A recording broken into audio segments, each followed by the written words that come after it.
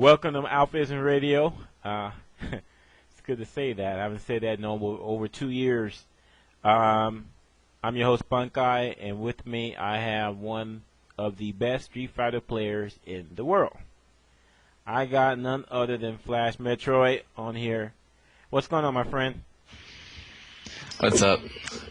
All right. So, first of all, you've been at Evolution a few times now. So this last one, how would you rate that compared to the other ones you've been to? What do you mean, like as far as hype, great matches, upsets, the whole shebang?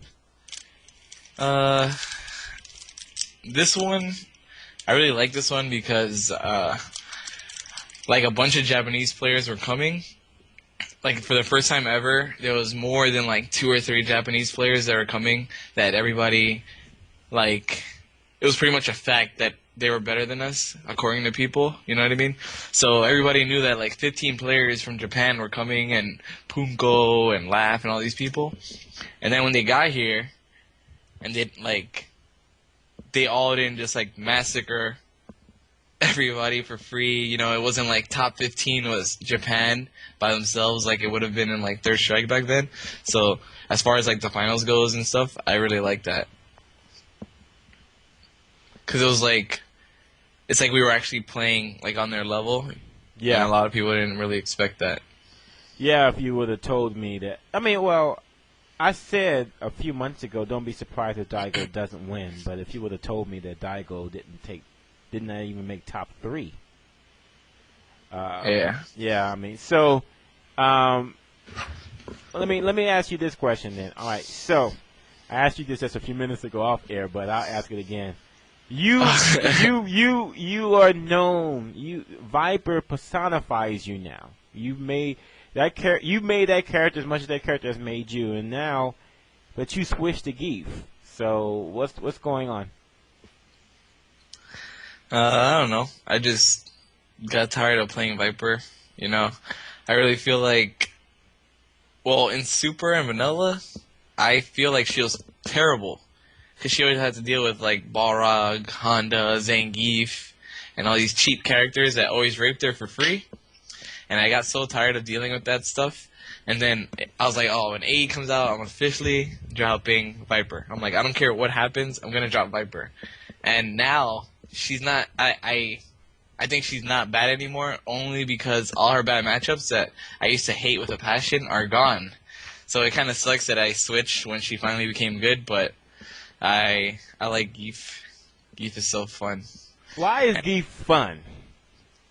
He's just fun. It's cool to, like, you know, use your brain and stuff to try to get, you know, I have to actually work for my wins. With Viper, it's just like, oh, you know, I just play solid, and eventually the mix-ups does the work for me. You know what I mean? Yeah. Like, I don't want to play mix-up characters anymore, where you just, like, you just wait, and then you get a random hit, and then you're like, alright, let's just pick mix-ups out of a hat, and let's see if I win this.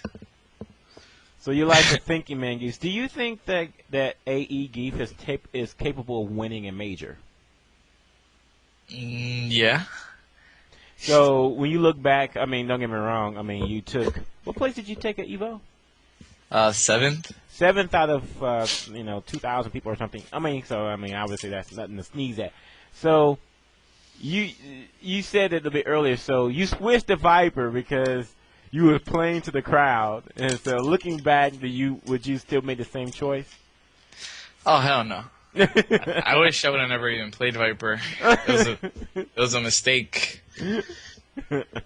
Against Punko, I wish I would have stayed with Geef because I did really good, and I just messed up a couple things, and I got really frustrated. And we played a week before EVO, and he beat my Zangief 7-4, and then I beat him 4-1 with Viper. So I was just like, oh, you know what? I'm just gonna switch to Viper and win like I won the set before. But like, yeah, when it was tournament, it was a little different. I got Vortex to death and stuff, and then I was just like, I should have stuck to Geef. I was really mad.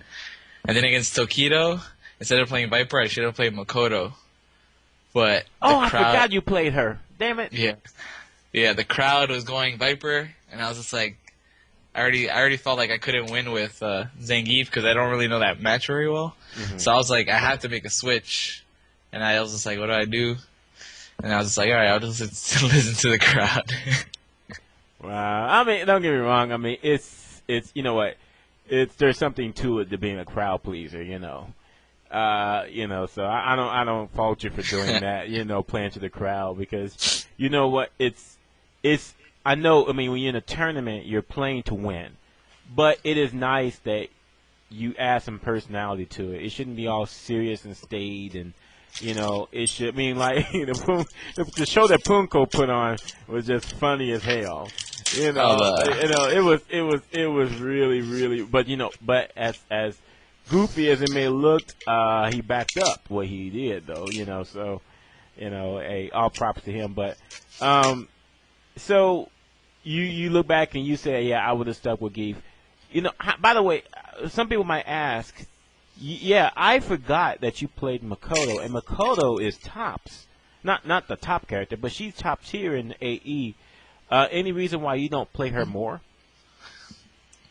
No real reason. I don't really play for the tiers. I mean, Viper and Makoto are both higher than Geef right now, and I still play Geef.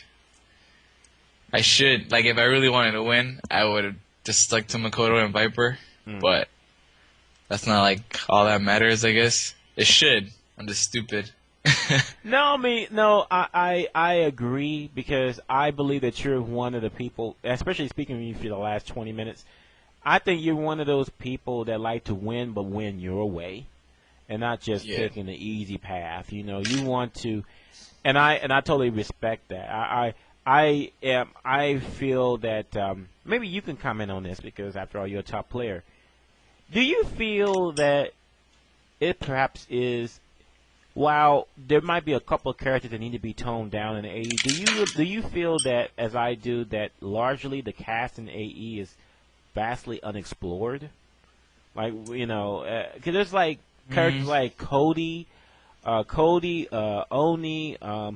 Gen, where we just don't know where they fall because no one's playing them. Maybe one or two people. I don't agree with that. You don't agree with that? Nah, I think. Well, I live in Florida, so I have Ryan Hunter. He plays Cody, so I pretty much know everything about that character because he is a scientist when it comes to Street Fighter. So he breaks that character down to a ridiculous level. So I don't think that there's a ton of potential besides the stuff that we already know. You know what I mean? There's only a few characters, in my opinion, that people just underestimate for no reason. Who would those be? Or who's a couple of them? Well, I actually play EVO Ryu now as my secondary. Really? Yeah. I think he's so good. He's so good. I think he's good too. I think that the problem was, Oni is having Oni players are starting to recognize this, but people are still hung up. But EVO Ryu is not Ryu and should not be played as such. This character has the most damaging combos that don't use any meter. Yeah. And I always thought that it's only going to be a matter of time before someone really figures out how you're really supposed to play. There's a reason why he has such a godlike dash now. And a good focus attack, and he has some really damaging, and he has some good options into virtually virtually inescapable raging demon setups and etc.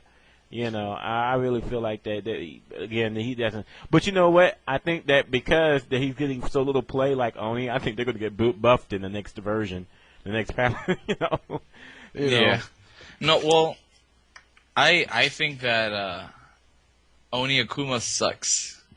What? Nah. I think Oni is complete trash. I tried playing him because he obviously looks really fucking cool. He's the coolest looking character in the game, I think. And Evo Ryu and Evo Akuma, whenever I see them on the screen, I I just like love just looking at them. So obviously I would want to play them because then I get to look at them all the time. So I tried playing both of them, and I dropped Akuma in like an hour because the character is so bad. So bad. what makes Oni so bad? I mean, there are some weaknesses that he needs, but I want to hear from you. Well, like, first of all, that twirly move that everybody uses, that move sucks. It's completely useless. It only works on like people who don't know any better. The move is grabbable. It's not invincible. It's like bad on block except for one of them. It's horrible. That move is just, it's like basically useless. And then like his normals aren't very good.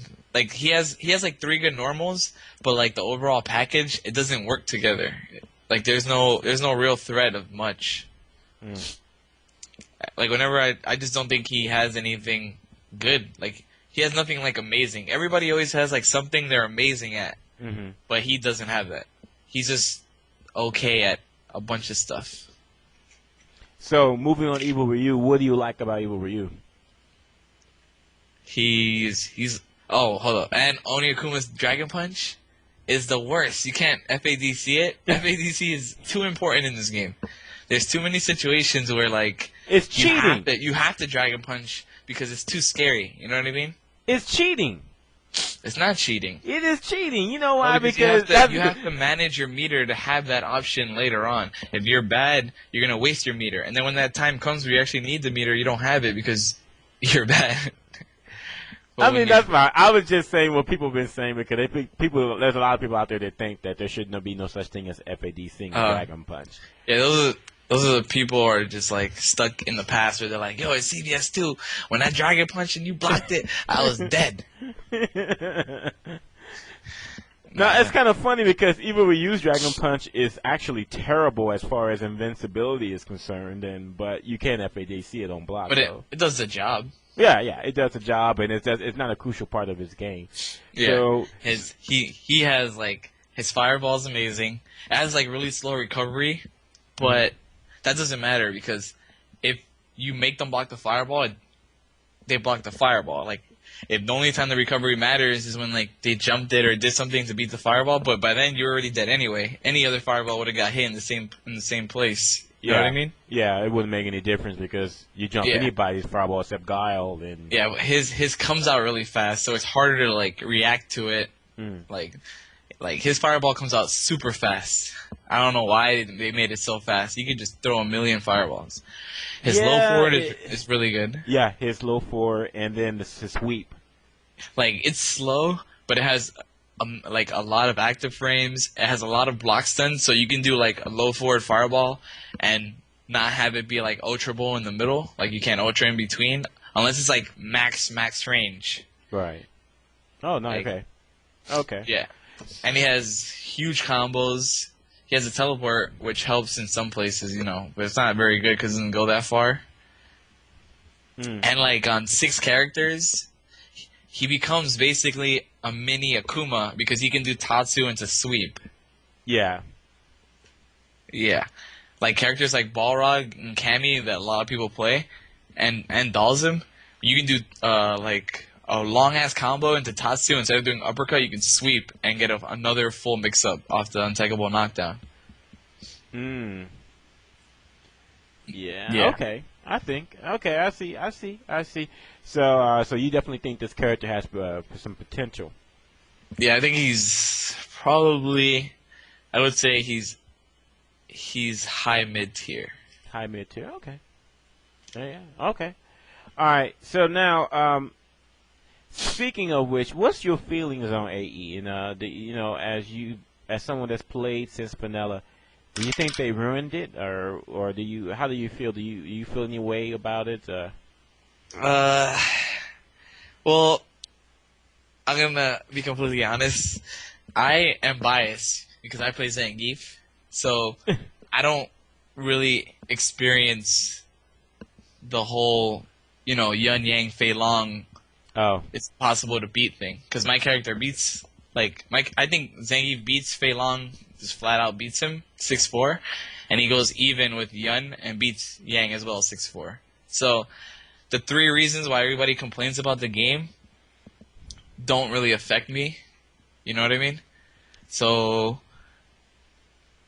I don't know. Like if I completely forgot about playing Geef and I had to play Makoto and Viper instead, I would say the game it's better than Super.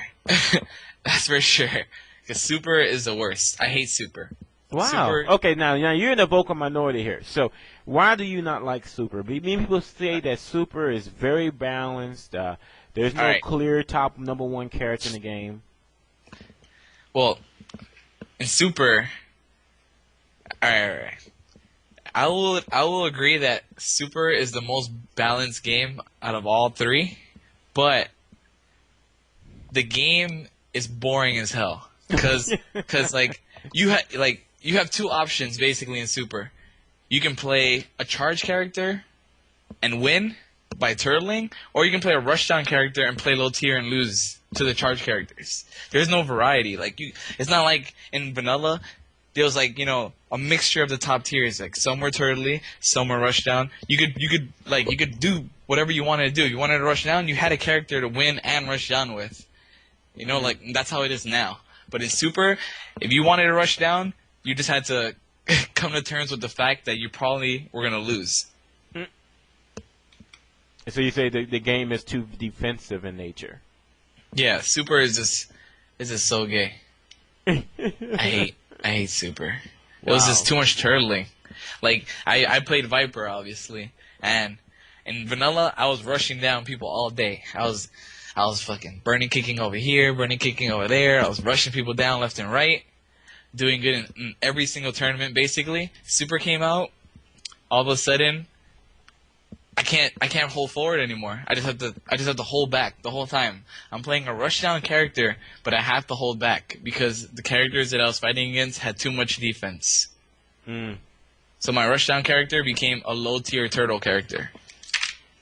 And then so you basically think that so you understand the reason behind most of the balance changes they made in AE. What? So what I'm saying is you understand why Capcom did what they did with some of the changes they made in AE. Some of the like the nerfs to El Fuerte, I have no idea why they did that. The nerfs, well, I can understand the nerf to Rose because Rose is a defensive character the way that she's played in Super. Well, she has that Rose they didn't really do much except for change the Ultra, but the Ultra was broken. It was retarded. I think that Rose has fundamental problems with some of her moves, and I think that the Ultra 2 made up for them. Because it was a broken Ultra, but I still think that she's not significantly better than she was in Vanilla, which was trash. I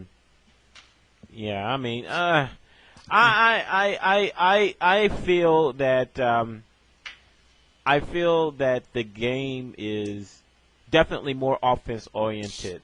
I have no idea whether or not I don't. But see, my problem is that we complain. Okay, you need to nerf this, you need to nerf that, you need to nerf this, you need to do this, that, and I feel like that even if Capcom does it, people are still going to complain and still hate it. It is what it is, but that's what my feeling about it is. People are always going to complain, but like, there's a difference between like complaining about stupid shit and then complaining about stuff that is actually a problem. Like, I think Rose's Ultra 2 was a problem. Like, you shouldn't be able to just get up whenever you wanted for free, no questions asked. It was just like, yo, I do not want you on top of me right now. You have to get off me. Yeah, I forgot who was in Capcom complaining about that. They said very similar. It's like Rose Ultra 2 makes her basically immune to stun. Yeah, like whenever you're in trouble, you're like, "Oh, Ultra, get off me." If you see like a hard mix-up that you're not sure you're gonna block, Ultra, get off me. You're like, oh shit, I fucked up. I put myself in a shitty position. I'm in the corner, and I'm about to die. Or, this guy worked for 45 minutes to get me into the corner. He just walked me in here, and now you're like, hold up, let me Ultra. Alright, get off me.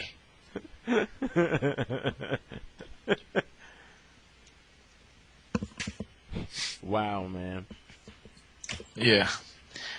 There's a bunch of stuff in this game that I think have to get toned down, but it's not like oh my god, like I can't do anything. This game is retarded. Like there's no matchups in this game that's like, oh, you just can't play this character.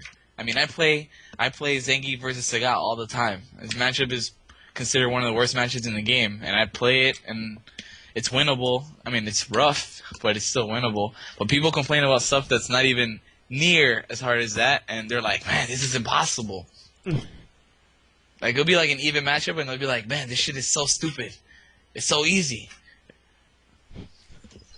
But I mean, it's interesting though, because I've always said that I think that I see what they were going with it. You know, they wanted to make the game more offensive oriented, but I feel like one of the valid criticisms though I heard about Super is that they watered down so many of the characters.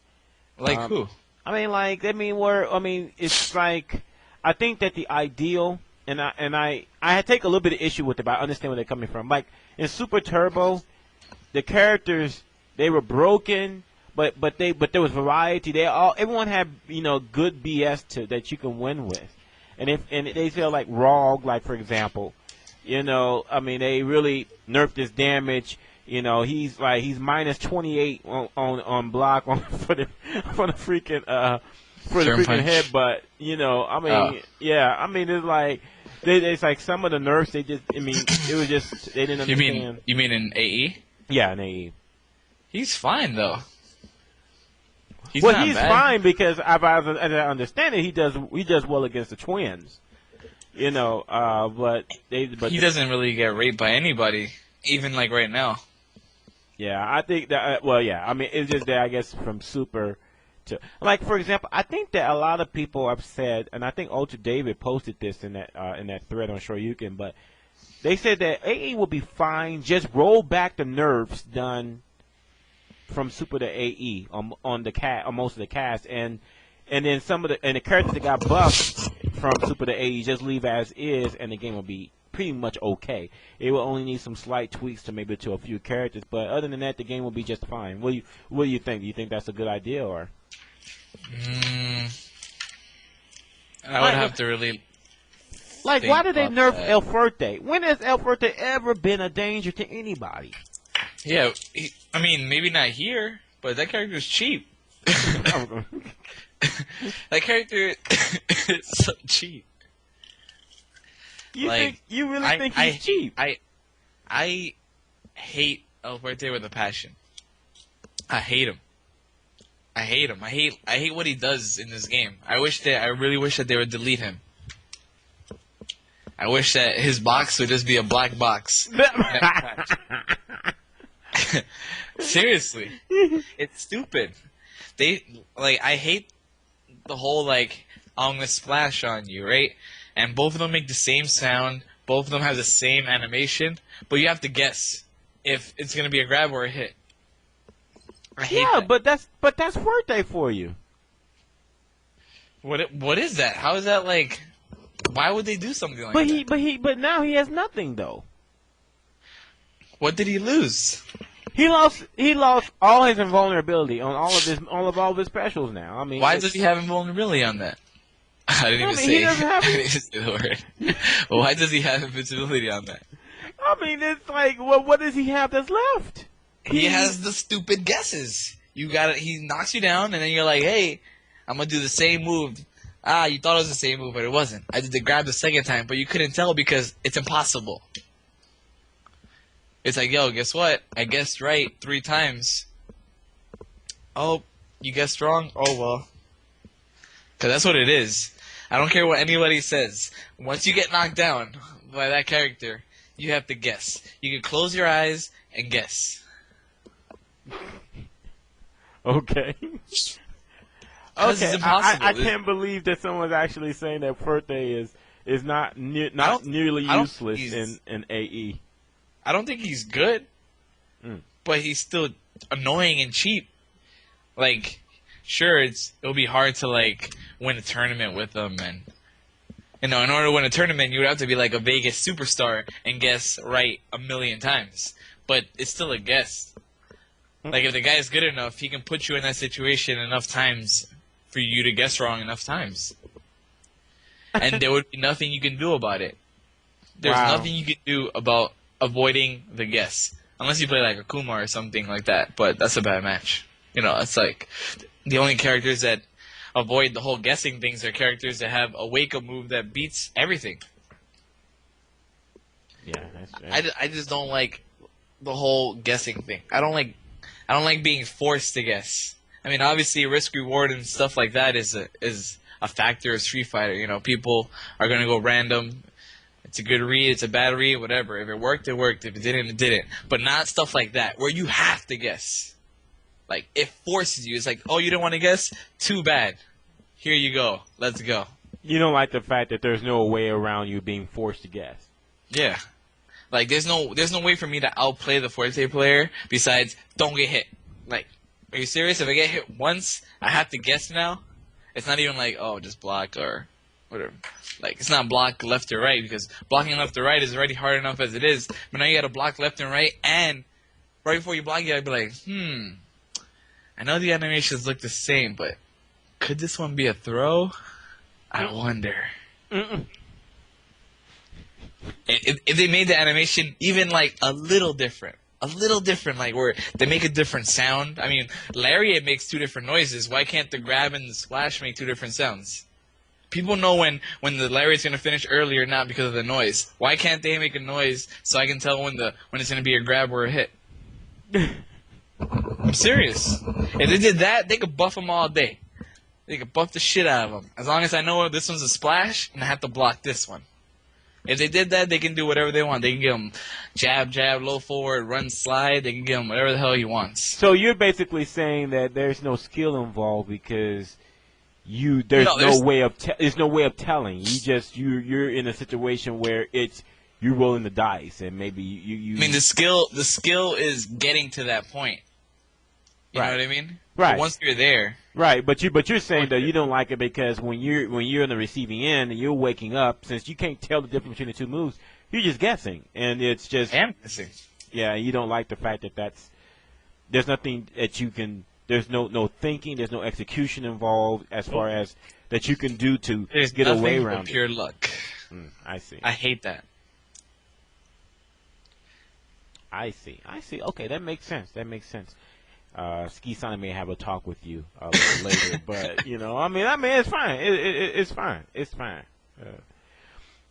Going back to Evolution, so I imagine you played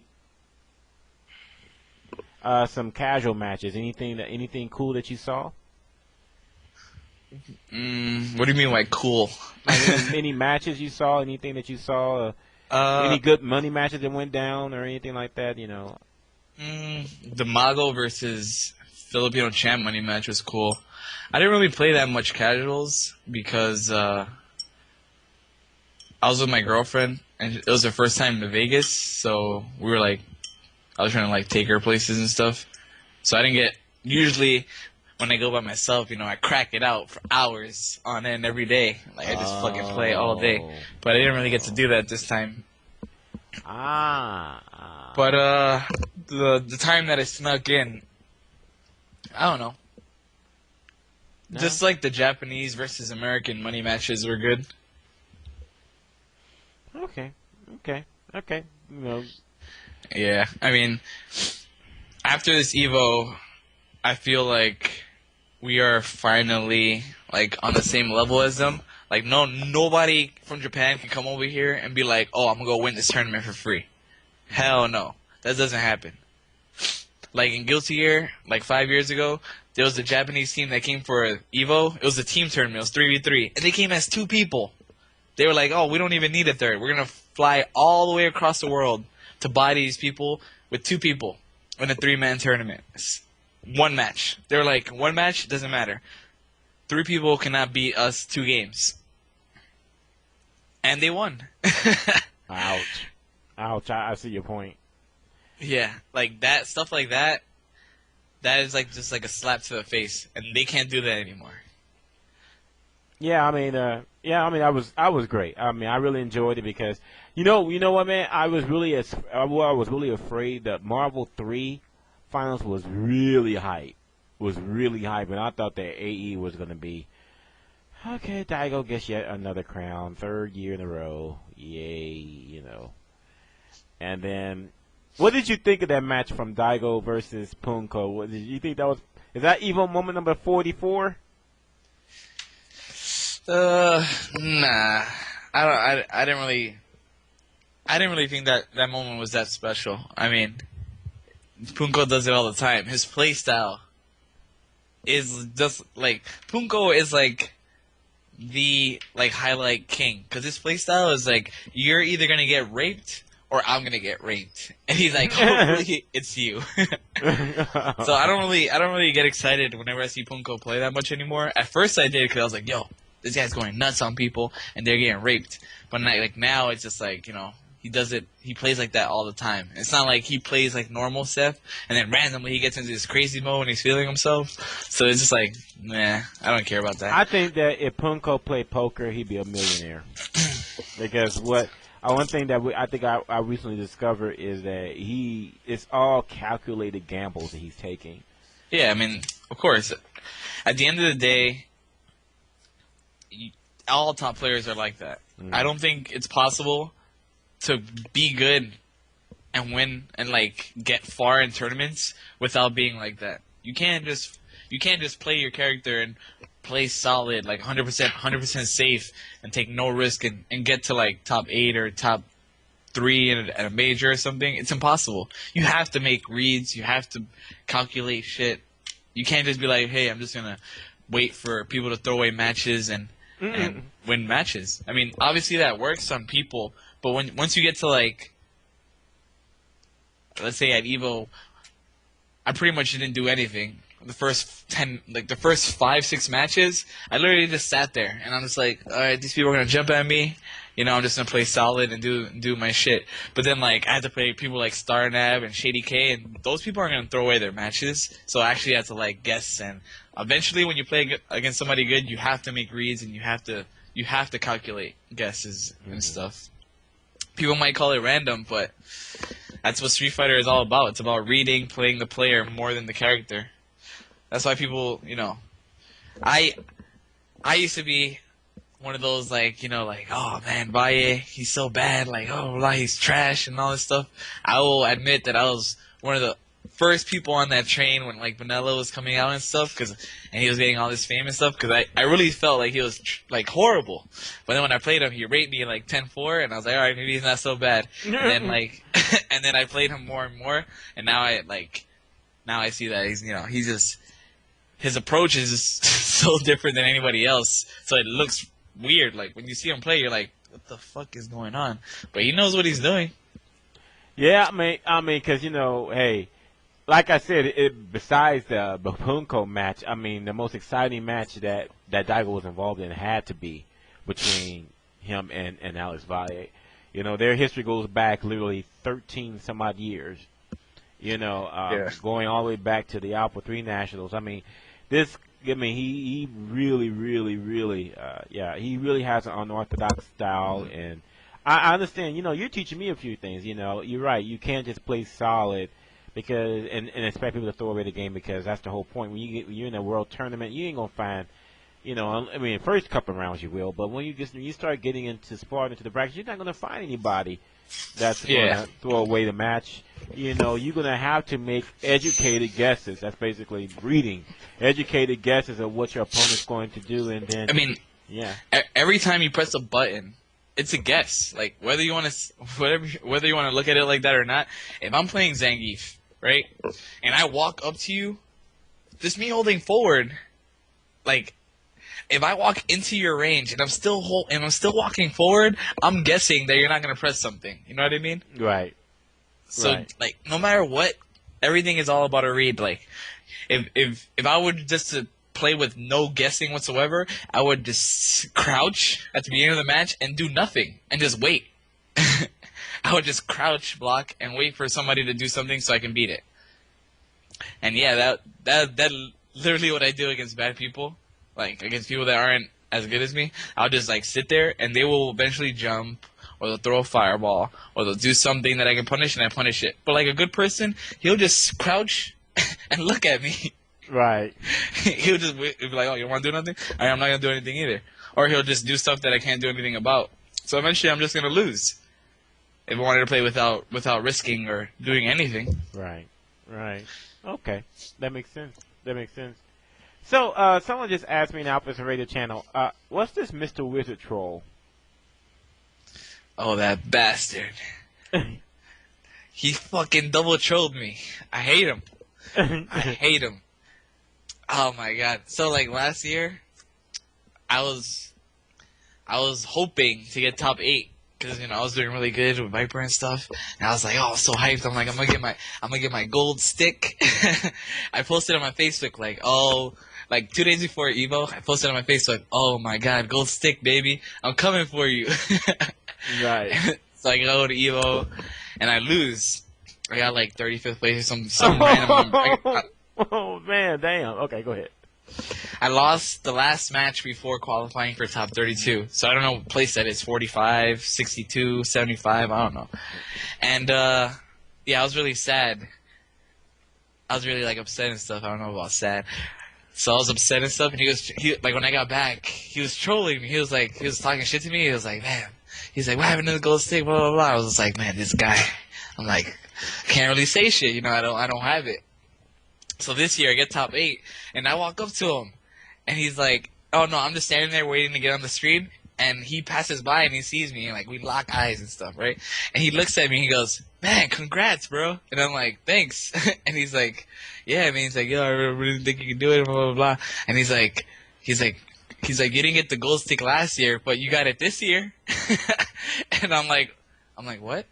They're giving out 6 this year? And he's like, yeah, didn't you know? And I'm like, oh, for real? And then I got like really happy because I'm like, oh man, I got a stick this year. I'm like, I really wanted mine last year, but fuck it, I got it this year. And then I find out that that was bullshit. That he lied to me. He was lying to me. He just fucked with me. I got trolled. Right? So like, after they gave out the medals and stuff, I'm waiting for my check and stuff. We got our money and stuff, and then I'm waiting around like an extra 2 minutes because I'm like, yo, where's my stick? I'm like, I'm supposed to get a stick. So I asked Tom or Tony. I forgot which one it was. I think it was Tony. Tony Cannon.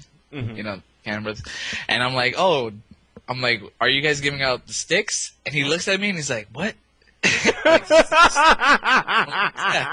like, Wizard told me. And he's like, actually, Wizard told you. I have no idea. I'm like, probably. He's like, and he's trying to look for his brother, and if he was nowhere to be found, he's like, I honestly don't know. He's like, I didn't know, but you could be right. So I was like, oh, whatever. I just left. And I get home, and I'm like, oh, Wizard, you fucking bastard. I'm like, yo, you're an asshole. I'm like trolling me and shit. And he's like, what are you talking about? And he's like, oh yeah, the sticks are real. He links me a picture of a stick and stuff. He's like, dude, they're totally real. He's like, Mark, man, is just a little late. He's like, we're gonna mail them out to you. And I'm like, yo, stop trolling me. I'm like, yo, just tell me that it's a troll. I'm like, I'm tired of this shit. And he's like, nah, dude. He's like, it's 100% serious. And like, we talked about it and stuff. He's like, all right, man, just wait for the stick, yo, it's coming. And I'm like, oh, for real? I'm like, nice. And then like, my friends came over to my house like that same day. and I was like, oh, by the way, we're getting sticks, right? And he's like, what? He's like, they're not giving out sticks this year. And I'm like, yeah, they are. And he's like, no, they're not. And I'm like, look, they're giving out this stick. And I showed him the picture, and he's like, oh, no, that's the EVO panel. He was like, they're selling those at EVO. I'm like, this motherfucker got me again.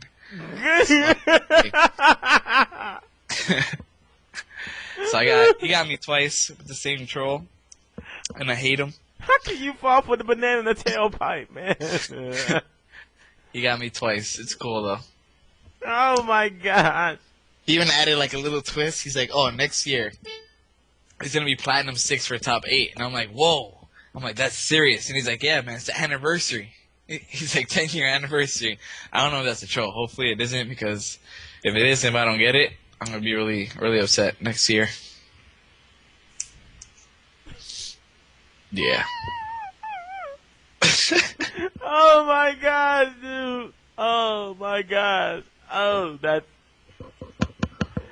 Okay, well, it just happens that that my next guest has something to say about this. So, everybody. You're bringing on Wizard. Yeah, let's bring on Mr. Wizard. Give me 1 second. I'm going to add him to the show. Hold on a second so he could talk about... Trolling me. Hold on.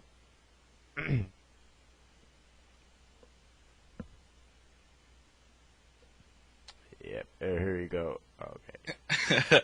Oh, gosh.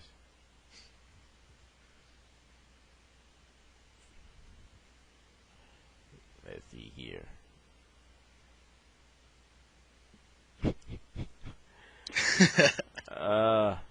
Hey, what's going on, Mr. Wizard? What's going on? Yeah, so, so Peter here just got through telling me how you trolled him not once, but twice, and possibly 3 times. Oh, gosh. Why are you so mean to him, man? Dude, I don't even know what troll we're talking about here. You got to fill me in on this. Oh my gosh! So let me back up. So last year, he was anxious to make top 8 to get that golden stick. Right. Didn't quite work out that way. So you take the story from there. Oh, he knows what troll we're talking about. Well, I think it's the one where I just saw his message on Facebook, and it was like, "Oh, the gold stick, I'm coming for you, baby." That's what I saw. That really, just super funny to me. And then he pretty much failed at that one last year. So this year, what happened? I don't know. I don't think he believes me, but there's a stick coming to him. I don't know. He thinks that I'm lying or something. I don't know what's going on with that. But yeah, Mad Cat is providing top 8 sticks. It's just they are not shipped out yet. So it's trolled. I'm still trying to troll me. Oh man! Oh my God! That's damn, man. That's cold what you did with it, man. I have to say, you can't be playing games with a gamer's heart like that. What are you talking about? He's getting a stick. I don't know what's going on over there. Oh my God! Oh my gosh! All right, since we got you on there, first of all, tell me overall, how did you think this most recent evolution went for you? Oh God, I can't even begin to describe it. I mean, I'm still in recovery 20 days after the event. There's times of the day I'm just so tired. It's unbelievable. I just have to take a nap for 2 hours. But yeah, the EVO 2011 was I think we raised the bar so high. I don't even know how to top that next year. I really don't. It went incredibly well. Everyone was happy. We had millions and millions of people watching. 85,000 concurrent watching the last match. I mean, I couldn't ask for anything more. These fans are so great, and it's great that they come out every year and support us. Which brings me to my next question, man. Really to follow what you said, how do you top something like that? I really do think that, I don't envy you, as you being, one of the, the key organizers of the tournament, with so many views this year and a lot of people watching how hype, it is. You know what that means? That means just that much more people will come next year. Because, and I'm sure that you guys are already in the preliminary stages of planning next year because you have to. Because, you guys packed it out again. You got a bigger ballroom. You still packed it out. So I see there's going to be some logistical issues maybe in there, and what's your feelings about that? Well, it's shocking every year that we keep doubling in size, which is kind of the craziest stat I've ever seen ever.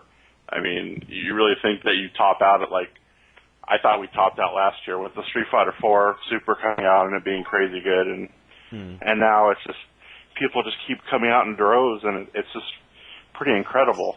So, I mean, literally right after EVO ended, we talked for maybe like a few days while we were still in Vegas about what we want to do next year, and then literally there's really nothing going on. It's just EVO staff trying to recover and rest and everything, and I think it will swing back up in September. But yeah, I mean the date and location's already set for next year, so this is like the first time we've been this far ahead in terms of planning. But I don't think really anything's moving at this point. It's just recovery.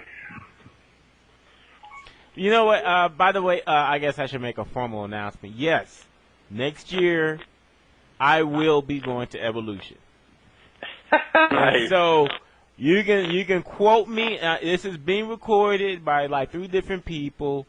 You can. I am going to Evolution. One of the nice things about being demoted, when you're no longer a manager, you're no longer important. You can do things like that now. So I look forward to joining you guys next year. Because frankly, I kind of fear for you in a sense, man. Because next year, you know, it's like this year we knew that was going to be big because of Marvel 3, and we knew that, you know, eventually they're going to AE. But then next year you got, you know, Street Fighter Cross Tekken, UMVC 3, and possibly Tekken Tag Tournament 2. I mean, wow. I mean, that's I don't envy you what you're going to have to do over the next 10 months, man, to get ready.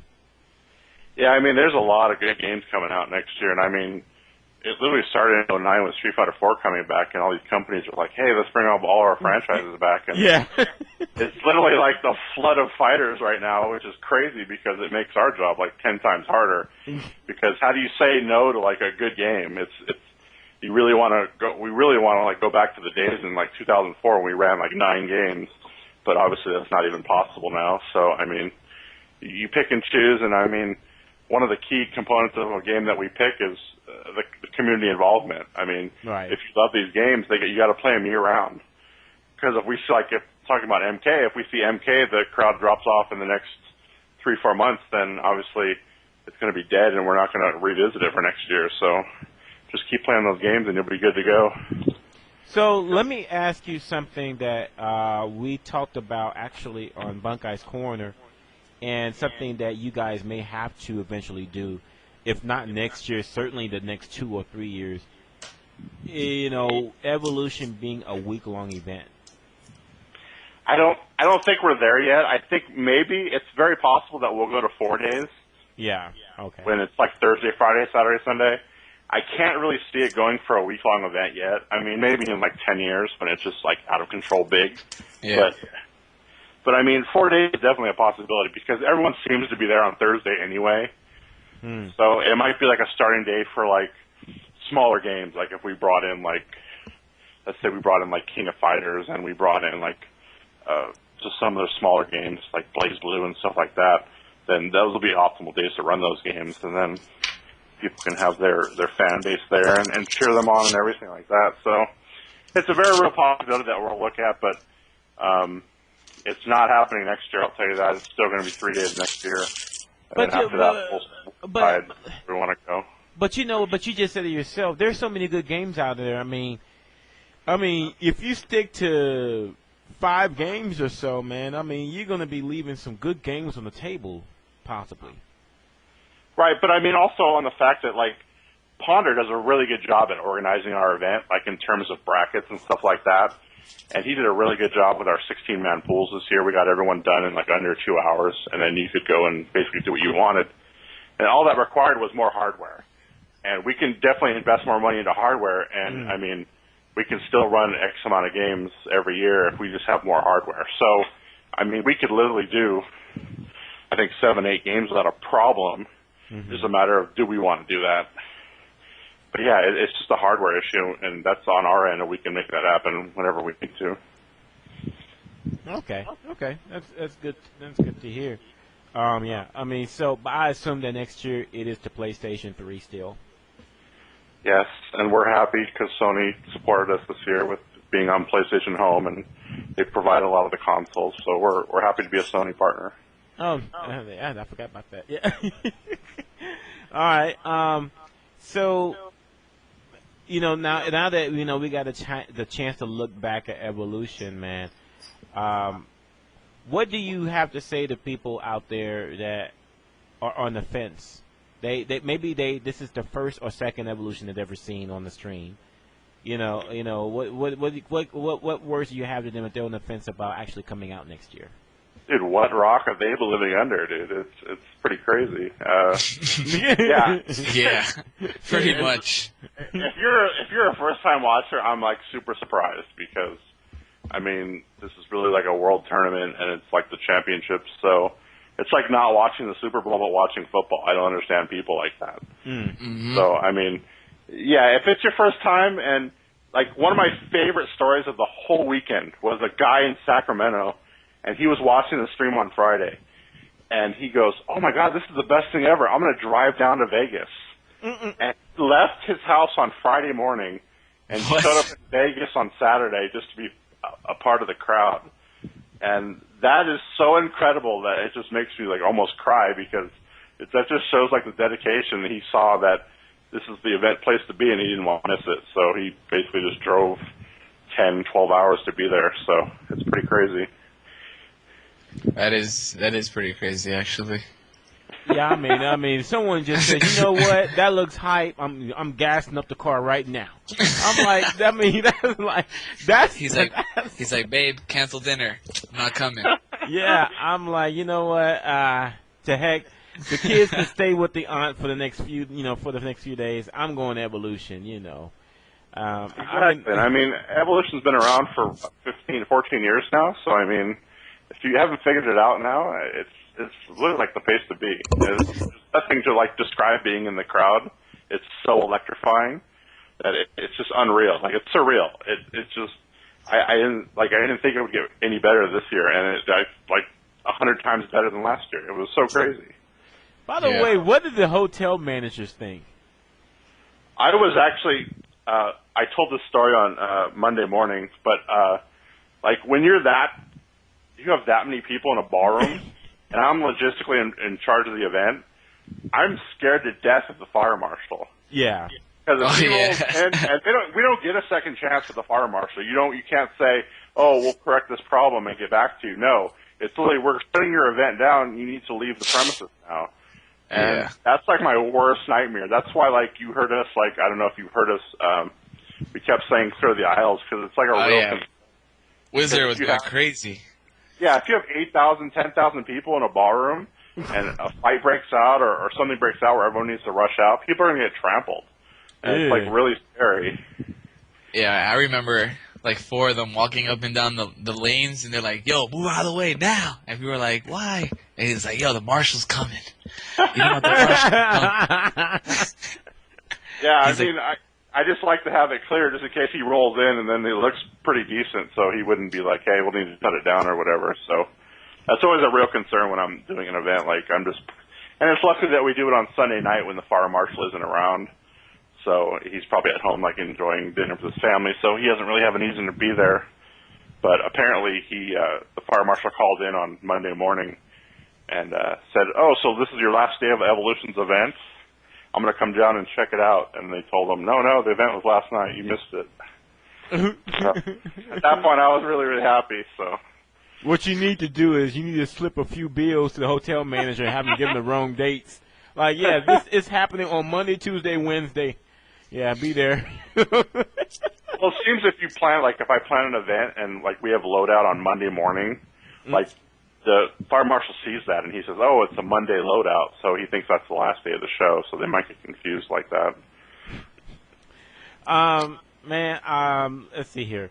So, let me ask you a question, man. Like, so we have Street Fighter Cross Tekken. This is a game that has been conceptually in many fans' minds for many years. It's been one of the more possible crossovers. And now this game is coming out. Do you think that because of the fact that it's featuring both Street Fighter and Tekken characters, we may see a even bigger turnout than what's normal for a brand new Capcom game, the Capcom Fighter? You know, it's really hard because the game is unlike anything I've ever seen before, like the combo system, and I mean, there's still like at least 25 characters I think to be announced. Yeah. So I mean, it's really hard to say because Street Fighter has that iconic little everyone knows Street Fighter, but when you start adding tag elements and you start adding like characters coming in, it confuses a lot of like beginners. Like in Marvel, Marvel's like one of those games that like new people can't pick up that fast. Yeah. It's just too confusing for them. Yeah. So this might be another one of those games that might be too confusing for like brand new starting out players. So it might have to build up over the years. And I don't know where Capcom's going with this. I don't know if it's going to be a super big franchise or if this is a one-time thing or whatever. But I think it would be bigger than CVS 2. Oh, hell no. I think so. I think so. It might be bigger only because of the time that we're in, I guess. Yeah, well, yeah. I'm just saying. I'm not saying it's better. I mean, you know, don't hurt me, Peter. Don't hurt me. I mean, CVS 2. Don't tase CVS me, 2 bro. was Don't like, tase me. I mean, all right, go ahead. CVS 2 was like, at like all that mattered when it came out. You know what I mean? Like when it was at its peak, it was like all that mattered. I don't think that that anything will take over Street Fighter 4 ever. And just to chime in right there, people think that like if we hate a game, it doesn't get into EVO. I hate CVS 2 with a passion, and I hate Third Strike with a passion. But yet those games were made in EVO for so long. Because, Like 8 years. Yeah, exactly, because the fans wanted it. So don't ever think that we disqualify a game because we don't like it. Cause, you know what people think? People think that it was voted in 2 out of 3. The lone objective is you. The lone objective is you. I think that's what the general consensus is on that. Okay, so moving on, there is an event.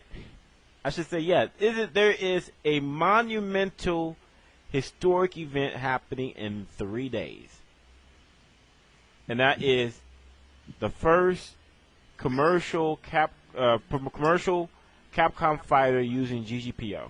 What's your thoughts? I'm super excited. I mean, I don't like Third Strike, as I just said, but I mean, with GGPO coming out and people finally get to see like what it is to play like lagless online, it's going to be crazy good. And hopefully, and just to put it out there, all you listeners out there need to be tweeting Ono and thanking him for putting GGPO in this release because that's the only way you'll see it in future Capcom games. Yeah. So, I mean, you really have to let the producers know that, hey, this is what we want, and we'll take nothing less with your crappy netcode as it is. So make the right decision and put a good netcode in the game. But yeah, I'm super excited. Going to buy the game. I'll probably play it for like a week just because I can't really stand the game. But I'll play it for like a week and just have fun, and pretty much that will be that. That game is so bad. Why is Third Strike bad? So bad. It's like the worst game ever made. Oh my gosh. Okay, so great. Okay, all right. So you have some dissonance here for Third Strike. What is fundamentally wrong with Third Strike that you do not like it? Flash, you go first. I don't even know where to begin. There's so many places. Is it the characters? Is it the system? No, the characters are fine. The game is just trash. Like, I like Street Fighter the way it is. Like, I like normal Street Fighter. If I jump, I want the other guy to punish me for it if he does a dragon punch. I don't want to have to jump. I don't want like somebody to jump at me and then I'm gonna be like, hold up, is he gonna press forward or is he gonna press kick or is he gonna like? I don't like any of that stuff. I don't like parrying. The parry, like, I don't mind parrying in CVS 2 because the window is so short that like the guy has to be good to do it in a game like that. But in Third Strike, the game is too slow. Parrying is too easy. If I think about parrying, it'll parry. Like, there's no messing up the parry. You know what I mean? Parrying is stupid. And then you got, like, SGGK. You know what that is? No. SGGK is, like, this option select where, like, you tick throw somebody, and then if they beat your tick throw with something, let's say if they mashed, it'll parry the mash and do, like, low forward super. And then if they, like, yeah.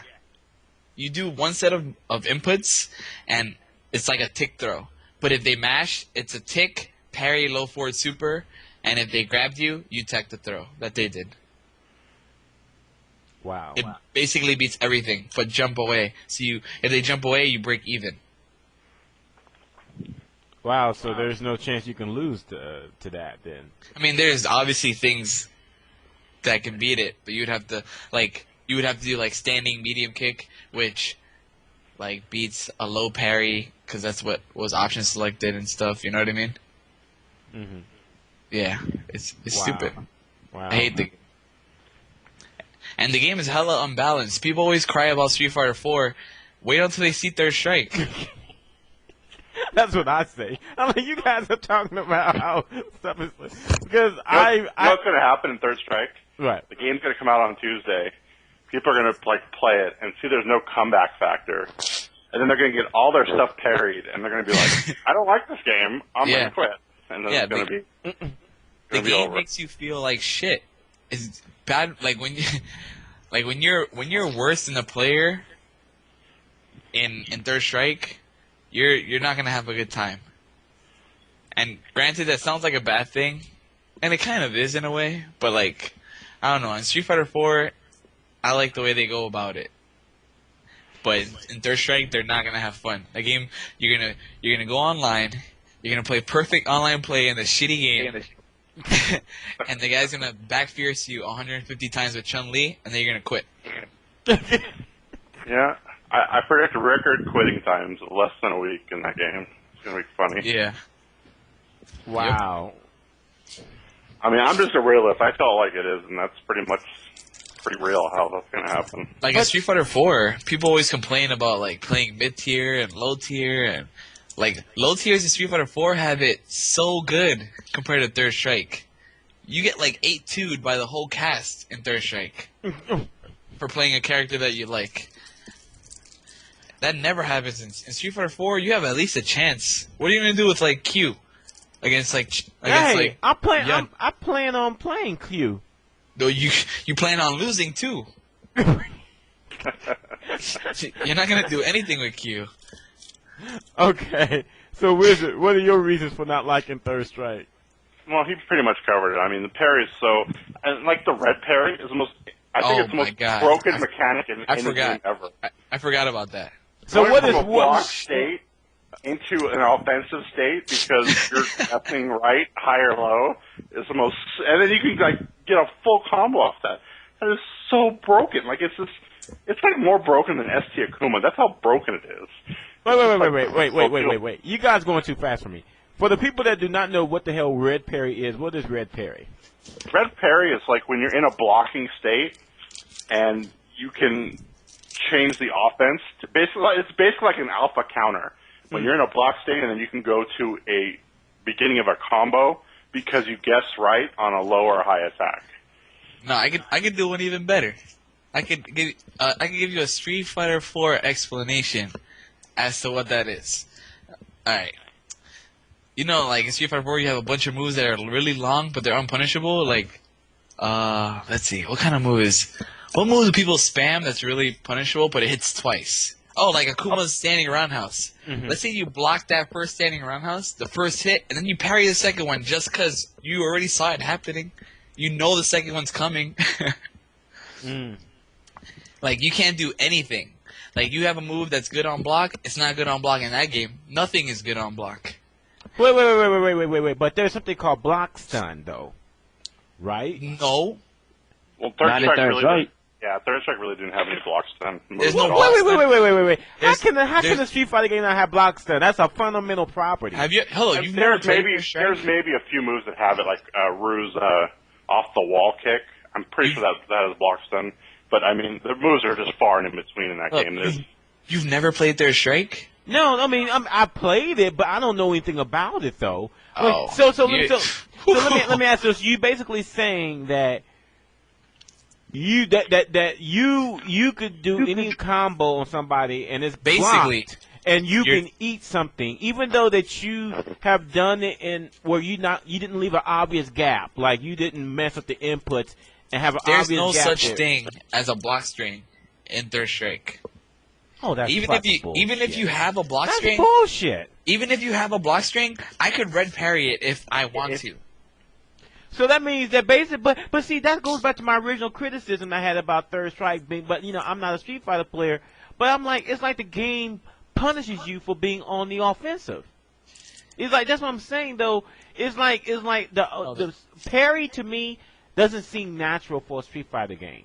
No, it just the problem doesn't. with parrying is that it's too easy in the game, so in order to avoid parrying, you have to go batshit crazy, so they don't know what you're gonna do. Playing solid is not an option in Third Strike. It's all about playing unpredictable, as random as possible. There's no real footsies. It's not like, we're gonna stand here back and forth and we're gonna do like, you can't do like block strings. You can't be like in CBS 2 where you did like jab jab low strong fireball, or in Street Fighter 4 you can't do like jump in and then take one step forward while they're still in the block stand and do jab jab fierce fireball. No, because if you do jab jab fierce fireball, which doesn't even exist, but even if it did exist, I'm gonna parry the fireball. I'm gonna red parry it because I know it's coming. Yeah, so the last attack of any string basically gets red parried, and then that starts your offensive. Yeah. So it's basically, instead of going an offensive thing, you just got rocked because you were too much offensive in that game. Yeah. You can't, basically, if you do a block string, it's going to get parried at the end of it. Because I know it's coming. Like Yun, you know how he has like jab, short, strong, the 1, 2, 3 attack? Like it's a chain? Yeah. People always parry the last hit of the chain, even though it's safe on block. It's not safe because I parried it. Even though it's a complete block string, it's not a complete block string in that game because you can parry out of block stun. Yeah, it's just, I don't know.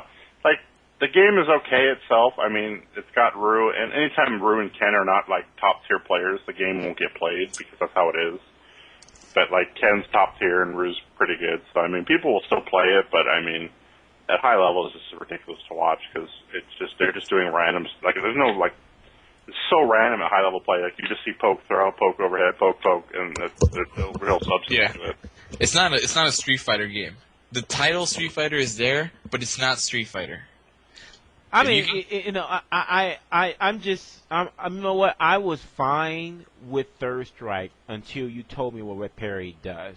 I really was fine with the game because I don't think that you should be punished for going off, especially since, I mean, I don't understand how you can even counter the Red Parry. In other words, if a guy red parries, you're dead. That's why you never see, like, more than 1 or 2 hits, like in a poke string. It's literally just one hit, and then they try to throw, or they try to go low forward super or something like that. Yeah. You never see, like, long strings or more than 2 hits because you'll just get red parried and get killed.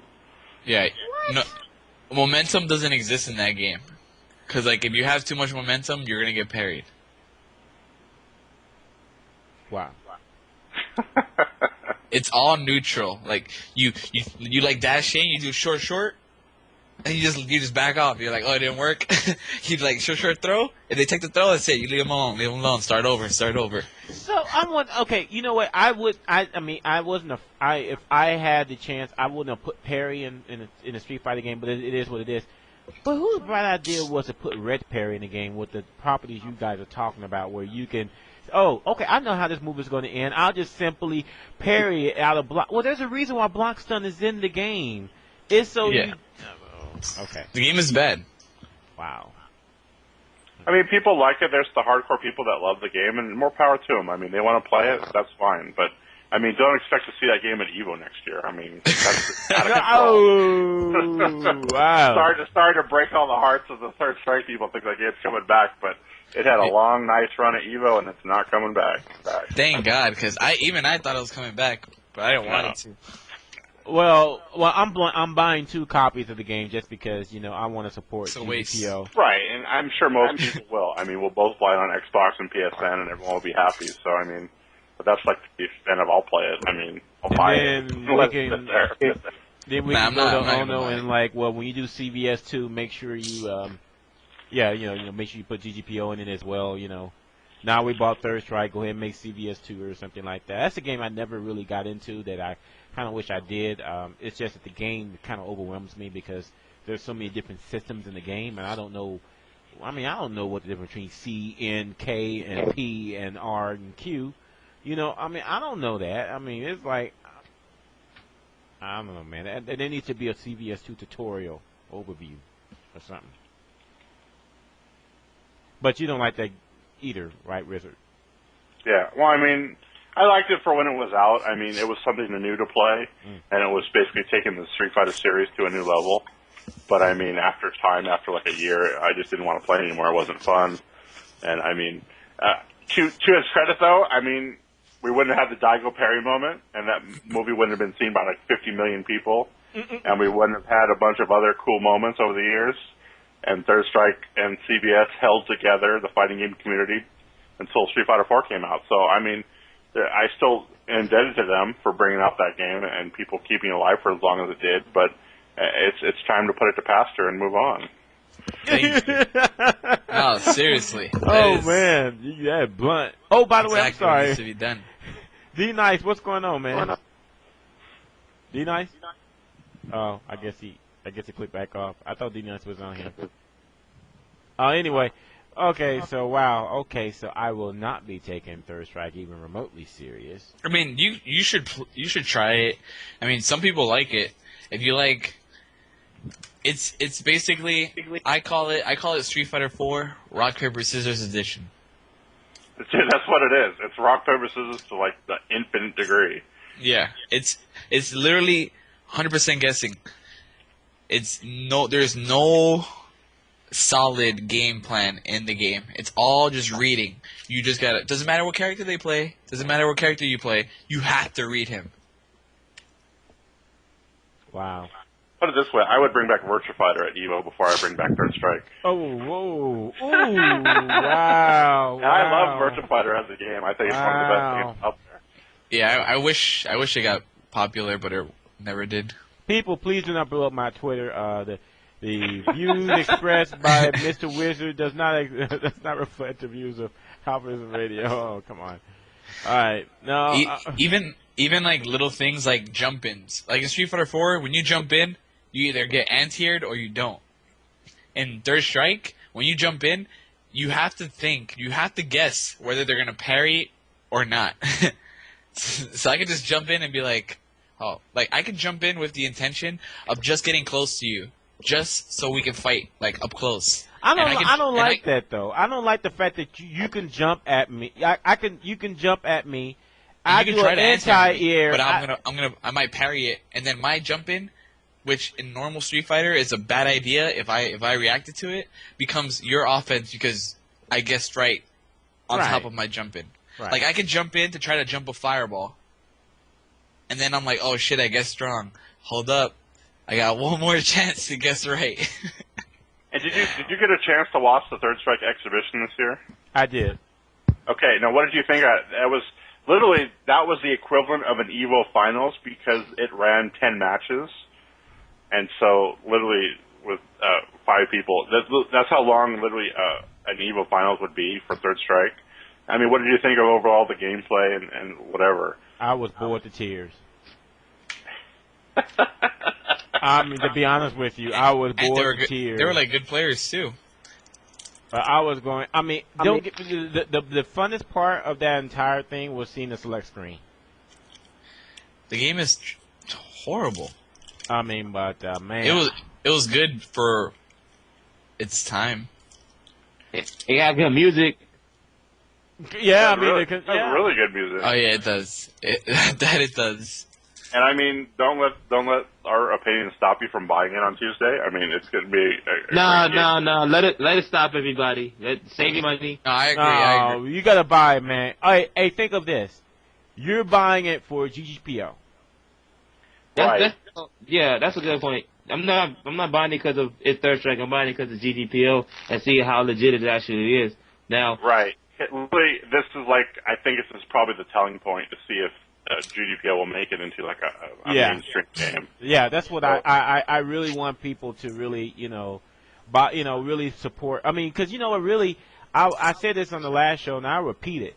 If you don't buy Third Strike Online Edition and you play on GGPO, you're basically a traitor because in a sense, we've been crying for this for the last 4 years, and now we got an opportunity to show that we really meant what we said. It's only like $20. I mean, come Not on, even man. that. It's $15. $15. I mean, come on.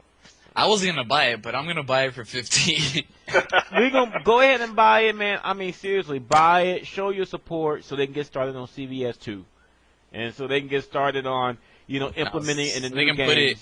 So they can put it in Street Fighter 2012. Yeah, I mean, that's you. You know what? Street Think Fighter about 7. that, man. Street Fighter 7. If AE had GGPO, I can only imagine. It would be amazing. It would be. It would. I think it would do. It would be so neat. I mean, because you know what? In fact, that's probably I only hope because they already said that it's not going to be used for Street Fighter Cross Tekken, which is disappointing. If it made it to any like main game, that game would be so popular, and it would probably like legitimize online tournaments because it's that good. I say this much for the programmers out there: go ahead and hack the PC version. And rip out the netcode out that thing, and then put in GGP. You know what? I bet if anyone can do that, I bet you'll find somebody that'll pay you money to do it. If you can prove that you can do it, hey, listen. I know people out there that probably pay you $5,000 for that, because it would mean so much. Because this is still a step in the right direction. We were kind of bummed last year with the final fight and all of that. We were like yeah, but we knew we was getting closer and closer. Now we got Third Strike, which is is the worst Street Fighter of all time. But still, it's coming into, because after hearing about Red Perry, that's bullshit. Come on, I don't know how else you can put that. Well, it's also going to be in Skullgirls too. So when Skullgirls. Oh yes, I'm sorry, Skullgirls, man. That game looks amazing. I played it at EVO. That was the only time I sat down to play something besides tournament. Peacock is going to be top tier. What else can you say? So yeah, having it in Skullgirls too is going to be really good. So these two games are like really the telltale to see what happens in the future. So man, I cannot wait. Man. By the way, hey, is there a possibility that Skullgirls can be in EVO next year? There's a very real possibility it could be out. It doesn't have a release date as of now, I don't think. So I don't know the time frame, but if people are playing it and it becomes like a crazy popular game, and all these tournaments that lead up to EVO, if people are playing it then we can definitely add it to EVO. So it's basically community involvement. So if you like a game, play it, and if people play it, then we'll take notice. All right, so people, you there? We know that Mike Z, he's he's a big part of this community. He's done a lot of stuff for the community. Super old school. Yeah, he's definitely old school, and hey, show your love for him by make sure that you support this game and by buying it when it comes out, because I guarantee you, he'll know. That's why it's like with GGPO. It's like we knew that what Ponder did was epic because he knows what it is to deal with lag. As a fighting gamer, avid fighting gamer himself. So the same thing with Skullgirls. I'm sure that Mike Z knows what the community likes and what they don't like. So this is a game that's really specifically tailored for. He even said that. This game is specifically tailored for the hardcore. Dude, that game is amazing. I played it. He sat down with me for like an hour and explained like everything about the game. And I thought the game was gonna be trash from the videos that I saw, but then when I played it, it was like the best game ever. Yeah, it's a super, super deep game. So if you love fighting games, it's really the game to play. I just hope that within a couple of years, my wish is that GGPO becomes the standard. For the netcode. It's just like back in the day when we didn't, with Street Fighter, 2 on the SNES and all of that, we didn't have training mode. Now we have training mode. It's a part of, it's just an accepted part of the game. I want the same thing to be, with the, GGPO. It's just like we have matchmaking and lobbies and all of that. That's standard part. We want GGPO to be that same thing too. I'm really hoping that Tekken Tag Tournament 2 will use it because everyone knows that Tekken 6. I mean, the last time I played a game with such bad netcode, it was like Hyper Fighting back on Xbox, man. I mean, that was... No, Marvel. Marvel has the worst netcode. Marvel 3? Yeah. Yeah, I knew it was bad, but I didn't know it was quite that bad, but yeah. No, I think Tekken's netcode's probably more horrible than Marvel. It is? Holy shit. Yeah. Literally, they lost a lot of sales in the first week because the word of mouth just got out that the netcode was just horrible, and it's like, I'm not buying this game. So. I didn't think it was possible to get worse than Marvel. Oh my God. I mean, but real quick, one of the things that I want to talk about is what do we do from here on out? You know what? What I love about this past evolution is that, I remember back in the day where if we got 300 or 400 concurrent visitors on a Shoryuken board, that was considered the board hopping. I remember those days. I mean, it really was. I mean, I don't really consider myself old school. I'm not old school, but I have been part of SRK since 2001. And in the last 10 years, I have went from 300 to 400 being the norm to 3 to 4,000 being the norm. Right. And I go, what can, how can I ask this? What can we do to really keep the momentum going? You had a great tournament series, and there's going to be a lot more interest from the casual point of view, from the casual market into these games. And what do you say to people out there that are anxious to get into the community? And what do you say about those who are already been part of the community or like who are old school? What do anything we can do to keep the ball rolling? Yeah, literally. I mean, it's what's great about this community now is like, literally, there's an event almost every week of the year, and you could watch a stream now, and you could just sit down any weekend that you have like time to do it.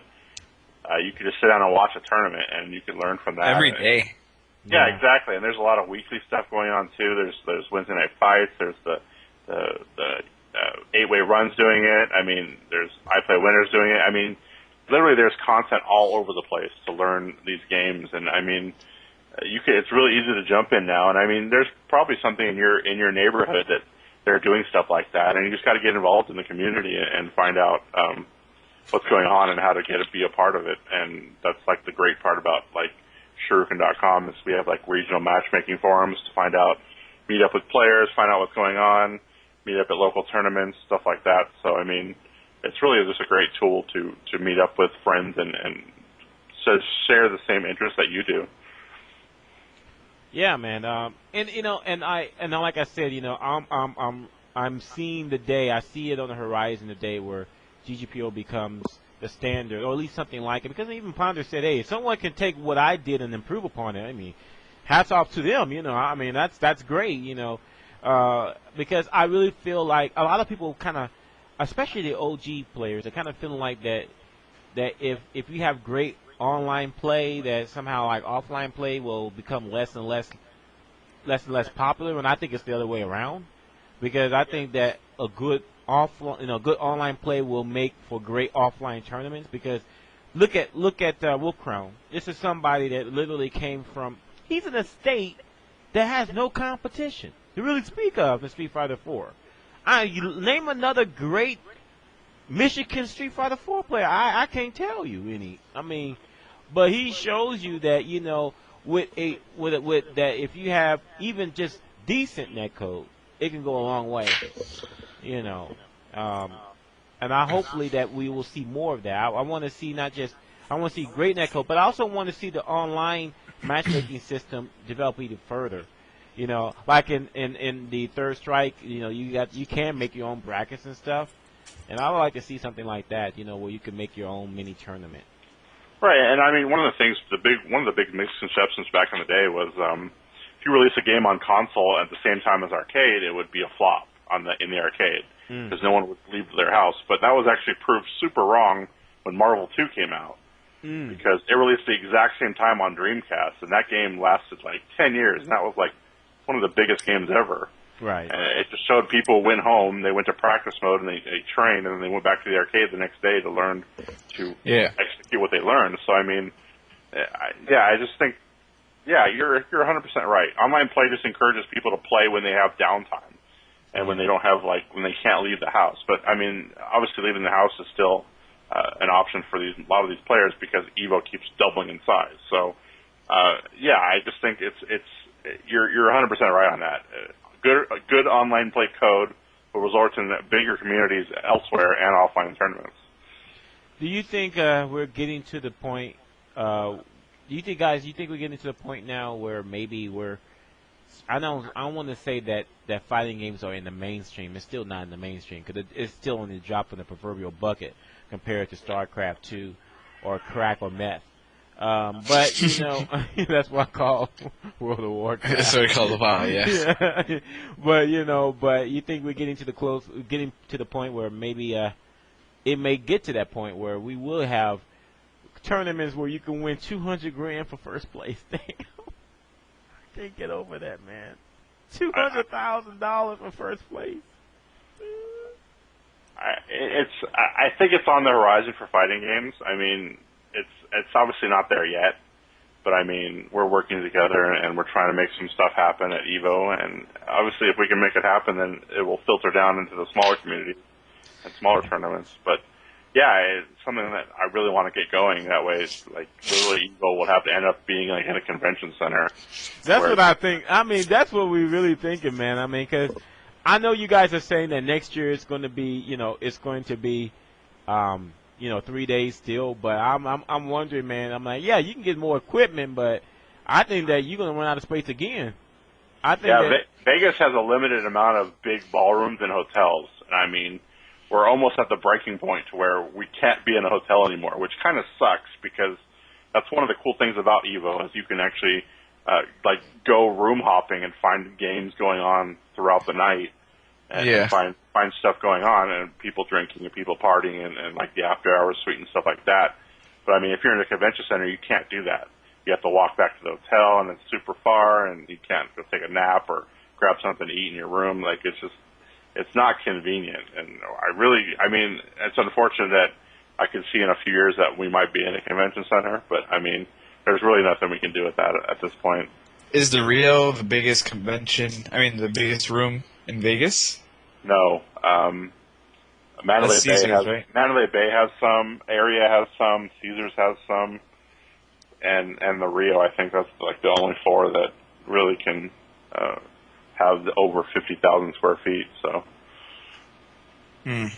Is Rio still on the table as being the possible location, or you guys will have to move to a bigger venue?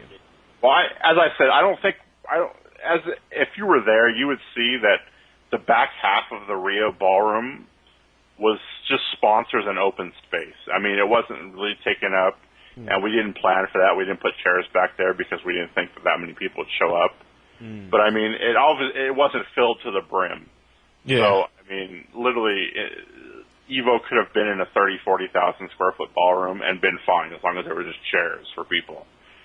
So as I said, I don't think that 60,000 is where we're tipping off from. Because that's how big the Rio World Series of Poker room is. So, I mean, I don't think we're there yet, but I mean, obviously, in a couple of years, we're going to be out of control big because people just keep bringing their friends and family, and then it just. And one of the things that was new this year is the amount of people that were there Sunday morning when we opened the doors at 9 a.m. That came running in and just camped seats for 14 hours. That's unprecedented. I've never seen anything like that. I mean, it's really hard to get Street Fighter players to wake up that early in the morning, especially for games they don't like Blaze Blue and Tekken. But they knew that getting seats were super important because then they would have great seats for the finals for other games. So, the amount of people that were there at 9 a.m. was incredibly crazy. Yeah, in 05, there used to be 5 people there at 9 a.m. Yeah, and now it's literally thousands of people are there at 9 a.m. They know how important it is. Man, I mean, because I was going to say, man, because what I was going to say is that just through the power of multiplication, then you're going to be looking at that sooner rather than later because I mean, you're getting 1.2 million views. I mean, I mean, it's, and not only that, man, it's like evolution. Well, it was 2.1 million view. It was viewers, not views. View is like viewers. If Okay. if you stop the stream and start up again, that's another view. Right. But we had 2.1 million unique viewers. Right. Which is actually 2.1 million people, and the average time they spent watching was 55 minutes. Wow. Which is crazy. So, I mean, yeah. So there's a difference between views and viewers. So you know what? You know, which I'm happy to ask this question, and because you can probably answer better than anyone right at this point. How does Capcom feel about those numbers? Oh, they're loving it. They get what? How many we just make their games look so good. They're just so incredibly happy with us. So I mean, they can't really get this exposure year after year, and that's why they help out with the G4 special that aired too. Mm-hmm. So I mean, they obviously know this is the place to be, and that's why they keep backing us year after year. So I mean, they're incredibly pleased with us. I would assume. I mean, I've only heard good things from them, so if they're really talking smack, it's behind our backs. But I can't imagine they're doing that at all, because we put on a great show, and our fans love us, and that's just one of the stuff about EVO that people just enjoy. Yeah, man, because I can only imagine, though, because it's great, though, because it's showing Capcom that the Street Fighter series is back, and it's not just a one-hit wonder type of thing. You know, since 2009, it has gotten ludicrous at Evolution as far as the number of turnouts in the game. I remember when we thought that cracking 1,000 was great. You know, it was really like something really big, but I mean, that's the norm now. I mean, you know, and it's interesting to me because, you know, I mean, I was talking to Larry about Final Round. I mean, this is spreading to other tournaments too, man. It's, you know, I remember when we was in Street Fighter 4 Vanilla, I remember, you know, he capped it at 253 or something. Because, 256. Yeah, 256 or something, because he's like, well, you know, that's all he really playing for, you know. And, you know, now it's like, yeah, I mean, that's a bad day. That's a, you know, now it's 500-600 probably be the expectation. And I can only think that next year it'd be 600-800 people. I mean, for each of those games easily.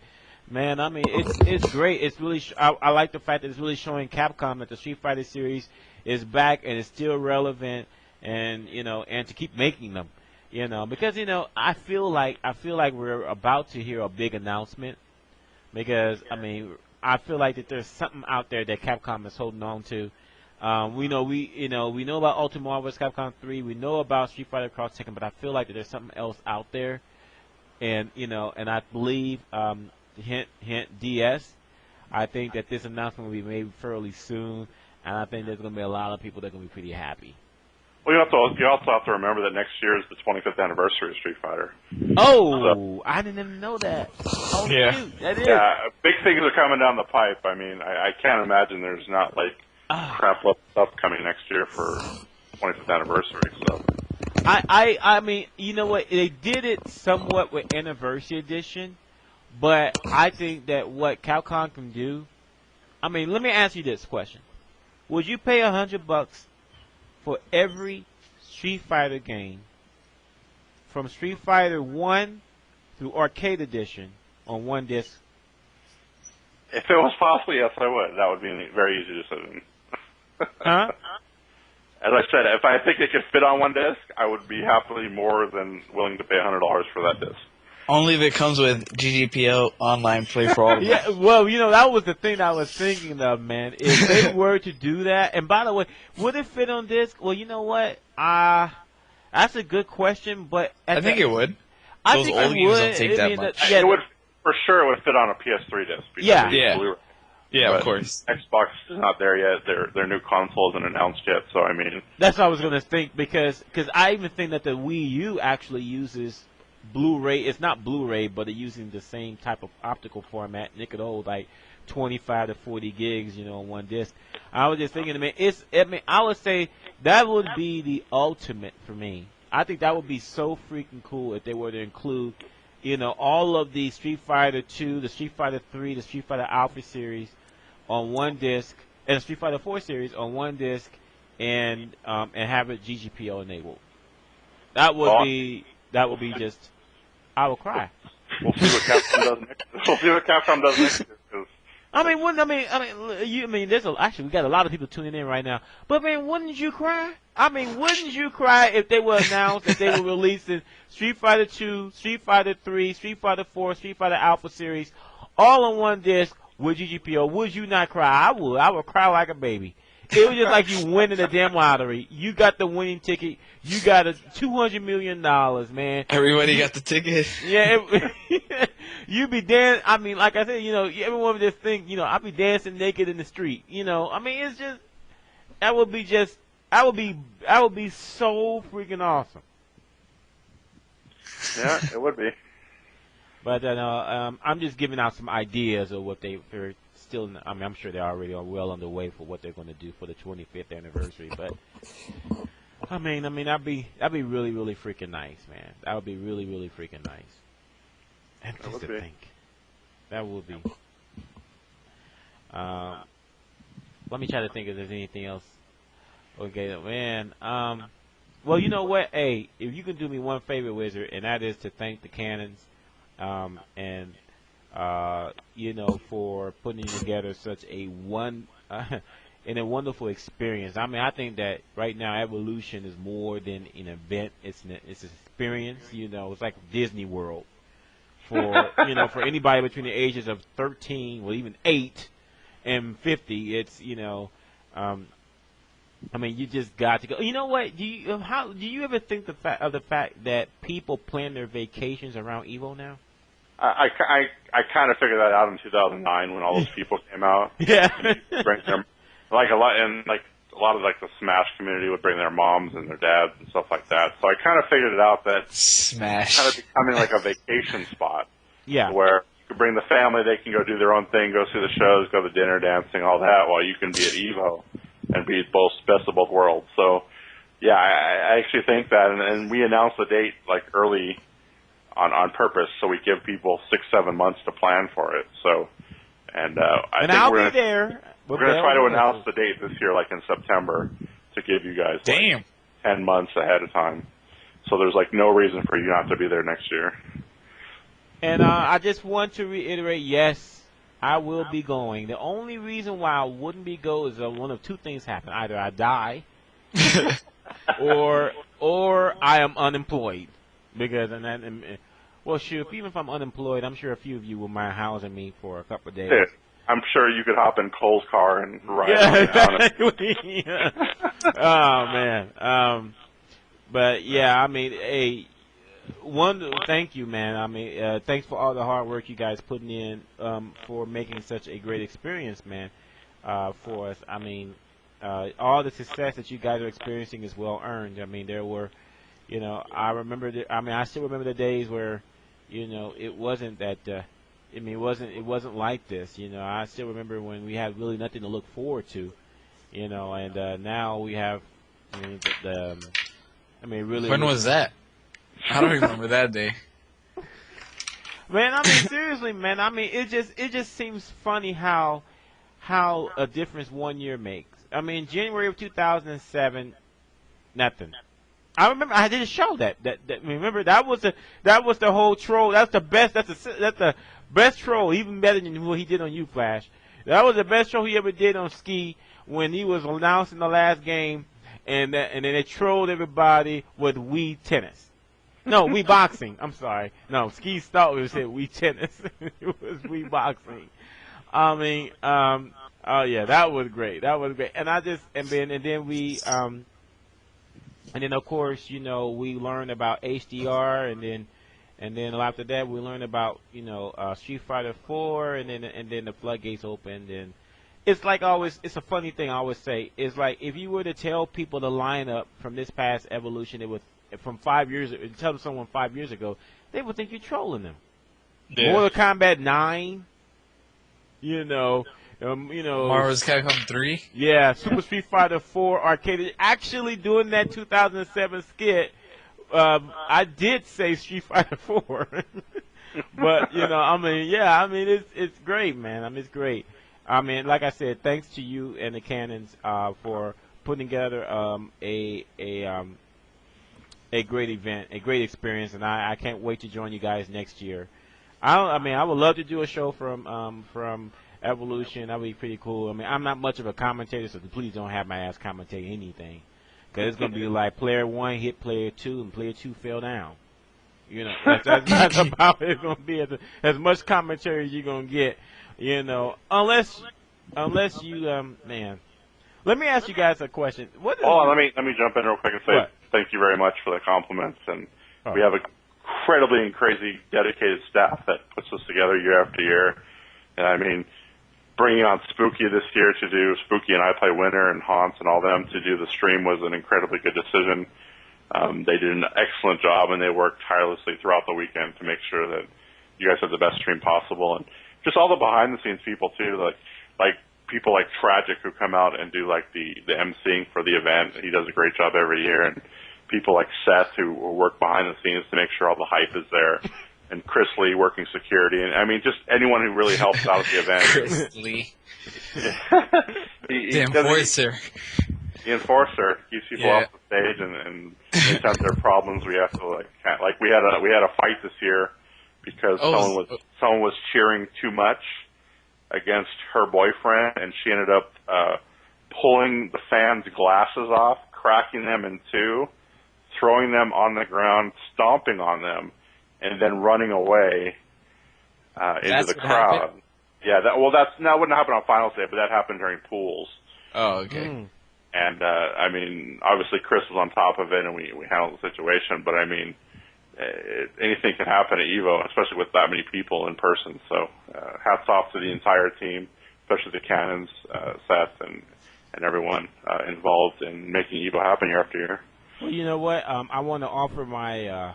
I just started a new startup company for security called "Don't Tase Me, Bro" company. You know, so but good stuff. I'm glad that I was actually amazed at how smoothly. I mean, how few events of that type was happening with that many people crammed into such a small space. You know, so that's hats off to you guys keeping things under control. I really do really do appreciate it. We want to make sure we put our best foot forward on that. Yeah, I mean, most of the EVO fans are really, really good about like just behaving and wanting a great event overall. So they know if they cause trouble, they're going to be banned from EVO. So I mean, that's not something you want to have happen ever. So I mean, yeah, keep it great, keep it good, keep it clean, keep it fun, and everyone enjoys themselves. By the way, is Dark Prince still banned from EVO? He is. He showed up this year. I had to escort him off the property. Oh, you kidding me? I did not know that. Yeah, he was there. Yeah, we kicked him out, and then I told him if he comes on the property again, he'll be arrested and be banned from all Harris casinos. So he left the property. So, but yeah, I mean, I don't want to talk down because I hear he's changing his life and he's trying to do good, and that's all fun and well. But I mean, you make death threats against people, you really can't come back to EVO. So, yikes. Okay, man. Oh, wow. I mean, so people out there that just let that be a lesson that make sure you act your age and And there was also a guy that stole some of our MK discs, and he got caught by one of our judges, and then I kicked him out for the night, and then he came back and tried to steal cables and PS3s. Yeah. And the same guys who caught him the first night caught him the second night, and then I called security. And they came in and they escorted him off, and then they just straight up banned him from all Harrow's casinos. So he's not even welcome in any strip hotel pretty much now because of what he did. So it's always a bad thing to try to steal from the people who bring you great events. People just don't have that you can just tell that some people just didn't get their ass properly beat when they was younger. Yeah, and also, I mean, our fans are really great about letting us know if people are trying to do mischievous stuff. So, I mean, it's great that, we always have, fans out there that want to help us, protect our equipment and stuff like that. So I'm really thankful that our fan base is really, really supportive of us and just they're looking out for anything that could be going wrong. Yeah. Man, there was another question I wanted to ask you right quick.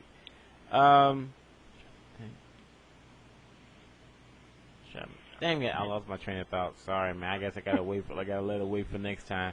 No, but seriously, yeah, thank you. Thank the Cannons for me, and of course, if you see Seth, thank him for me. Great stuff, man. Great job. And yeah, I will be there next year. You can mark it there. Bunkei will be at Evolution 2012. Yeah, and I'm looking forward to meeting all the people that I've known over the years. Finally, putting a face to the names. Having a good time. Maybe even broadcasting a bit. Maybe I can broadcast from the after-hour suites. Or something like that. But I really do look forward to it. And you have to remember it's the last EVO ever, right? Because the end of the world's happening at the end of the year. Oh, that's right. Yeah. That's right. Because after that, the FEMA camps start up, and you got to pledge your allegiance to the one world government, and then Illuminati really kind of makes things all FEMA camps. Yeah. I mean, hey. That means I'm gonna be. That means I'm gonna be the Street Fighter 4 champion of the universe. Yeah, you got to win it next year to be the champion of the universe. So I'm gonna start working on it. I could. You know what, Flash? I can see you doing something like that. I can see a guard come up with an M16. You know who I am? I am the reigning Street Fighter 4 champion. That guard gonna look at you like, what the hell are you talking about, man? No, but I mean, like I said, it's gonna be great. I mean, and I always say that. We always say, how can you top that? But I know that next year, somehow, some way, I don't know how. dude, that bar is so incredibly high. I just want to just retire the EVO franchise and be like, that was the greatest event ever. And it's so sad because we can't do that because our fans look forward to it every year. So I mean, we're gonna have to really, really go back to the drawing board on this one and try to find like our panels. I thought panels were really good. People seem to love them. That was one of the new things that we tried out this year, and I mean, we couldn't ask for a better finals from all the games. So I mean, yeah, I don't know how to top that. I really don't. Like literally, I'm gonna will be worried at night because it will never be as hype as EVO 2011. Well, I mean, it's nice though because I mean, it's like I remember the days where we were asking, will Capcom officially sponsor EVO? Right. And now we got that going. I mean, every year. I mean, Ono has been out. All 3 years that Street Fighter 4 has been out. And I mean, it's nice that Capcom. It's not just that Capcom is present, like in terms of prizes and donating to the pot or what have you, but they actually have the producers come out there and and interact with the fans. I mean, that's great. And I mean, the Marvel producer was there. Natsuma, and then Harada was there from Tekken, so that's crazy good that these companies are starting to send their producers out to see how their fans are playing their games and stuff like that. So hopefully we can get everyone's producer there for next year's EVO. You can do a 35 on 35, dude. Pokemon style. Like one of every character. And then I'll just go take a 4-hour nap while that happens, and we'll be good to go. There you go. That would be so exciting. We need some cool special events. Like we're running out of ideas on special events, and we need something to make my favorite event of all time was probably like John Choi versus Justin. You need to do something like that.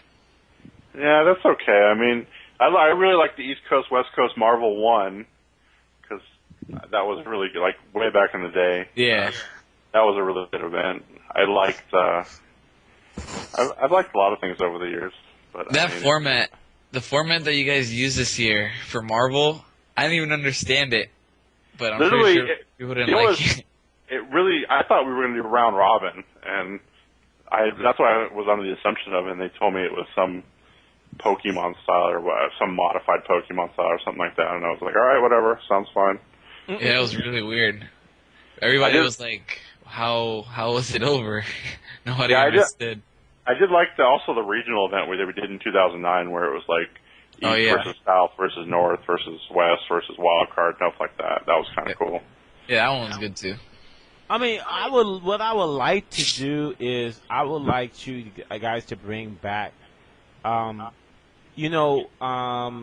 matches. Like, I don't know if we call it a grudge match, but Duck versus Sanford, that was pretty damn cool. No, those are grudge matches, but those happened on the spot.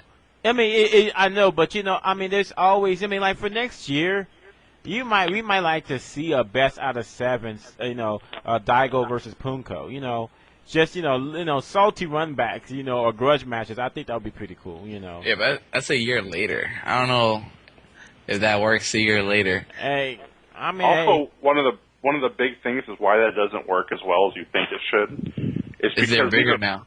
Well, no, not that. It's because they're on Friday and Saturday night, and no one really wants to show all their really good tricks until Sunday. So if you have, we had this problem with Justin when he was supposed to play Yipes, and I think in 2007. There was a big, 4 out of 7 match or whatever, and Justin didn't want to play because he was in the finals on Sunday. So that's always a huge problem is, people are saving their tricks for the finals, and they don't want to show, what they're going to do, so... Well, I don't think that really applies to Street Fighter, but Marvel, it definitely does. Well, I mean, Marvel's bullshit. Yeah, but if you have a certain setup that you might want to bust out in a super dire situation, or you're down big and you have to go for it, I mean, that could be the way to do it. But, I mean, yeah, it's just a hard situation for players who want to save their stuff, and a lot of times the players that are good that you want to see in a grudge match don't want to play it until Sunday, so... Oh, okay. I mean, I never really thought of it that way, but I understand. I understand what you mean. I mean, well, like I said, yeah, I agree. The panels were really good. Exhibition would be, I actually when I first heard about the Third Strike exhibition, I honestly thought that we were going to see some. I thought we were going to see Justin versus Daigo again. I thought they was going to kind of go back to the past of what made Third Strike, so popular Evolution. But I didn't. I mean, it was kind of interesting because I don't know really Third Strike very well, but it was kind of interesting to know Japanese players were part Yeah, of it. well, we asked Daigo to play, and he said he doesn't play Third Strike anymore, so we really couldn't press it any further. Oh, okay. Well, then there you go. Yeah, we tried it, but he said no, so we had to move on from there. I'm like, wait, you can't parry that super like you did? No. Well, that's the absolute best part about Third Strike Online Edition, is the 10th challenge and the parry challenges to recreate the EVO moment. And literally you have to do exactly what happened. You have no life, you have to parry 17 hits, jump in the air, do the come down into the hurricane into the super, and win the game to get that achievement. So that's something that we'll really look forward to when I see it in person. So, Okay. but on that note, yeah, I got to head out. So thank you for having me on the show, and I look forward to talking to you next time.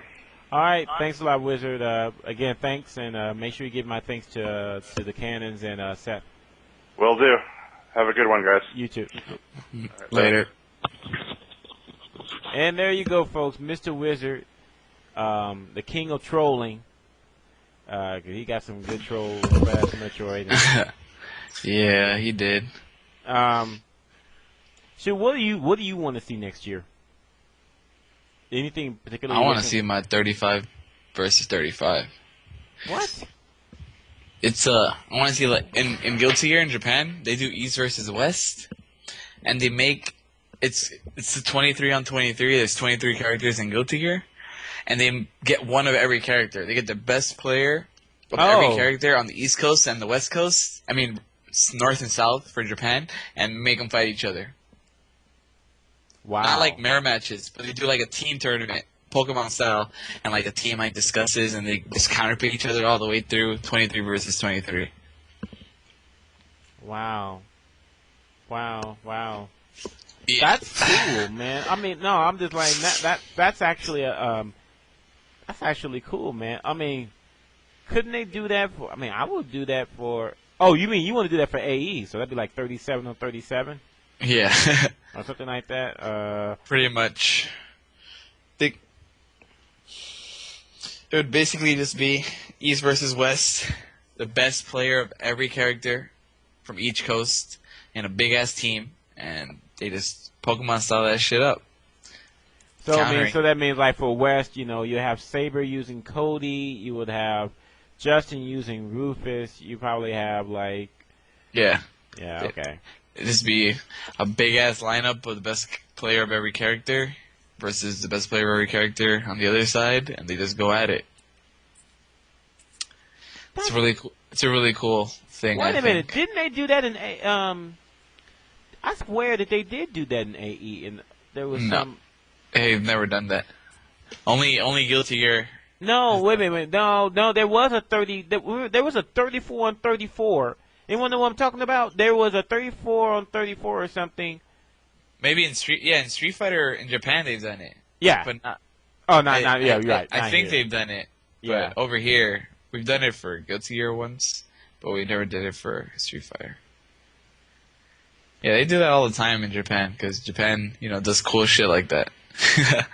No, honestly, I think that'd be a great event to have. I mean, now. Yeah, it would just take 3, maybe 4 hours, but it would be an entertaining 3 to 4 hours. They would have to squeeze that shit in there. Man, I'm just like, just have Domino's on standby to deliver pizzas and soda. Because I will definitely watch that. Yeah. God, man, man, okay, so moving on, okay, so we talked about it a little bit earlier, but Street Fighter Cross Tekken, I know you have a viewpoint on playing games before they're not out yet. So why don't you explain that to the listeners? I don't really play them. I don't really know you over this thing. No, okay. I just don't really like to it seems like a waste of time to be like, oh man, let me theory craft about a bunch of shit that I saw today that might not be there tomorrow. I just wait until I get the finished product. All right, so now, let me ask you a question. You mentioned there's supposedly a leaked list of the Street Fighter Cross Tekken cast. Yeah. Has it been disproven yet? No. So the list had Poison and Hugo on it. Yes. Okay. I have not seen the list, by the way. I did not know such a list existed, actually. Yeah. So now, so Karen and Rolento are on this list. Yes. I remember seeing them because they are my favorite characters, and I was extremely excited. By the way, did you see any more characters from Third Strike? Like maybe Q? I don't remember. Q is just so lame. I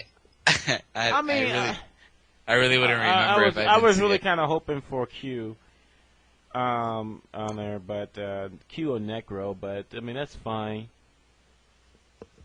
Oh, Makoto's on that list? Oh, okay. That makes sense. Does somebody in IRC have it? I mean, I haven't seen the list. If someone can give me the link to the list, I would like to take a look at the leak list because actually. Oh yeah, it was Rolento, Saddam, Makoto. Oh, there. Somebody linked something. There we go. That's it. Wow. I mean, it's.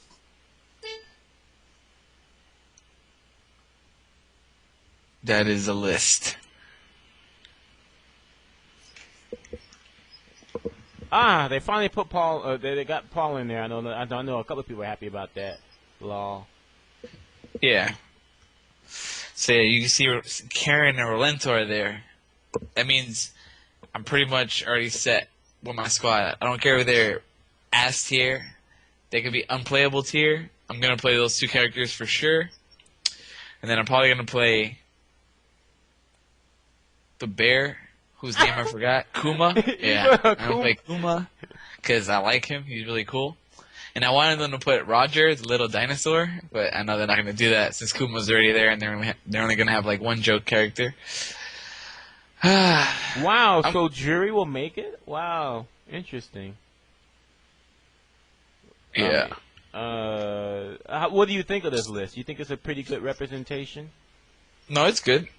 I think so too. I mean, it's really a nice mixture of all the Street Fighters and stuff. Yeah, it's and it's rather interesting though because I have a feeling there's going to be DLC out the ass for this game too.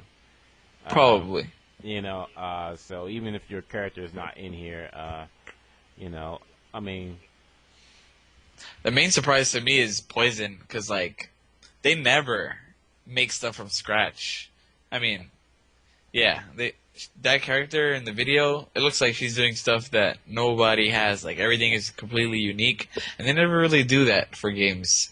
You know what I mean? Oh, yeah, because they always cut and paste. Everyone Like, thought even if they make a new character, they always just reuse some shit from somebody else. Yeah, because everyone thought, when they first saw Ryu, they're like, oh, he's just well, actually, it's, they use Street Fighter 4 as a base, but yeah, they did the same. I guess Hugo would be another example of that, because, he's not, obviously, he's way bigger than the Third Strike version of him. Yeah. Is he? I don't remember seeing it in game. Yeah, he's real. I know he's big in Third Strike. I know he's big, but maybe you know what? Someone said earlier, it might be just because of the camera view is zoomed in. But man, he is absolutely a giant in freaking Street Fighter Cross Tekken. I'm like, dang. Wasn't he a giant in SVC? SVC, SNK versus Capcom. He was huge in that too.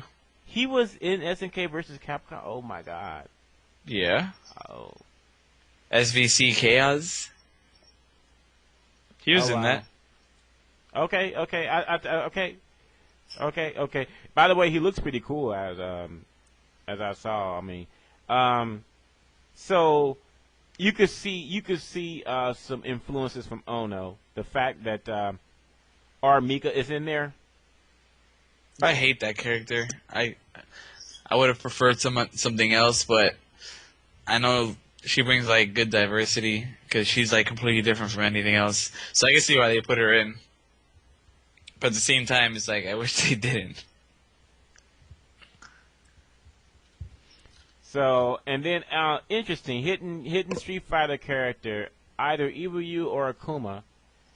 I don't know if that means either or depends on what system you buy. No, it on. both. Well, actually, you might be right. Yeah, I didn't notice the or. I don't know. Yeah, that'd be interesting. Maybe they're like still deciding or something. Or maybe it's like the same character but just different costume. But that won't. I think it's still possible that they're still deciding. Because, it's still early. Who the hell is that? Oh, you don't know me. It's all good. Oh, you just came out of nowhere. Yeah, exactly. You just creeped in here. Yeah, that's what I do. By the way, I like Hugo's design in Street Fighter Cross Tekken. I think they got it just right. Is he that big? I haven't checked it out. I'm gonna YouTube it right now. Listen, he's so big that he blocks out the damn life bar. Oh shit, he is. So from what I watched in the actual video, he's about as big as in Third Strike and in SVC. If anything, I think his biggest form is in SVC Chaos. So, yeah, SVC, he's huge. He's huge. Like, he's massive. So from what I'm seeing in Street Fighter Cross Tekken, he doesn't. He's huge compared to other characters, but it's pretty standard of what he usually does in other games. So, I don't think this is his biggest form. So, whatever. Nothing surprising. He looks pretty cool in this game, though. That picture, though, I don't like. Is that chain behind him? Oh, that's a kid's leg. Never mind. Because it looked kind of funky. Looked like he had a gray penis or something. Whatever. You're right. It does look bad. There's a joke about, there's a joke where if your dick is big, it's like a deformed third leg. Oh, there you go. Well, there you go. Anyway, but now here's the thing. What can someone tell me about that screenshot that makes you go, hell no? There's something about the background that make you go, hell no. Oh wait, which one? Same picture? Yeah. Let me reopen it. I don't even know what screenshot you're talking about. It's the one where Hugo's like punching King, right? Yeah. You look at the background, because Flash, I think you should take a look at it because you will be the one that will be saying, "Oh hell no." Oh, what, the Roger and Kuma in the top left? Or is it El Fuerte, Mexico City? Yeah, in the background. That's Fuerte's right there. But he's not in the background, it's his picture, so you can't say that he's positively not going to be in the game. Where's the picture? It's in the background, to the right. It's just El Fuerte on the What poster. background? I don't even know what picture you're talking about. With the one that Hugo's hitting King, Oh, okay, yeah, I see it. Yeah, that. Why am I gonna say hell no? because you hate Fuerte and you don't think he should be in any game. Oh yeah, fucking assholes. Yeah, He doesn't really seem like he would fit in this game though. I was gonna say his style doesn't really lend to that. Thank so. God. Fucking cheap ass character. Wow. Yeah, that's Lucha Libre for you. Mm. Like, I play King of Fighters. I play mainly 98, but when I play 02 and I fight against a good Ramon player, it's like, yo, fuck that shit. Hey, you know Just fuck what? that shit. Let me guys ask you a question. Listen, do you think they're working on CVS 3? No. No, No. No. no. Like, if anything, it's more likely that they're working on the new Vampire Savior or something. They already said that. I forgot where, but I'm pretty sure they said something about like that they didn't even realize that SNK was still up or something like that. I don't know. I think Seth Kill on one of the more recent like Cal community streams said, or some community member said that. Oh yeah, Like they're no, looking no. into. Seth Killian said that they might look into it after they finish with Tekken versus Street Fighter Cross Tekken. Cross Tekken, yeah. Hey, let guess me ask that- you a question. Does anybody out there that reads Japanese? Because I am curious about something I'm just looking at here in the screenshot with Hugo and King. In the left hand, right where it says caution, fall hazard, left hand, there's some Japanese writing, it looks like. On the left? Yeah. Yeah, it doesn't look like Japanese to me. It just looks like some inane graffiti. Okay. I'm just Yeah. gonna. Yeah, you see that height comparison between Hugo and Sagat? That's fucking huge. Sagat is huge. Yeah, But then they Sagat, can make isn't Sagat Sagat look like tiny. 8 feet tall or something? Yeah, Hugo is 15 feet tall. He's almost double. Yeah, SVC is ridiculous. That game is so bad. It's Man, probably- yo, guard cancel forward step. What the hell, yo? that Like, game yo. is. Man, I honestly think that the only cool thing about SNK versus Chaos was Violent Ken, Oh yeah. which I I don't think know. I'm just The surprised Martians they never. from Metal Slug was pretty sick. I was surprised that they never like did any other because I thought he was actually pretty cool, and the fact that it's kind of interesting. It's almost canon only because Violent Ken reminds me of Street Fighter 2, the animated movie, the good that. one. Because remember at the very near the end, Ken was like under control of Bison and he was kicking everybody's ass. I mean, I remember. I wish they didn't make Honda look like a buffoon, but yeah, I mean, he was like, ooh, he just smacking the back of the Honda head. is a buffoon though. He's a sumo wrestler. How the hell is he gonna be a buffoon? That's what sumo wrestlers are. Man, but I'm Yeah. like, he make him look like he's stupid. He Like, is. He couldn't, he's speaking- clumsy. Speaking of He which, is. how many wrestling or sumo wrestling characters can you think of in any fighting game? I could only come up with 4. I can only come up with one. Like, seriously, like, you think with all these fighting games and all the poverty stuff we've been getting since the 90s, you think there'd be more like sumo wrestlers? I could only think Why? of 4 characters. I don't know. Why would Okay, there yeah. be more though? I don't know. We always get, like, Muay Thai people, like, everywhere. We always get, like... What else? Who are the 4? Okay, E Honda, then Ganryu from Tekken, Taka Arashi from Virtua Fighter, then Hinako from King of Fighters. And that's all I could think of. How do you know this shit? Who are Yeah, you? I'm not really like. Who are you? How do you I'm not know really, fighting like- games? Honestly, I did not know who's speaking. I don't know who. I don't recognize. Yo, the name. it's Laban, yo. Oh, okay. Hell, you were listening to him the whole time, and you didn't know who it was No, either. I mean, I knew that it was somebody I talked to before, but I'm like, okay, some dude just came in. Okay, I mean, Yo, you're a nice guy. If it was my show, I would have been like, yo, who the fuck are you? The fuck out of here. okay, Bunkei has officially been voted off as host of AlphaISM Radio. Actually, even ratings might even go up with Flash Metroid hosting it. It's like it says starting next week, beginner tutorial on how to play Sea Viper. I can see that. Yeah, I've never played Sea Viper ever. I don't know what you guys are talking about. Seriously, what the hell dude, Bunk, do you live under a rock or something? The fuck is Sea Viper? Is that a snake? No, but something close. No, but come on, man. You can't get it, man. You know what? You can try to run from your destiny if you want to. That's not my destiny. It is my your destiny. It is your destiny. If it was my destiny, I would have been top 8 before. As soon as I dropped that shitty ass bitch, I got my top 8 that I always wanted. Leaving her was the best decision of my life. Actually, as a matter of fact, I'm going to blame my 2 losses on her. Because the only times I ever switched was when I lost. I mean, the only time I switched, I lost. You know what? You know what? Technically, Peter, I can actually blackmail you right now. I can just take those last 3 statements and like play it to your girlfriend. Look what he said about you. I only lost because of her. Nah, that wouldn't really work. You know how it is, man. People talk too much shit. She's already used to liars. No, I'm joking. Wow. Hey, so is it true you're Dominican? Yes. Have you ever been to the DR? Yes. What's it like there, man? Because I'm interested in comparing experiences. Because Blaze Mike told me how. I mean, not Blaze. Blaze U25 told me how it was when he was there, and that was. He probably said some magical, fantastic shit about being in the hood and knowing this guy.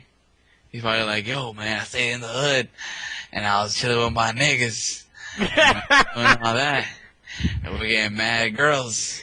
Actually, yeah, the last part, yeah. Poverty was on point. Roaches were everywhere. I don't really plan on going back. Oh, damn. Say that. That's wrong. That's your heritage you're talking about, man. I mean, that's my heritage, but it's not like, I don't just mean I want to go there. That's like Koreans wanting to go to North Korea and shit to get killed. Oh, damn, man. Why you got to make that type of comparison, man? What was so bad about DR, man? I just don't like it. It's just not my thing, you know what I mean? Like, the whole, like, no law enforcement and shit like that. Why would you need police for?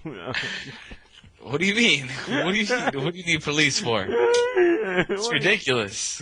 Oh, man. I mean, police overrated. People hate the police. I love the police. I need them there. It's not like someone is going to drive by and shoot up your house.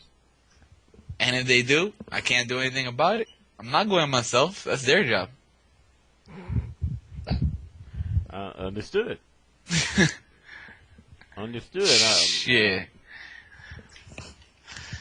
Yep. Oh, yeah, Mr. Matt, thank you for reminding me. You know what, so, Peter, you've been, the pretty boy and all of that, you get your fair share of fans. Are you serious?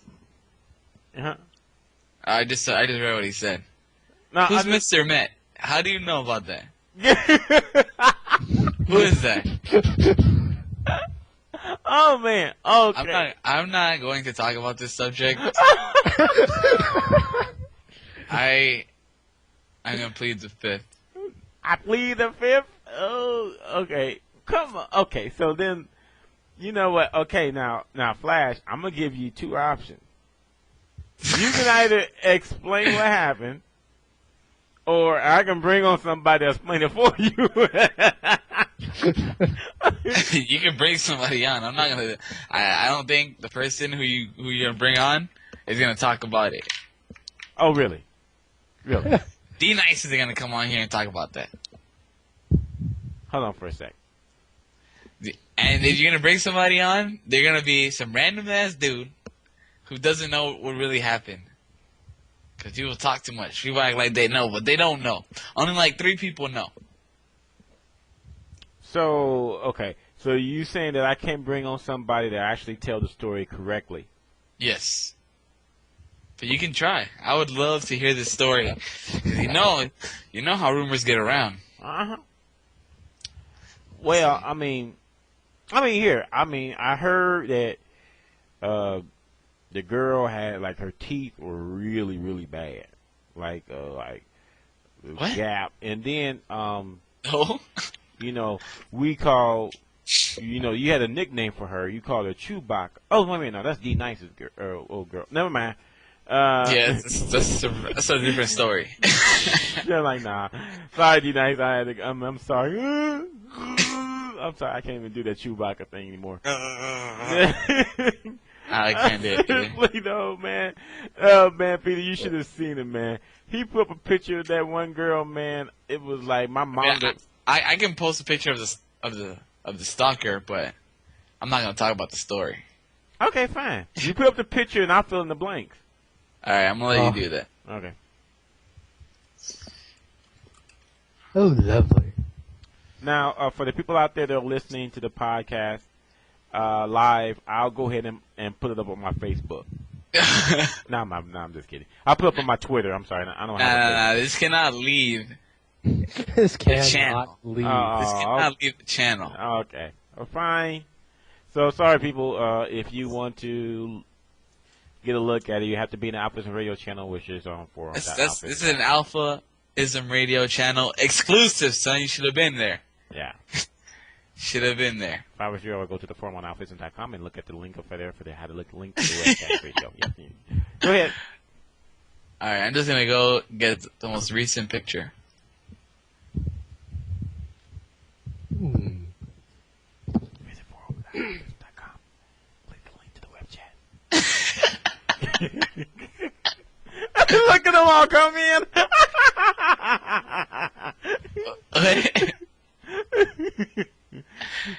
Just two people, son.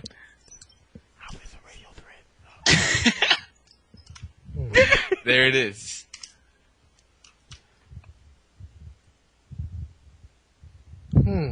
Really? Okay, which one though?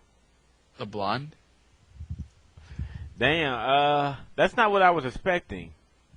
It really isn't. I mean, I was expecting goat with no hair.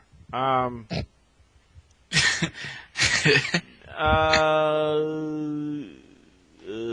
gonna be a hard one, man. I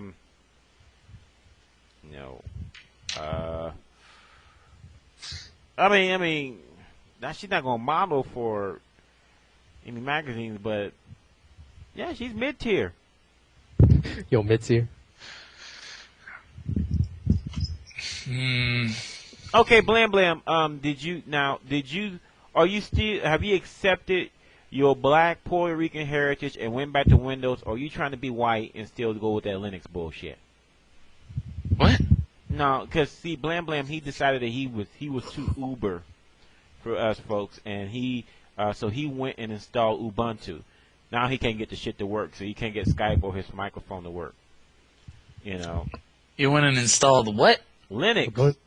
I know, man. Why? Why the fuck would somebody do that? Because he wants to be white. Yeah, I mean, I know, man. He's not comfortable with his own skin. I don't know, man. Blam Blam, come on Skype, and then come on the show, so I can't hear your ass talk, and then click you back off. Cause you don't got the settings correctly.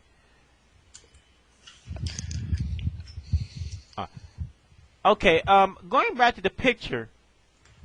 So, that's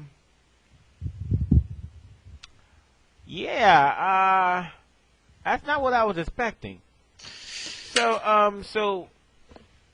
I think I can summarize what happened. You can try. The blind girl, I think what happened is, she's a blind white girl, which means that she loves giving dome. So what happened was she was doing the Maggie Simpson, and she accidentally circumcised FlashMetroid.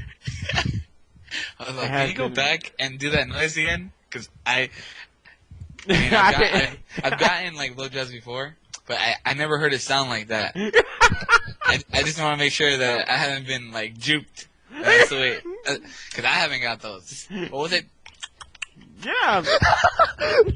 This is quite exquisite. Damn.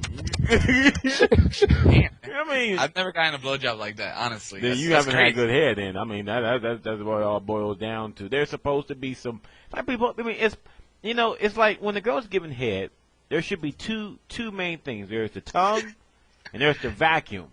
And then the right mixture of tongue and vacuum makes. Right. Yeah, exactly. Oh my god. All right. I see. I mean, Thank yeah, you. exactly. I mean, I usually don't. You know what I can do? I can actually demonstrate with a live video. I can demonstrate. What? I can That demonstrate. sounds I kind mean, of you gay. won't. Are you won't- gonna demonstrate with an actual penis? No. I have a How big video a dragon dildo that we has have? the proper audio to illustrate what it is to get good head. So give me one second. So we can like edit it and get like a porn of a blowjob and put your sound on it and it's gonna sound legit. No, I mean no. The head that's given in this video is legit. It will have the noise that I'm talking about. Okay. Oh, you're gonna get a video and it's gonna have your noise. No, I don't need to. It's No, done. not It's like been not done like legit. your noise, but the noise that the girl makes is gonna be similar to the noise that you made. Yes. Oh, okay. Okay. I would love to see that because I've never heard that before. Okay. Give me 1 second here. It's gonna be like birds chirping and shit. It's a bit of caviar and brie. Okay, These- hold these on, salt. Hold on. The texture on this fine head Let is me quite see, exquisite. Let me see if I can find it. Hold on. Oh, here we go. So, what's up, Cracker Wannabe? What? Can you hear me? Yeah, I can hear you. See, I got that shit working, man. Hold on for a Hating second. ass. Nigga, you know I know how to use Linux programs. Yeah, whatever. Yeah, I'm Bullshit. lying. I don't know what the fuck's going on. You Well, know you said that this dude was white. Ubuntu's the Sesame Street of Linux distributions, but that's fine though. Yeah, I know, right? Now, I was gonna see if I could put Windows back on this week. Oh, so Blam Blam is the one that's supposed to give the scoop on the stalker Yeah, story? yeah. Who are you? I don't know nothing about that bitch. I know D Nice told that story though, but he ain't really get into details. Nigga, I'm your godfather, nigga. That's who I am. Okay. Hold on. I have the audio. I was like, what? I have the audio that I was referring to earlier. Hold on. All right. Are you gonna link it? I think you should link it. No, I'm See, just. See. That sounds nothing like it. No. Hold on. Give it.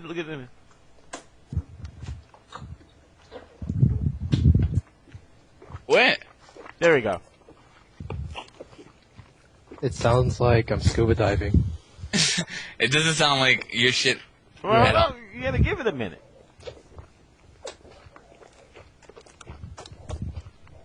See, that is the proper vacuum effect. In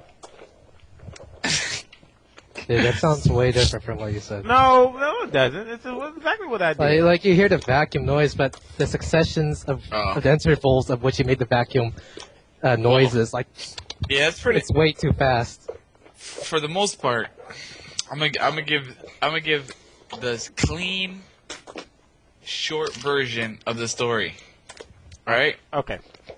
here we go. Okay. Check it out. So basically, right, last EVO, I was salty, and I was drinking a lot, right? So we're all hanging out at the bar, and this random girl she passes by, and she's like, "Hey, you're from Florida. I'm from Florida." She's like, "I see you all the tournaments. I win everything. You're pretty good.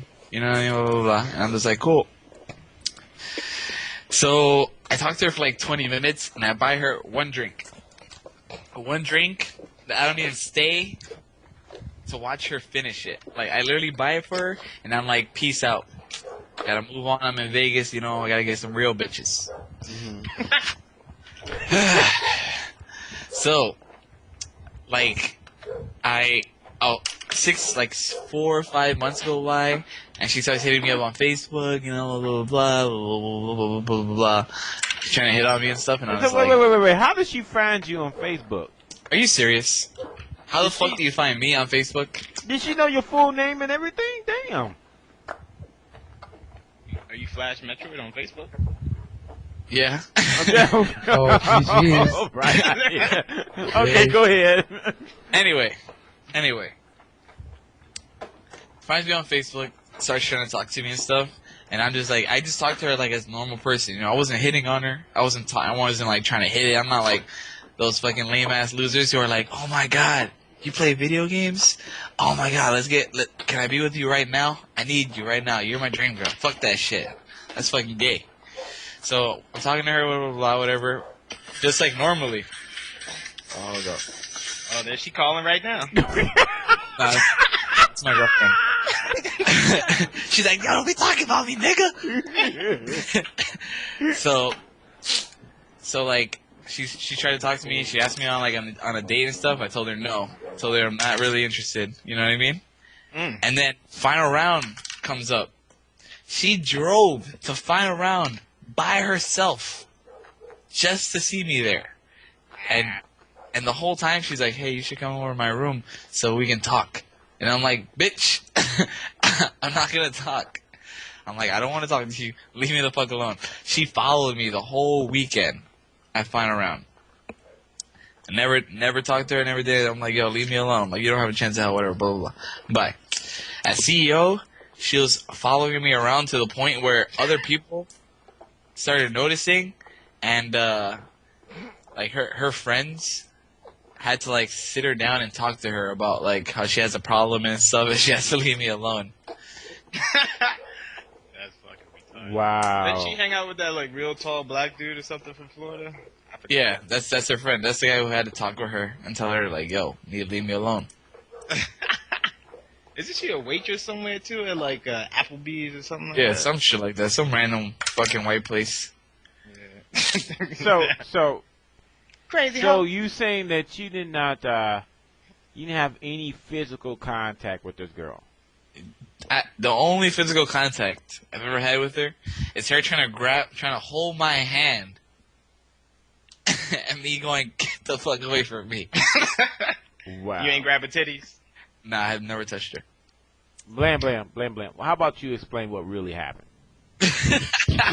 First of all, I saw that was licking on the nipples. At the bar, them shits was hairy, but I didn't want to say that. I don't know what the nigga into. You know what I'm talking about?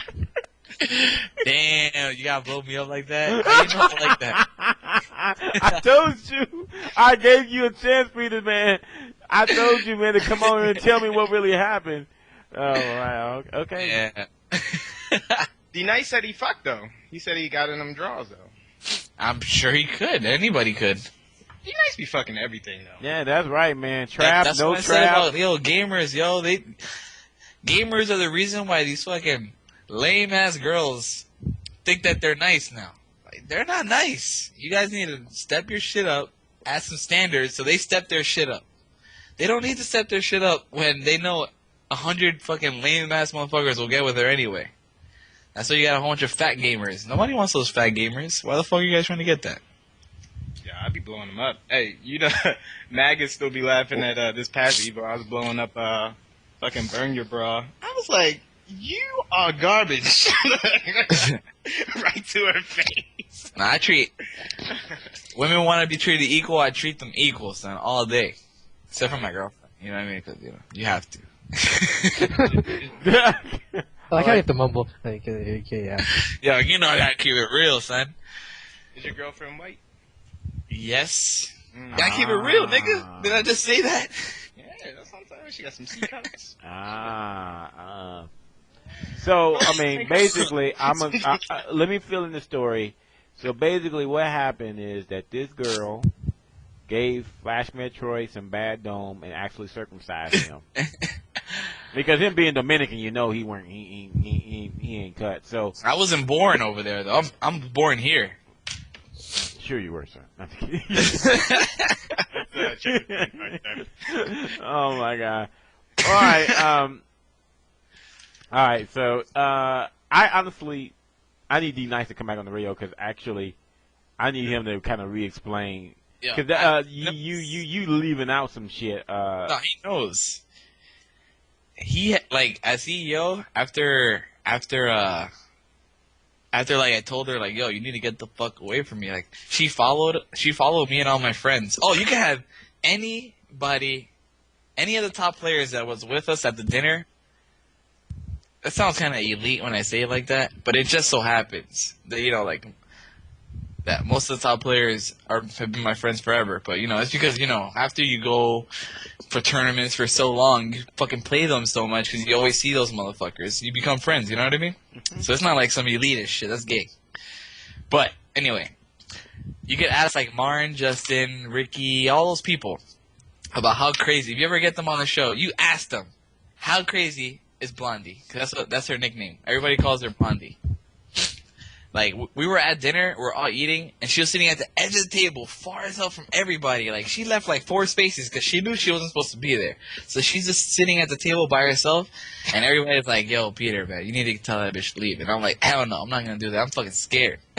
I'm scared for my life if I tell her that. And eventually everybody's like, yo, you just got to do it. And I told her that, she gave me the stare of death. And then she just walked out in silence. She didn't tell me anything. I was like, can you leave? I'm like, nobody wants you here. And she just looked at me for like 5 minutes, and then just left. And she went to go hang out with D Nice, and she was talking to D Nice about a bunch of stuff. And that's probably when he D Nice was only interested in one thing, that was getting that Maggie Center. So that was probably D Nice did the recovery, the rebound on it. He was like, "Oh shit, thanks, Peter." I see a lonely white bitch. Okay. I would have jumped in that shit too. Nah, fuck that. I don't know. She sounds a little too crazy though. And also, I was hanging out with my now girlfriend at the time, so I would have to leave an actual non-crazy bitch to go do it for like what, fucking 15 minutes. I'm not gonna sit there for fucking hours, fucking doing random shit. I'm trying to get in and out and get back to my games, nigga. Those 15 minutes was not worth losing what I have right now. You know what I mean? You gotta have your priorities straight, son. Yeah. Mm-hmm. Oh no, would have got my dick sucked, but that's just me. I got problems too. Blam Blam never fails to amaze me, man. I like you know what? I mean, you know what? See, this is the I think thing. I can get Sherry too. I don't know. These Asians ain't into the. Well, I'm light skinned. I can just like get away with shit. Yeah, that's why. That's my problem. You just gotta step your game up. Man, you know become what? Top player, and then all these stupid girls are dumb. Nah, I just do what I did at EVO this year. Sherry, come here. She was like, okay, and just walked over. Didn't know me for shit. But that's alright, because she just tags along anyway. That's what I'm talking about. Everyone remembers the rant I did with on Blam Blam. Is like there's certain shit that you light skinned motherfuckers, you too, Flash. You can get away with, but no normal dark ass dude will ever get away with. Like I said, what? Like that girl. You could like Blam Blam could call Sherry, come on over. Sherry, come on here. Okay. It's your guys' fault, man. I'm like, I want you to suck the nut on my dick. She like, oh, you're so funny. Now let me go into some bar or some club and go up to some girl. We're talking about a tournament. I don't care. It'd be a tournament. At EVO, anybody can walk up to anybody and any No, girl be like, man. hey, I'd be like, if hey. I go to a girl and be like, hey, I want you to suck the nut of my dick. And then all of a sudden, I'm like, what you dialing? 911? Oh, no, you don't need to get no police involved. No, wait, hold on. You're gonna misunderstand. At EVO, you can walk up to any girl and be like, hey, you like Street Fighter? You want me to... fuck. I was trying to think about some Street Fighter reference with sex, but I couldn't think of it in time, so now my joke is ruined. But you can just walk up to any girl and be like, yo, bitch, my room is blah, blah, blah, blah. Let's go right now. And she would just be like, no, and then leave you alone. That's not gonna start no problems. She'd be like, or she might even be like, let me tell you something. I'm gonna tell you exactly what's gonna happen. I go up to a girl like, hey, listen, my room is A7. let's go right now. She would be like, rape. She'd go crying to RZA. He trying to rape me. I'm like, Nah. what the? Yeah. You walk up to a girl. Everybody's darkness. You walk up to a girl and you could be like, "Hey, bitch, you down?" And then she'll just ask you one thing: "Did you make it out of pools?" And if you say yes, you're in there. Yeah, just lie. For real. You Yo, know Shorty what? must have been pressed on you too last year, Flash, because I remember Shiro was telling this story because we were hanging over there with the X-Men vs Street Fighter crew and everything, and Who are you talking about? I think Shiro was like, he was trying to talk to Shorty, but he just asked her like a regular question. He was like, "How long What you been girl? playing?" What's her name? Trish. Yeah, Blondie. yeah. Apparently, she's been plotting on getting me for a while, but she didn't talk to me. She was just like stalking me from a distance. She totally styled on Shiro too. He was like, "How long you been playing X-Men vs Street Fighter?" She was like, "I have a boyfriend." I was like, "Oh, your face? You gotta pick that up, play." But she was kind of weird, anyways. Maybe she She was is weird. She was gonna come rape you, man. I saw you how I bumped into her on chance at the bar. She was like, "Oh, hey, you're from Florida, right?" And I'm like, "Yeah."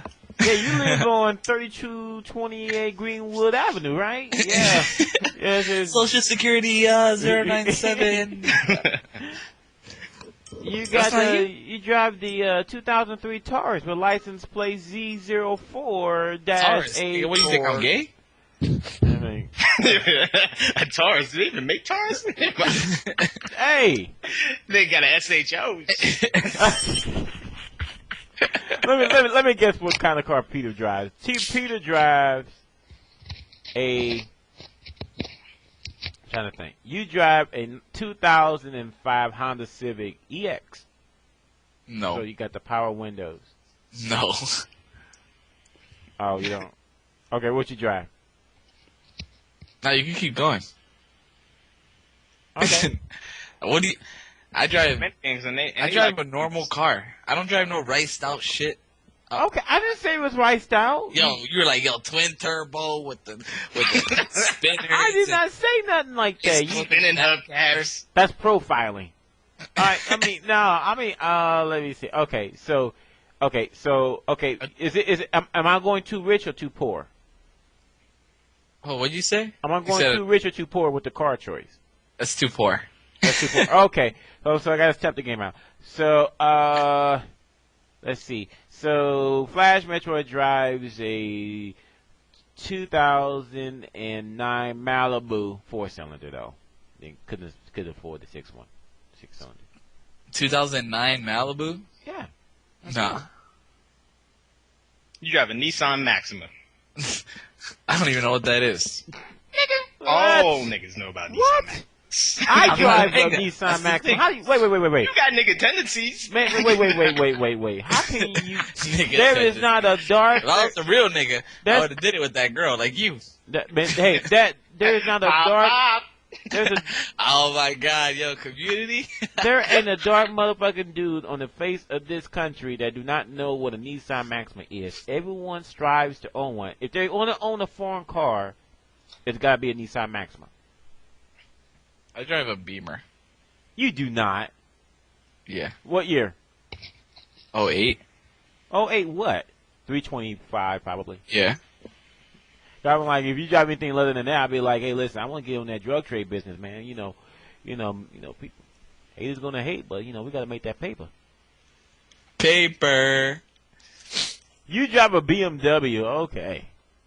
So so your drug business is only small time right now. But Yeah, I just started up with my first crack hit. You know what I mean? And Yeah, I'm just trying to step it up. I hear you. You said crack hit. Are you know doing what, crack not- or selling crack?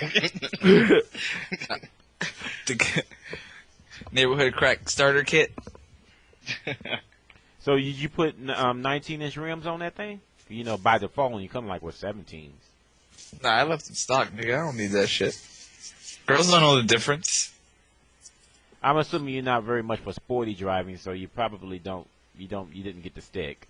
Hell nah, nigga, automatic. I'm trying to sleep while I drive. Wow. I'm not trying to work. Why are you trying to work? Driving is enough work. Peter, if we meet, I'm driving. That's all there is to it. 'Cause, you're not gonna put my ass 6 feet under because you decide you want to take a nap in the middle of the damn freeway. Damn, live in Miami or something? Oh, yeah. Yeah, I live in Miami. Yeah, Miami. So everyone drives a Beamer MB or something. Yeah. I'm Not living in really. Miami. I want to go to Miami. I haven't been. I don't there even go out, man. I just chill. I'm kind of the same way. I don't dance. I used to go out and shit. I mean, I dance, because I'm Dominican, but man, I can't dance. But, all I can do is the 2-step, back, forth. Back, yeah, I mean, that's all you need. What else do you need? It's the girl, like Blazoo talking about the girl does all the work. The girl does all the work. You just gotta sit there and fucking follow her. All you have to do is rub your dick on her ass, and then that's your job. That's it. There's nothing else. And don't As be long as fancy, you're doing you get full hard. No, you get up full hard. It's gonna be a little hard to dance, but it's all good. That's why you don't wear jeans. It's all good. What do you wear? Khakis or something. Basketball shorts at the club and shit? Nah, you can't be doing that. You gotta go in there. They don't accept anything less than a polo. Like, you walk in with jeans. Says you walk in, the girl's like, yeah, you want to dance? You're like, sure. You take off your jeans, you got shorts on. You're like, all right, I'm ready. All right, Mighty. And you know what? You know what those shorts will be? Those shorts will be Mighty Mouse shorts. And you're like, yep. I don't know, baby. Put that back on. Okay. You can get a little hard on the bitch in the club.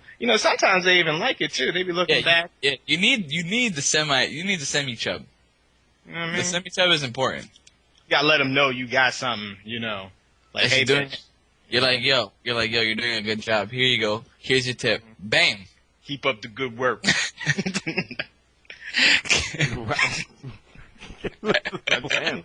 Well,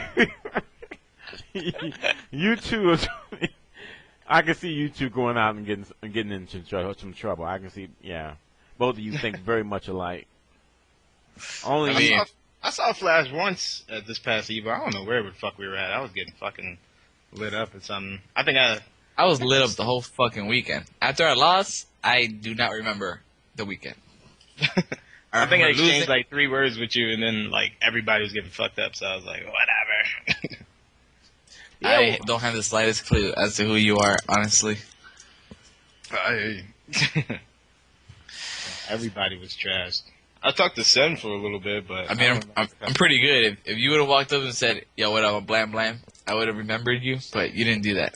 Like anybody who tells me their name once, I remember them probably forever. Yeah. Nah, you ain't in the IRC that much, so I wasn't gonna come up to you. Be like, hey, I'm Blam Blam. Be like, why don't you fuck off? I'd be like, my bad. I mean, people do it all the time. It's not a big deal anymore. Oh my God, Blam Blam. I mean, you know what? If I feel okay, if I went out to a club, cause I'm not a person that likes to go out, but I'll be okay if you my wingman, because every time I say something stupid, like Blam Blam, he got something to cover for the bullshit I just said. Blam Blam, speak. I'm a creative man. I got to, because sometimes, a lot of times, I gotta look up for my homie that I go out with. So, yeah, I got a lot of backups. Yeah, because. I mean, at first I was gonna hang out with D-Nice, but D-Nice was gonna get me in trouble. I listen. It's never good to date a girl with a bigger dick than yours. All right, and I understand it all looks the same from the back, but still, That I never understood that logic. I just can't. Nah, man, I mean, D-Nice. Hey, Peter, see what happened was that one time we told D-Nice did not know that Kara was a trap. Okay.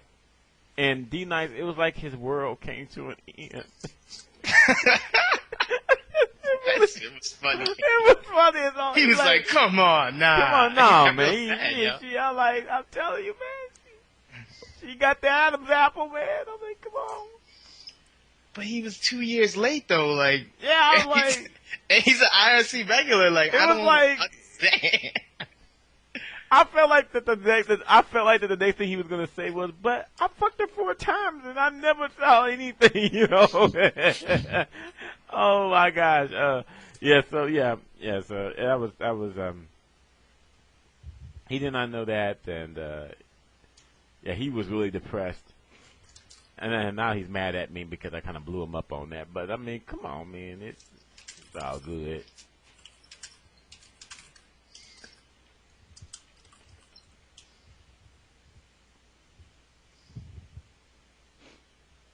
Oh man, Blair, what you been up to? You haven't been on the radio in a minute. Man, I almost retired the show, you know. I've just been in and out, man. Getting drunk, and just hanging out, fucking around with these hoes, talking to them. I like to talk to them late night when I get nice and tight. And then a few weeks ago, I was posting the one shorty I was talking to up in the IRC. She was sending me. It's so amazing how easily women will just send you pics of themselves, just like if we demand it. Maybe it's because, once they get to that age, that baby makes their kicking in, so they're just trying to get anything. Who? Some random girl that I fucked with back in Maryland or whatever. Yo, I hate Maryland, yo. Real talk. Oh, it's all good. That's why I live in Vegas, so. Blam Blam has a whore for every state in this damn union. Damn. And he has a couple from Britain. England's coming back out in October. See, I told you, Britain. Son, she's trying to get away from the riots. I'm going to put a riot on her ass. You know what I'm talking about? Oh, my God. This guy is too black. I know, man. It might be my cue to leave. Blam Blam. You know what? I was trying to figure out that what was his. Who does Blam Blam remind me of? Blam Blam reminds me of the uncle you never ever want to see give a eulogy at somebody's funeral. Because that dude was straight up embarrass everybody in there. Yeah, you know what? Me and D, man, we used to get off, man, we used to fuck so many bitches. It was right there in the freaking church. My vernacular changes as I get drunker. So yeah, but you become more decent. I start the Baltimore starts to come out, I guess, and the other random craziness of the Puerto Rican side. Yo, Baltimore was the worst, man. I was over there. It's impossible to get any decent looking women around. I don't even want to know what that city you know looks what? like I always call Lord. Baltimore Balti less because I don't know what people see in that. Yo, I looked around. I didn't see one. Not one girl at all, and it's all black girls too. I mean, no disrespect, you know what I mean? I just don't. It's not my day, you know. I'm trying. You know what? I trying to make life women easier with the white women. But you know what? But I mean, you know, I respect you because you know, black women. I mean, it's too much attitude. You don't want to talk to me. You damn right I don't want to talk with you right now. You always shaking your head like a damn bobblehead. You like a giant-sized bobblehead. Stop bobbing your head. You gonna have arthritis in your neck. You know, I mean, it's true. You know. I'm not gonna lie. I don't really talk to black women that much anymore. They just don't. Their upkeep is not good anymore. I mean, the stomachs is looking like cinnamon rolls. It's the same thing. It's the same thing with gamer chicks. Get some rollerblades, bitch. You know, I mean. It's because black dudes get those girls. They're like, yo, it don't matter. They're like, yo, even though you're a two, they're like, even though you're a two, you're my two. I'm like, nah, fuck that. Make that bitch a 5, then tell her to come back. Mm-hmm.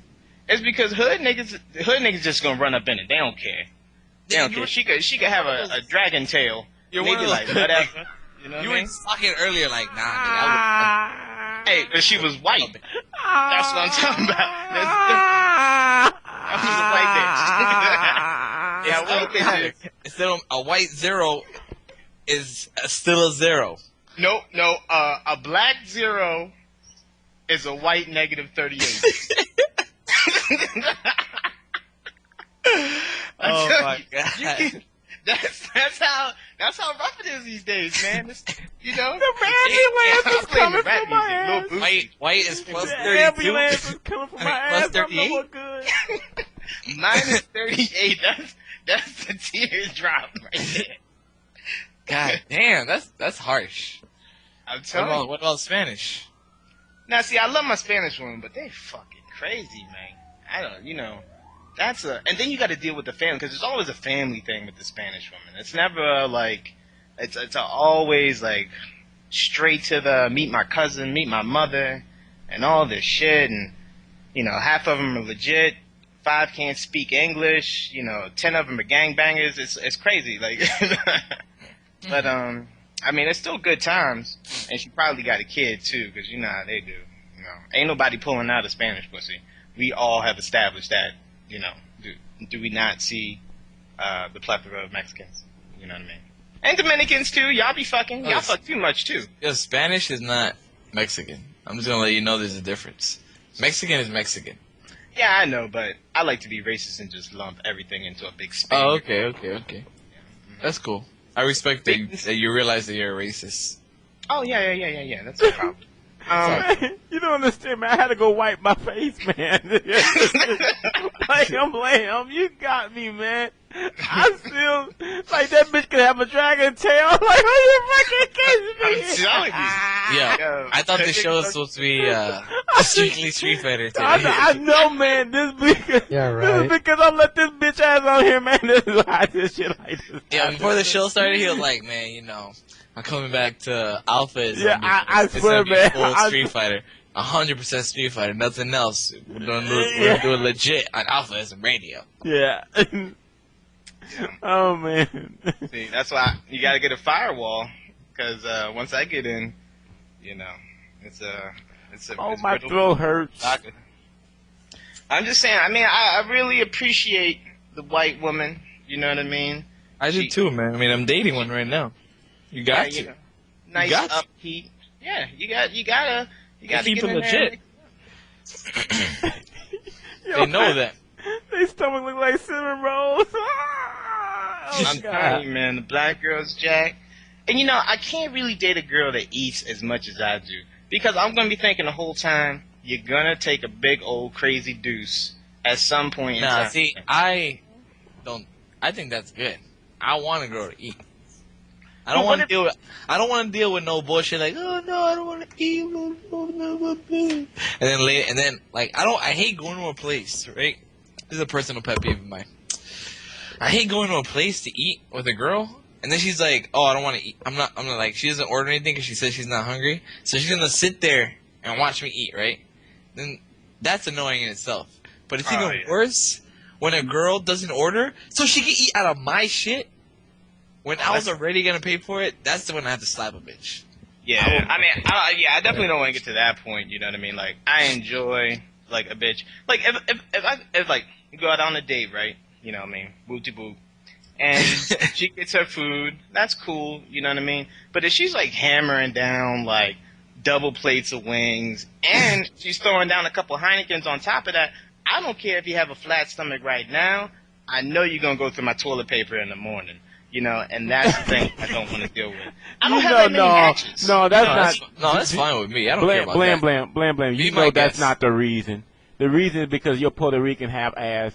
Either you want to go poke in the poop hole. You afraid that the chocolate monster will come and eat your ass. That's what the problem is. Exactly. I need me one of these cocaine's out chocolate monster. Chocolate monster. I feel like if I'm gonna fuck a girl in the ass, it's only to punish her for her bad deeds. Because I'm not How heroic. into that though. What the fuck is that supposed to mean? Punish her. I'll tell you what it means. Look. Yo, King Arthur over here. The pussy is right there. The pussy was made for you. It's made so good, you almost can't even pull out the motherfucker. That's how good it is. Now, that's a good creation right there. God was thinking. You know what I mean? Now, the ass doesn't have anything. It doesn't have any natural lubricants. There's no stimulant in there.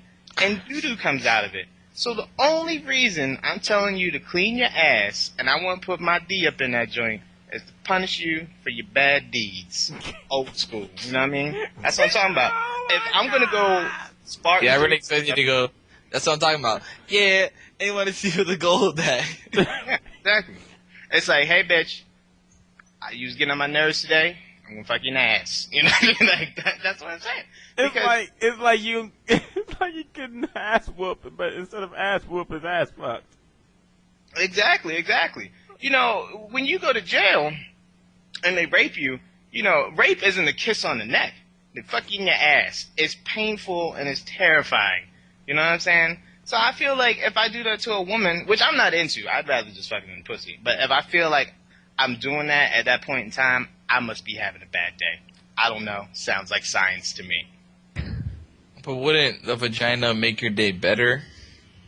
Yeah, that's what I'm saying. I enjoy the vagina better because it's so proper. So you're having a bad day. Why would you? Why would I fuck her in the ass? Yeah, I don't. Yeah, well, that's my point. It's like. No, I don't get the logic behind it. No, the vagina is pleasurable to the woman.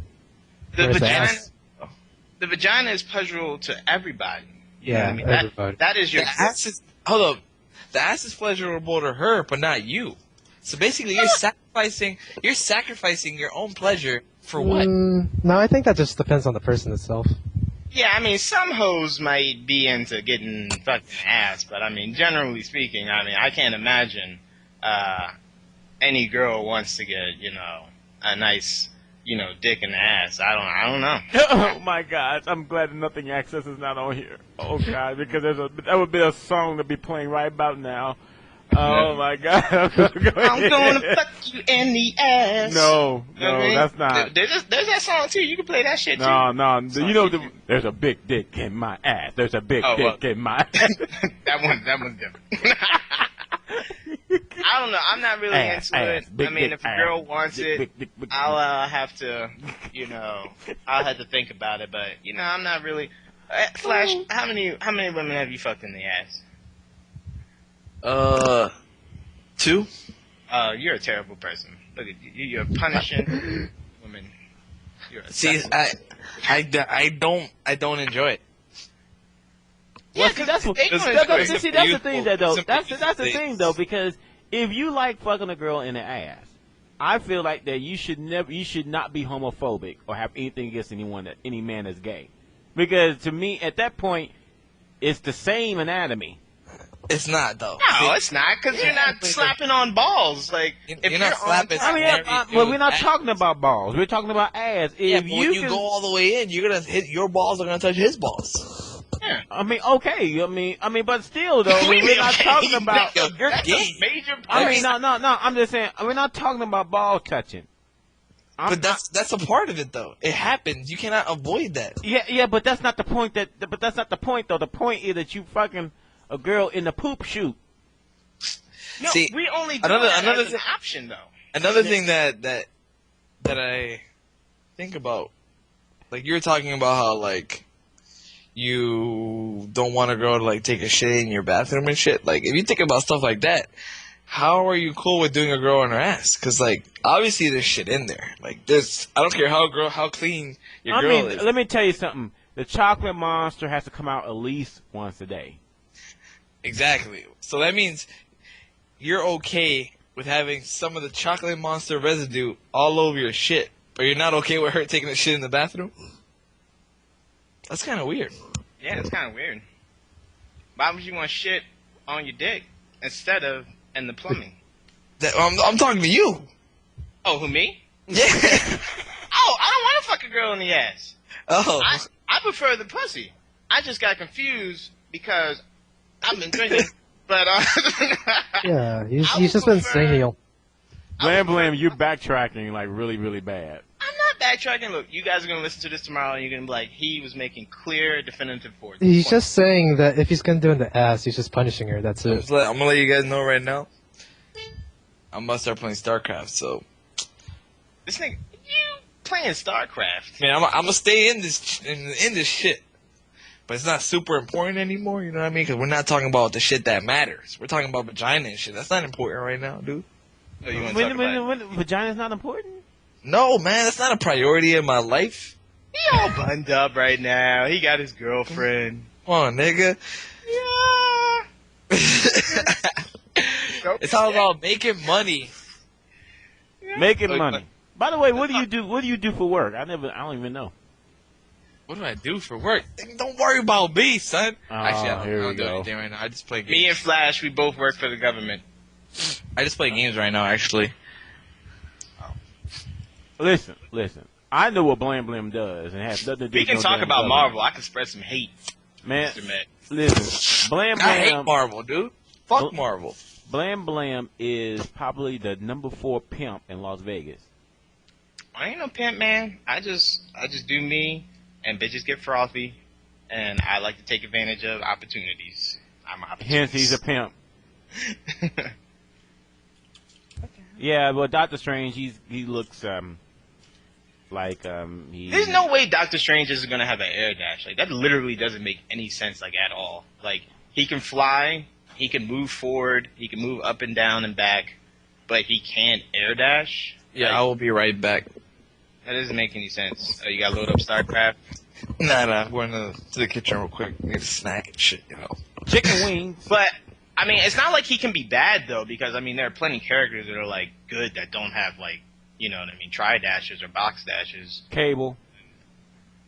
Yeah, exactly. And even in the MVC3 world, I mean, there's still characters. I mean, Taskmaster can't air dash or box dash, but he can still fuck you up. So, I mean, it's not that he won't be bad, but I just think it's weird that he doesn't have one. You know what I mean? Like, he's Doctor Strange. He's a Sorcerer Supreme. You know what I mean? Like, he can just do whatever he wants. Hey, Sig Hale, Chin Dog, what's going on? Sig Hale.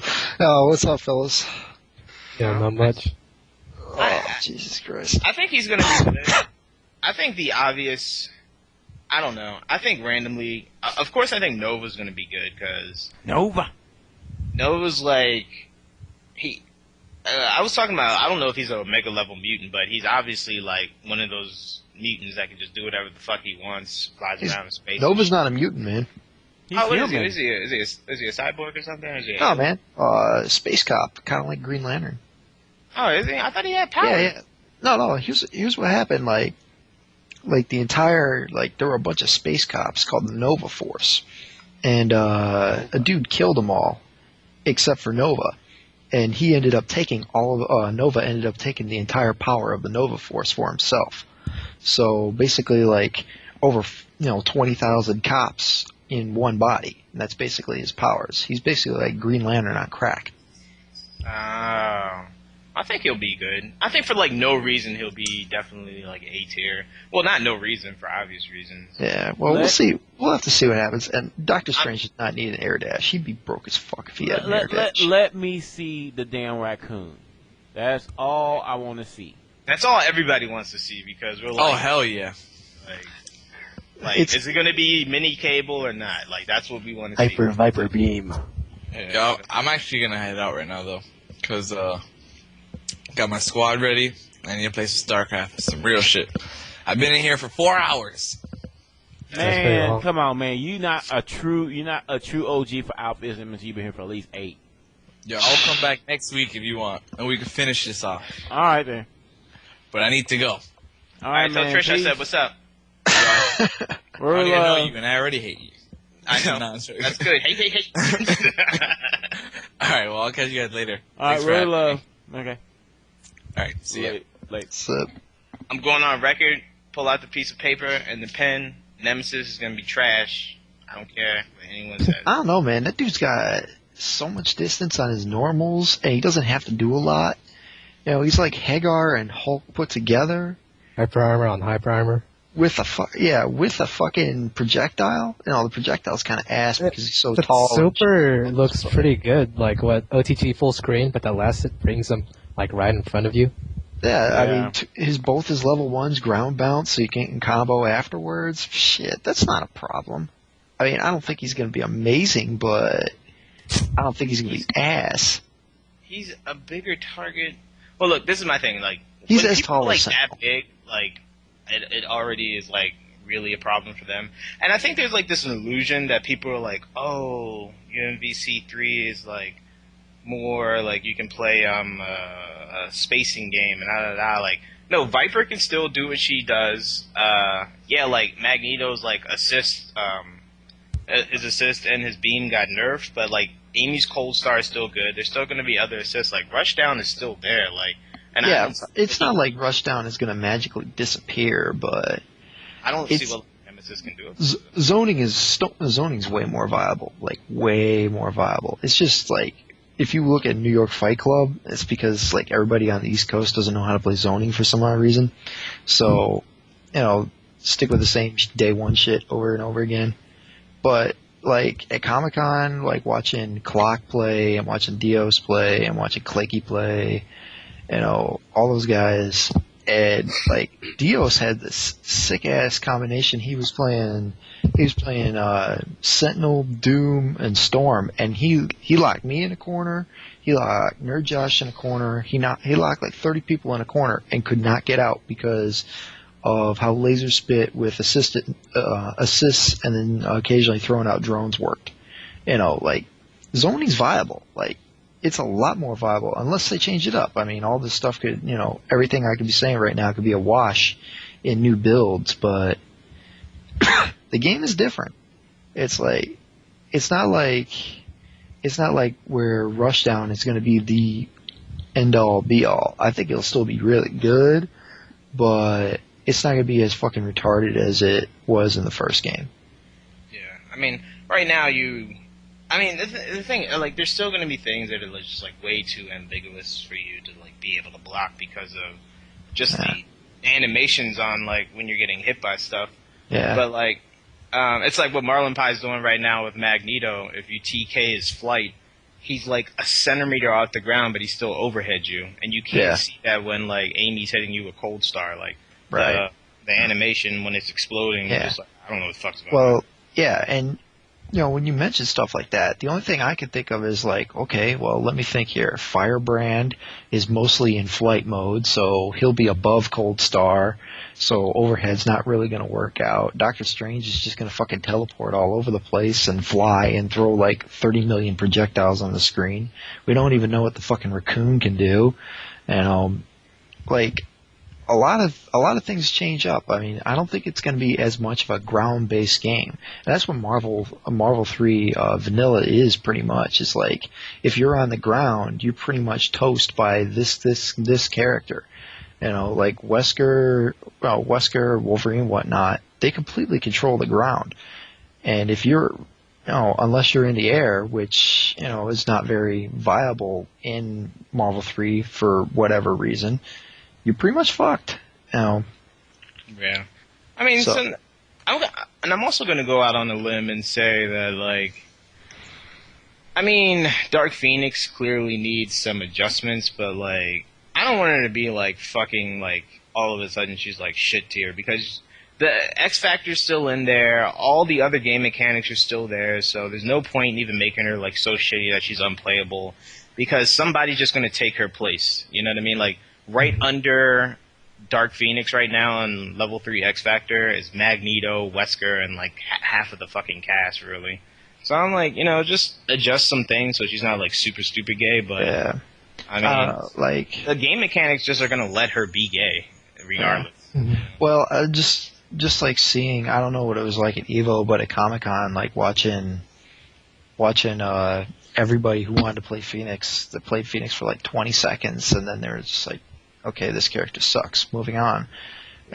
Just because you can only throw one fireball, and then she drops, you can't even teleport out of that. And that alone just like negates so much that she can do. It wasn't really Phoenix, it was Dark Phoenix. I say most of the problem. And it's mainly the pew pew, from what I've seen. Yeah. From what I've been told, that's been thrown out. That's been thrown out too, so on light and whatnot, so. That was ridiculous in the first place, that she had like feathers on top of her normals. Fucking like what the hell is this shit? Like you can't. Like, there's still tactics that aren't being used with Dark Phoenix right now. Like you can do, I think, standing M teleport, and you can't really do anything about it unless you have like an assist you can mash on, because you'll still be in block stun from the feathers, and then now you gotta do the mix up because she can teleport like right in front of you, and like she's so fucking fast, like. But you don't even need to use those advanced mix-ups because you can just mash. Pew, pew, pew, pew, pew, pew, pew. Yeah. Her 50-50's still there, though. She can still do TK Trap 50-50, and that's still a dead character. So that was her biggest. That was her biggest thing. Yeah, I don't know. Like, and the fact that like a lot of ground-based characters that don't have like crazy air dashes or crazy dashes or mobility, so to speak, have such ridiculous armor on shit. Like Hulk, pff, three hits of armor on standing S, and you can still cancel that into armored upward gamma charge. It's like you get a guaranteed 4 hits without much of a hitch. I mean, you can't even fucking if he activates that, you can't even do an unblockable setup. That happened to me at the Comic-Con panel. Dude tried to set up an unblockable with Wesker, and I forgot who he's playing, but he brought in Wesker to just try to go above my head, and Standing H took both hits and beat them both out, got the happy birthday, and killed both of them without a hitch. Yeah. That's what needs to be in, because unblockables right now, super stupid cheap. You literally can't. Josh Wong does it, most of the time with Magneto Wesker. He'll do, maybe 3 to 5 hits, and then he'll go into a fly, cancel to S, Wesker unblockable. You literally can't do anything about it. It's just too fast to react to, you know what I mean? Or if you get caught with, Viper and Amy, where Cold Star is shooting at you, and then he's activating, he's charging up, saving focus attack. Yeah. It's no bueno. It's really bad. I think they want Viper to be top tier. I mean, she's already top tier now, in my opinion, but she's still, real good. Yeah. That change to her not being able to cancel in the EX Seismo was good because it made a ton of shit safe. But in reality, a lot of people... See, this is why I don't really like UMVC3 coming out so early, is that it can be punished. If you do regular medium TK, EX Seismo, and you do, you dash, you super jump, down, back dash to try to get away, some people can punish it. Hulk can immediately go into Gamma Crush, and since his hitbox is so big, he punishes that shit free. There's nothing she can do about it. And there's another character that does. So that's why it's kind of weird. I'm that's cool, not really, but I'm we're still trying to figure out that anti-technology still at this point, you know what I mean? Viper can still get punished. She's not super safe. That shit still gets hit because hitboxes are retarded. It hasn't been a year or a year and a half yet. Yeah. And you know how I learned that? I was just in training mode, and I was let me play the CPU just to fuck around and da-da-da. And I was playing versus Hulk, and I did the normal TK, EX Seismo, super jump safe back, and then he immediately went into Gamma Crush for no reason. And I was this fucking idiot. It hit me. I was wow, that's stupid gay. I didn't know that could happen. And then somebody else randomly punished me with that shit too. I was playing the CPU. And I was I thought that shit was safe. So there's still tech out there that has to be found, but now we get a new fucking game. But whatever. But really, that's going to be that's the future. The days of games being stagnant, untouched for 2, 3, 4, 5 years are gone. All the new games are coming out there. They're going to receive substantial updates every year. And it's just, I don't expect to see anything past UMVC3 in my opinion, but I don't know. No, I think if there is something, it's going to be downloadable only then. Yeah, they're going to do DLCs. They're going to do disc upgrades, and they'll do balance patches. It's just I just think it's just the nature of the beast now. I just think that that game staying stagnant because you really think about it, it makes sense though. How do you keep people interested? We know the hardcore people will continue to play it, but the casual gamers, the ones that really buy all of this stuff, the ones that make up the bulk of the sales, how do you keep them interested? You just can't say, well, here's the game, go play it until your heart, until you find all the obscure stuff in the game. And they're going to be forget it. There's always something out there that's going to grab their attention, so you got to do something to keep their attention. It's like I said months ago. I was the nature of 3 vs 3 games is broken. It can't. It literally is the hardest thing to even waste your time trying to do is to make something that's just really good as 3 vs 3. That's why I think Marvel vs. Capcom 1, even though it had its bullshit, it had an idea that was solid where it was going because it kind of minimized a lot of bullshit because it was still 2 vs 2 limited assists at that point. 3 vs 3 just, I think for gaming naturally it's always going to be broken. And then when you add in like more mechanics to it, that's where, like a lot of the complaints come in, because it's like by its nature it's already broken. Like now you're just like making it harder. But you know, but how You know how what do I mean? you not do 3 versus 3 when you look at its predecessor? You look at how successful it was. You know, I mean, it's like I mean, and even though that technically it may have not been, but people will look at a 2-on-2 will be like as a digression. You know, it would be. They would, because the mind, you know, would immediately the mind always wants more. People always want more. Right. And immediately also 2 versus 2, especially due to you know, the new wave of people and their interest, and now that we have like an SRK front page and all these other sites, I Play Winner, like you'll see like random combo videos of like X-Men vs Street Fighter or this, you know, other like 2 versus 2 type games, and you're like, wow, that looks horrifying, you know, even though those are usually assisted through other means. But yeah, I mean, I think the 2 versus 2 shouldn't have been thrown away. I guess technically it wasn't, because TVC was a good run for 2 versus 2, and UAS make a comeback eventually. I think that eventually we'll probably see TVC 2 probably on Wii U or something like that. I mean that game is different. It's like if Capcom wanted to make a game like Melty Blood, like make a Doshin Fighter, that was TVC, and it just I don't know, like a lot of people unjustifiably shit on it, and we've talked about TVC ad nauseum for, you know, its highs and lows and faults and triumphs, you know. So I don't know. I think you know, we'll probably see more Marvel. Obviously, we'll probably see a Marvel 4 somewhere down the line or something else, and you know, but you know, you've got Tekken X Street Fighter or Street Fighter X Tekken, which is 2v2. You got Tekken Tag 2, which is 2v2. So 2v2 is not dead. It's just a lot of people, for some odd reason, can't think about going back before going forward. Yeah, especially for Verse games, like all the hype for the Verse series, especially, you know, when Street Fighter 4 came out and video game, you know, I mean, fighting games got revived, which is so weird to me, but that's for another conversation. But you know, 3 versus 3 is still kind of that last thought for people, because that was the last Verse game back in 2000, and that was like even before like all the broken hype that, you know, it became, like that was like the last Verse game that everybody remembered, and it was like 50 plus characters, 52 I think. So yeah, it would definitely be like too weird for people to cope to go back to like limited assists 2 versus 2. Like, that doesn't make sense. Like boards that aren't, like if you look at a Marvel vs. Capcom 1 level, like just play the game, jump on GG, and then play Marvel vs. Capcom 3. It's like the level's like 3 times the size of Marvel vs. Capcom 3 in comparison. Like the boards were even shorter. Like you were like constantly in each other's face. That's how it kind of worked out in 2 versus 2.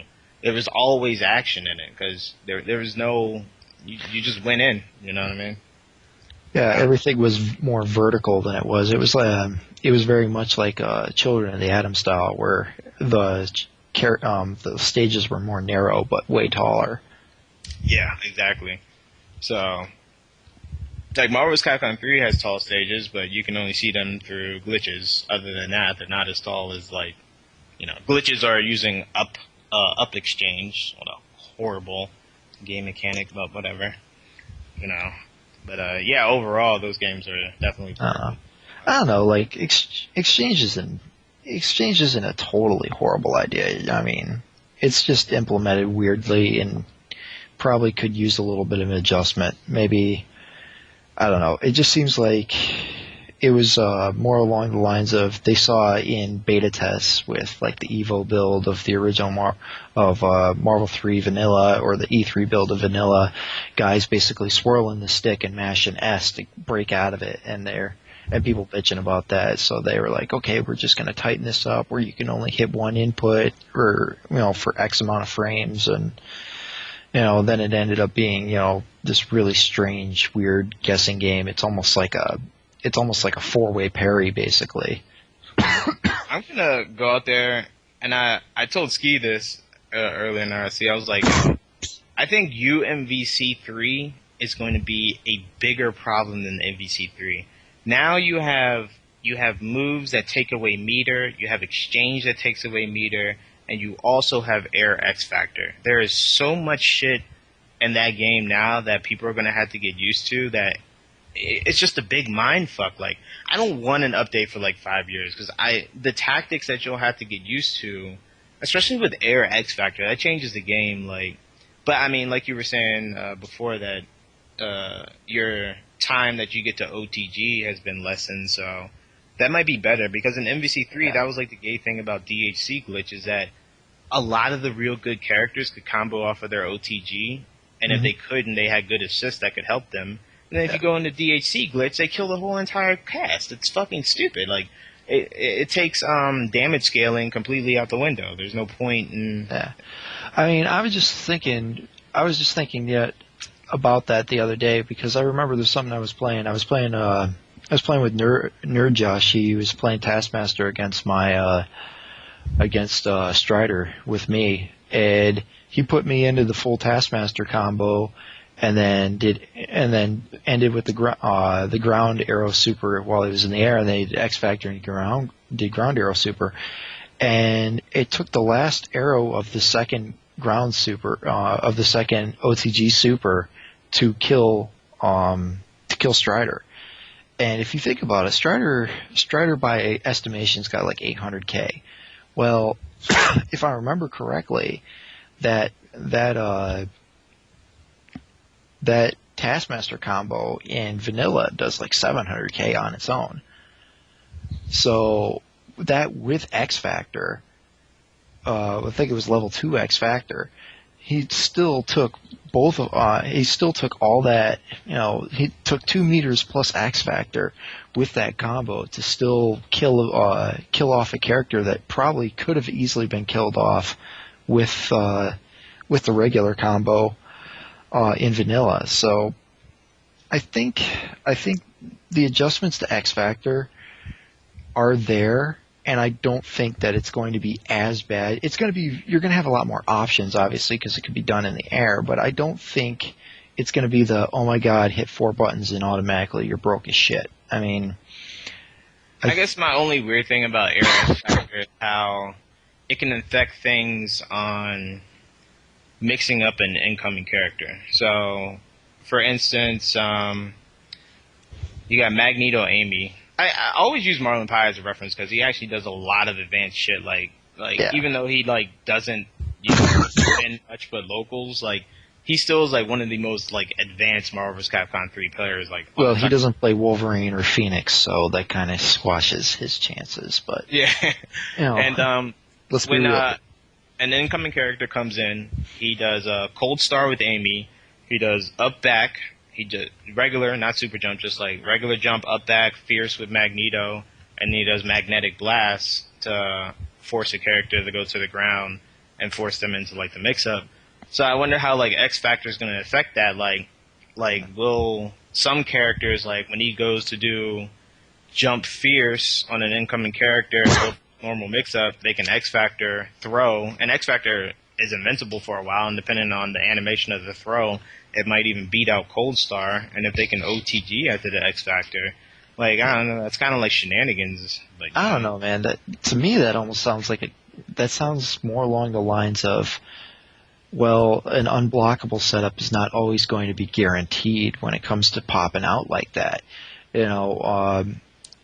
How many times do you see a guy come in and then all of a sudden the guy who's waiting for his opponent to come in, hits Wesker and then jumps in the air and tries to go for an unblockable setup, and it's almost guaranteed. Or you see as soon as someone comes in, Wolverine does cross up slash with Akuma's Tatsu assist and whatnot. That shit you can't block. There's nothing you can do to get out of that situation. Now, with Air X Factor, you got an option to get out of that situation. So, I don't know. It's kind of a catch-22. I don't think I don't think unblockables should be guaranteed on characters coming in. I was never a fan of Guard Crush in Marvel 2. I'm not a fan of bullshit unblockables in Marvel 3 when it comes to characters coming in. So I think Air X Factor, when it comes to that aspect, is a good idea, just on the fact that it gives you at least a chance to possibly get out of it and even the score when it comes to that shit. So, well, like, the only character that really has like a really super guaranteed unblockable is Sea Viper, and there's still you can still get out of it, but she just has so many options that it makes it just completely gay. Like, I mean, you can do like Magneto Wesker because he can do Fierce Magnetic Blast. Depending on how you react to that, he can go into unblockable from there. But I mean, and that's also like Marvel too. Like, I mean, it's just that's what happens. You're not going to be in an advantage, you know, on an incoming character in a game like that, especially with assists the way they are. Like, you can nerf Hager assist, you can nerf Akuma assist, you can nerf Tron assist, but at the end of the game, like, assists are still powerful. Like, Dante, his assist is still gay as shit because you can't tell when you're really getting crossed up. Like, if they time it at the right time, you're just hit. There's nothing you can, like, do about it because, like Ski was saying, like, the left-right in Marvel vs. Capcom 3 is, like, really the strongest. Like, the block high, block low was, like, strong in Marvel vs. Capcom 2, but, like, now it's, like, the 50-50 left-right is like, fucking retarded. You're like, you don't know what to do at that point with some of these characters, so I don't know. I think it might be a tougher game, but I'm sure they might be looking to adjust it, but I don't know. And it's like, I mean, Seth is, like, just speaking on, I guess, what he's played so far. But, I mean, at the same time, he was speaking on what he's only played so far with the vanilla version, and pretty much most of what he said came true. Like, I think the only thing that has not come to fruition that Seth has said is, like, people are still sleeping on Iron Man, which doesn't matter at this point because we're getting a new game and he's been changed.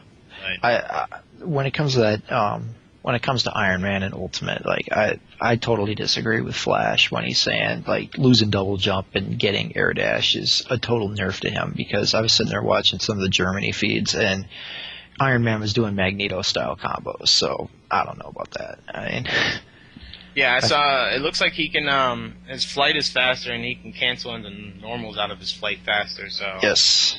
So you could do like fucking Magneto combos, end with S, and then Smart Bomb into Iron Avenger or something like that, or Smart Bomb into Proton Cannon or something like that. You know, he's got options. Yeah. So I don't know. I hope Capcom gives something to people that purchase fucking Marvel vs. Capcom 3 day one, $65 plus tax depending on your state. Yeah, like, I bought the collector's edition, so it's like, it's not that it's, and people are like, well, it's 9 months later, Street Fighter 4, not that I even care about that series. Street Fighter 4 got an update like almost every year, and but I'm like, Marvel wasn't even really like 9 months later, especially the nature of the game. I'm like, once it got announced, it was like 4 or 5 months at that point. And I'm like, the game's obsolete at that point. Like, it's done. It's not. Marvel is not like Street Fighter 4. Like, I mean, yeah, you can still like take your execution and your basic knowledge over to the next version. Really, it died 5 months in. You know, and it's like, holy shit. It's kind of like how Cross Generation Heroes went to UAS for TVC. You know, like a lot of people, even though that was only like a year or something like that. You know, a lot of people are just like, okay, well, those games were night and day when it came to play style, just because they completely rebalanced everything, and they added startup frames to jumps and stuff like that. So, with Ultimate. Playing TVC as soon as it came out, first day, and I got that shit. EVO came around. Before EVO, they announced AS, and I was like, oh, what the F? And then when I played it at EVO, I was like, okay, OG TVC is like obsolete. Like, it didn't play at all the same. Like, yeah. You know what I mean? because and that game, like, it's funny because you gotta let a game breathe, because at first it was Chaos Ryu, that was just like stupidest shit ever on the planet, and then by the end of like OG TVC was even the guy that won SBO, it was Kashern Yatterman, I think, because the OTG Yatterman. glitch, Yeah. you know? And the Kashern and like teams developed. I mean there was a Chaos Ryu, but he didn't make like even in that like top 8 realm. But there was a Chaos Yatterman that made like around like the top 4. But the game evolved outside of that original like 2-week bullshit. Yeah, I mean, you know, Yatterman had his jump infinite and everything else.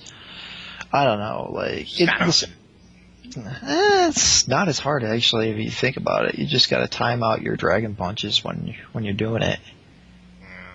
Yeah, but you know, it wasn't that bad. And then you got UAS, even though it quote unquote died at EVO with Marn.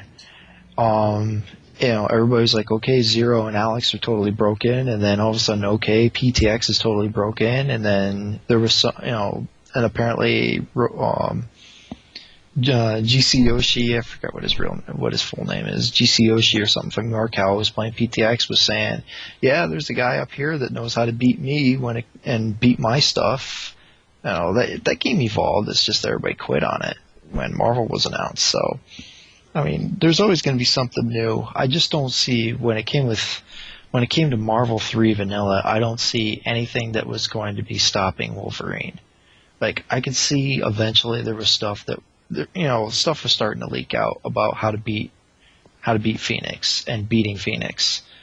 But Wolverine, because of what Ski said and what you mentioned earlier, because of the left-right ambiguity of the game, and his ability to berserker slash like that, and his dive kick being able to cross up and do everything else like that, and being able to inflict so much damage off of those 2 moves, I just never saw any viable way of actually getting around him at all, unless you were like playing Dark Phoenix and playing out of your mind or something like that.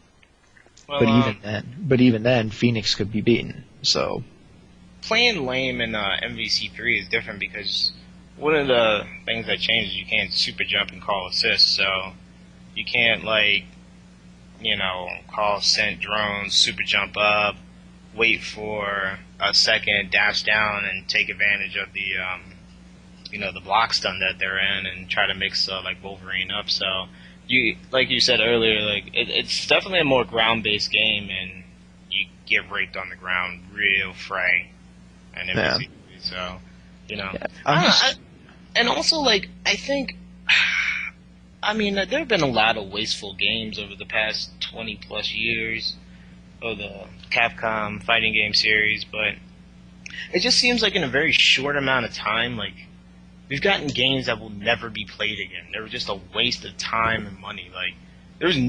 Now if you look back, there was no reason to buy Vanilla, Super, or anything else. I mean, of course, nobody assumed that there was going to be 4 versions of Street Fighter 4, but it's kind of like in a very short amount of time, we're just getting games that are obsolete. They're piling up at this point, and we're not getting anything for them. I don't know. That's irritating to me. Come on, son. I don't know, man. Because you got to remember, you had in the span of maybe 2 years. You had World Warrior, Champion Edition, Hyper Fighting, Super Turbo. Turbo and Hyper Fighting were the same thing, right? I don't remember now. No. Turbo. But I mean, Street Fighter 2 was still. I don't know. I can't speak from a competitor. I mean, out of the Street Fighter 2 series, Champion Edition, but people still play that competitively, even though it has shit. And I can't really speak on SF2 OG, but one of the main ones that nobody really likes out of that is really kind of only Super Street Fighter 2. I mean, people still competitively play ST and Hyper Fighting, and even Champion Edition. Nobody plays Street Fighter 2 OG because I guess there's no reason to. You might as well just play like Hyper Fighting or Champions Edition. But Yeah. I mean, there wasn't a lot of wasteful games there. I mean, even if they came out quickly, I don't know. I'm not even making a good argument. But that's why I said, like, over the past, like, 25 years, yes, we have had, like, games that are just gonna never be played again, but in a very short amount of time, we already have, like, how many do we have now? I mean, even with Blaze Blue, like, what's that? They're on the 3rd version now. So, and then you have all of the DLC that is added on, you know, and that kind of brings up to and that brings up another aspect of people bitching about Ultimate being a disc version. Is Blaze Blue's got 3 versions and they're charging $8 a character.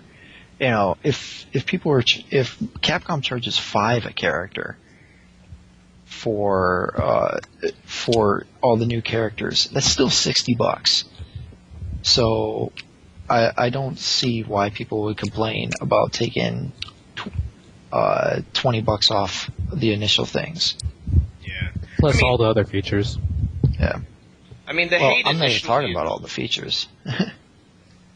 the hate always initially is going to be like misdirected. You know what I mean? I mean, from everybody. You know, even me, I'm sure at times.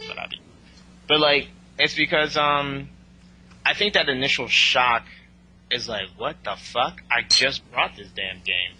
Like, I just wanted you to do like a basic update to DHC glitch and modify X Factor a little bit. Like, I'm not even asking you to go deep into X Factor. Just go in and be like minus 20, plus 10. You know what I mean? Or whatever. And then when people are just like got the whole new game, I think the hate got misdirected, and they're like, "Oh, fuck a disc." But I don't really care about that at this point. You know what I mean? Yeah, I don't know, like, and I don't know about the Blaze Blue model being better, to be quite honest. I mean, yeah, you get the free updates and balance changes, but if you're trying to play the game seriously, you know, at a casual level is one thing, but if you're trying to play the game seriously, you're going to want every character just to be able to experience playing against other characters and playing as other characters to be able to understand what they do. So if you sit there and eat up $8 every time they release a new character, that stacks up pretty heavy. I mean, how many downloadable characters do they have now? 5? 5, 6? Yo, I'm not even sure. But for King of Fighters 13, they plan to have 5 DLC characters after release at staggered intervals. So I have to deal with that when that's out. Yeah. I mean, I don't know. Like, I understand there's arguments for and against, but I don't think that it's nearly as bad as what other companies have done. It's just that you're getting a physical disc instead of digital data. And, you know, I'm personally an advocate for having physical media, just as being able to say, hey, I own this disc, instead of trusting a cloud to say that I have the license for this sort of thing. That's just my personal opinion, though. So, I don't know. But at the same time, when it comes to, you know, little minor changes and whatnot, as you were asking earlier, you know, with the new characters and the way the new characters play, I don't know how future characters play. I only know from the 4 I personally played. They play so radically different from every other character that's currently on that roster that there needs to be fundamental changes to how that game is played. Like I said, vanilla was ground-based. Well, the majority of these characters are projectile or air-based. So there needs to be some sort of adjustment to that sort of thing. I mean, let's think about it. Think about the 12 characters you have. What is it? It's Firebrand, Ghost Rider, Hawkeye, Strider, Nemesis, Doctor Strange, Nova, Frank West, Phoenix Wright, and Rocket Raccoon, and then Iron Fist and Virgil. And the majority of those characters are projectile based or air based. Like over half of them are probably going to have some kind of flight mode or air dash or something of that nature. So just the fact that they have that kind of ability is a fundamental change to how the game is played. So obviously they need to go through extensive changes to be able to radically change the focus of the game. And that's just my opinion, but that's what it appears to me that they're doing. Well, I hope Capcom does something for the fans this year. Like Wiz mentioned, it's their 25-year anniversary. Like, because now we have, and the fighting game community as a whole, within 2 years, we already have a total of 5 games that are obsolete. Street Fighter 4 Vanilla, Super, AE, MVC3, well, the hold 2 on. Big Blues. I have something to say about that, but I mean, a lot of people consider. I mean, Capcom doesn't have anything to do with Blaze Blue, but I'm just saying, like, we're irritated as consumers, obviously. You know what I mean? Like what the fuck? Like, I might as well have just waited 3 years and just No. I don't. I see the thing about it though. To me, is that it makes perfect sense. Super Turbo is considered one of the best Street Fighters of all time, but really, Super Turbo is a compilation. It is of knowledge gained from the 4 versions before it. I mean, it really, most of our favorite games happen to be their Capcom's, or not just Capcom, but usually their second, third, or fourth attempt, as they learn from the previous version what works and what didn't work, and then they apply that knowledge to the succeeding version. So I mean, there would be no Super Turbo had it not been for World Warrior and Hyper Fighting and etc. and Super. And I just really look at it as just, Street Fighter 4 Vanilla. I thought that there was the game had issues, but there's always going to be issues in the first game of a brand new series. Well, I think the most irritating thing, especially as like a Tekken lover and a Tekken player, is that Capcom's business model really hasn't ever changed. They've always done this, and this is just like what they do. But I mean, two things. In all honesty, number one, I mean, when CE, Hyper Fighting, and all that was dropping for Super Nintendo, and we were all in the arcade going crazy nuts over it.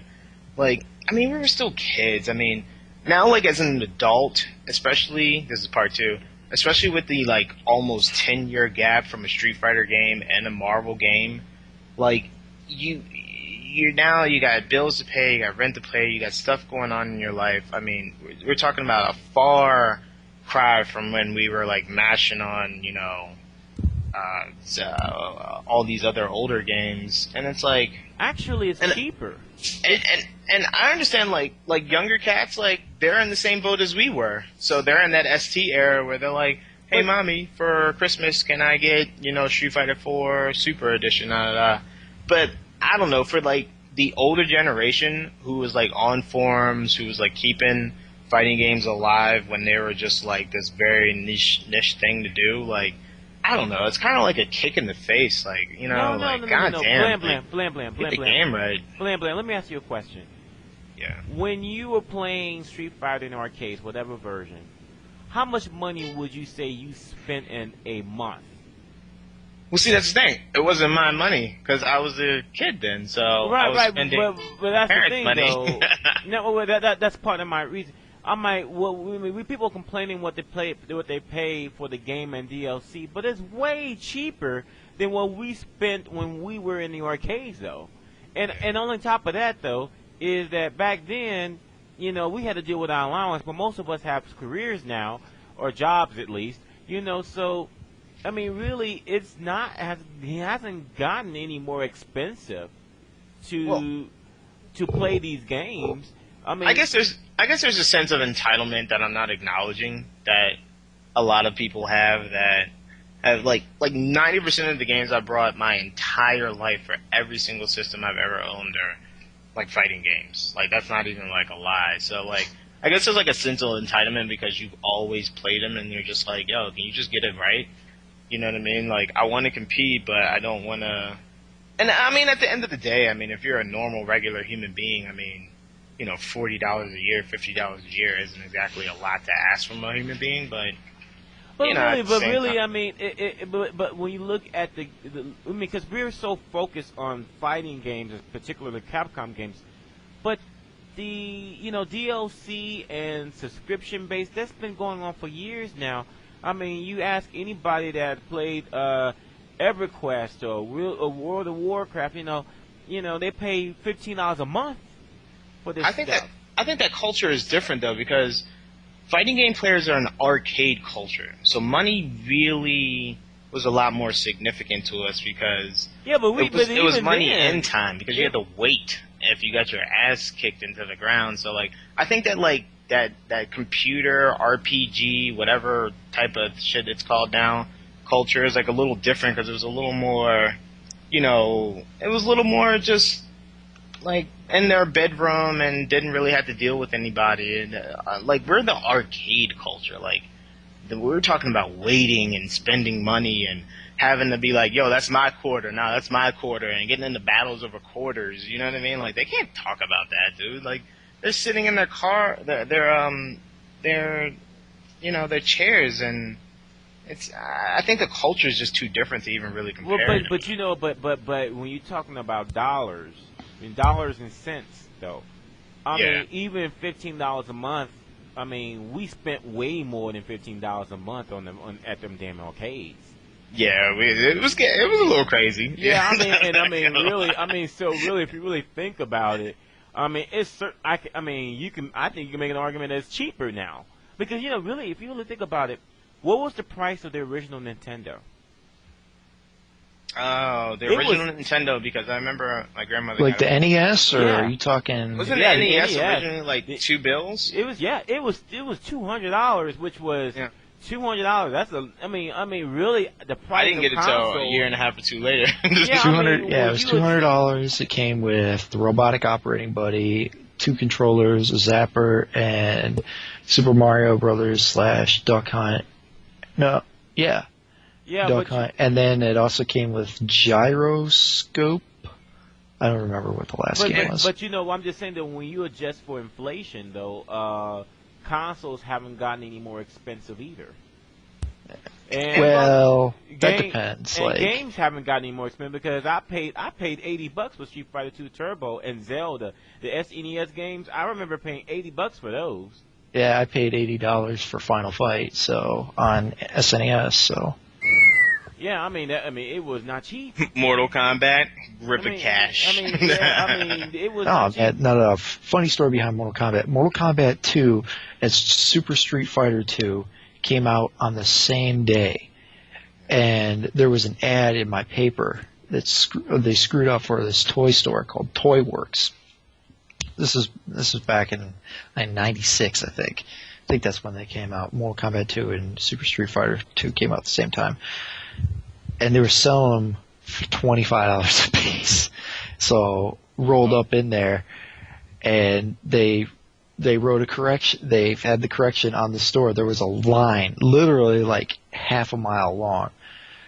There's a correction on the paper with all these disappointed people walking in and out of the line saying that this is not how it's supposed to be. This was a mistake in the paper. So we just drove to Walmart and got both of them for $25. But I mean, Bunkei, I agree. I mean, we're all, we've been around for a while. A lot of us are in the past our mid 20 points. So some of us just don't remind me. But I know. But actually, I'm 19. So where you at? Oh, I'm 28, man. So.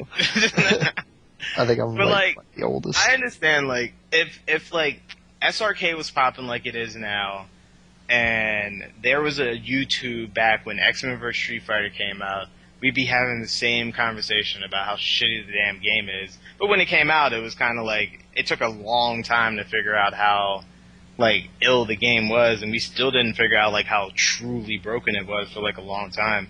I think now, since there's so much access to everything constantly, our brains are just reprogrammed. They're different. We have this expectation, and it might be unrealistic from a corporate standpoint because, I saw Nitsuma at EVO this year. I wanted to go and slap him upside the head. I was like, you son of a bitch, you gave me this game. But I mean, at the end of the day, you know, he's still answering the people, you know, above him are just going to be exactly. It is still a company. It is still a for-profit corporation at the end of the day. Exactly. You know, I mean, but you know, it doesn't have to be all bad though. I mean, you know, I mean, it's really, still fun. It is fun though. It is fun because really that's the number one point of the game. The number one point of the game is to entertain you, not for you to entertain it. So you know, I mean, if Marvel 3 was fun, despite the brokenness of X Factor and all of that, then you got your $60 worth.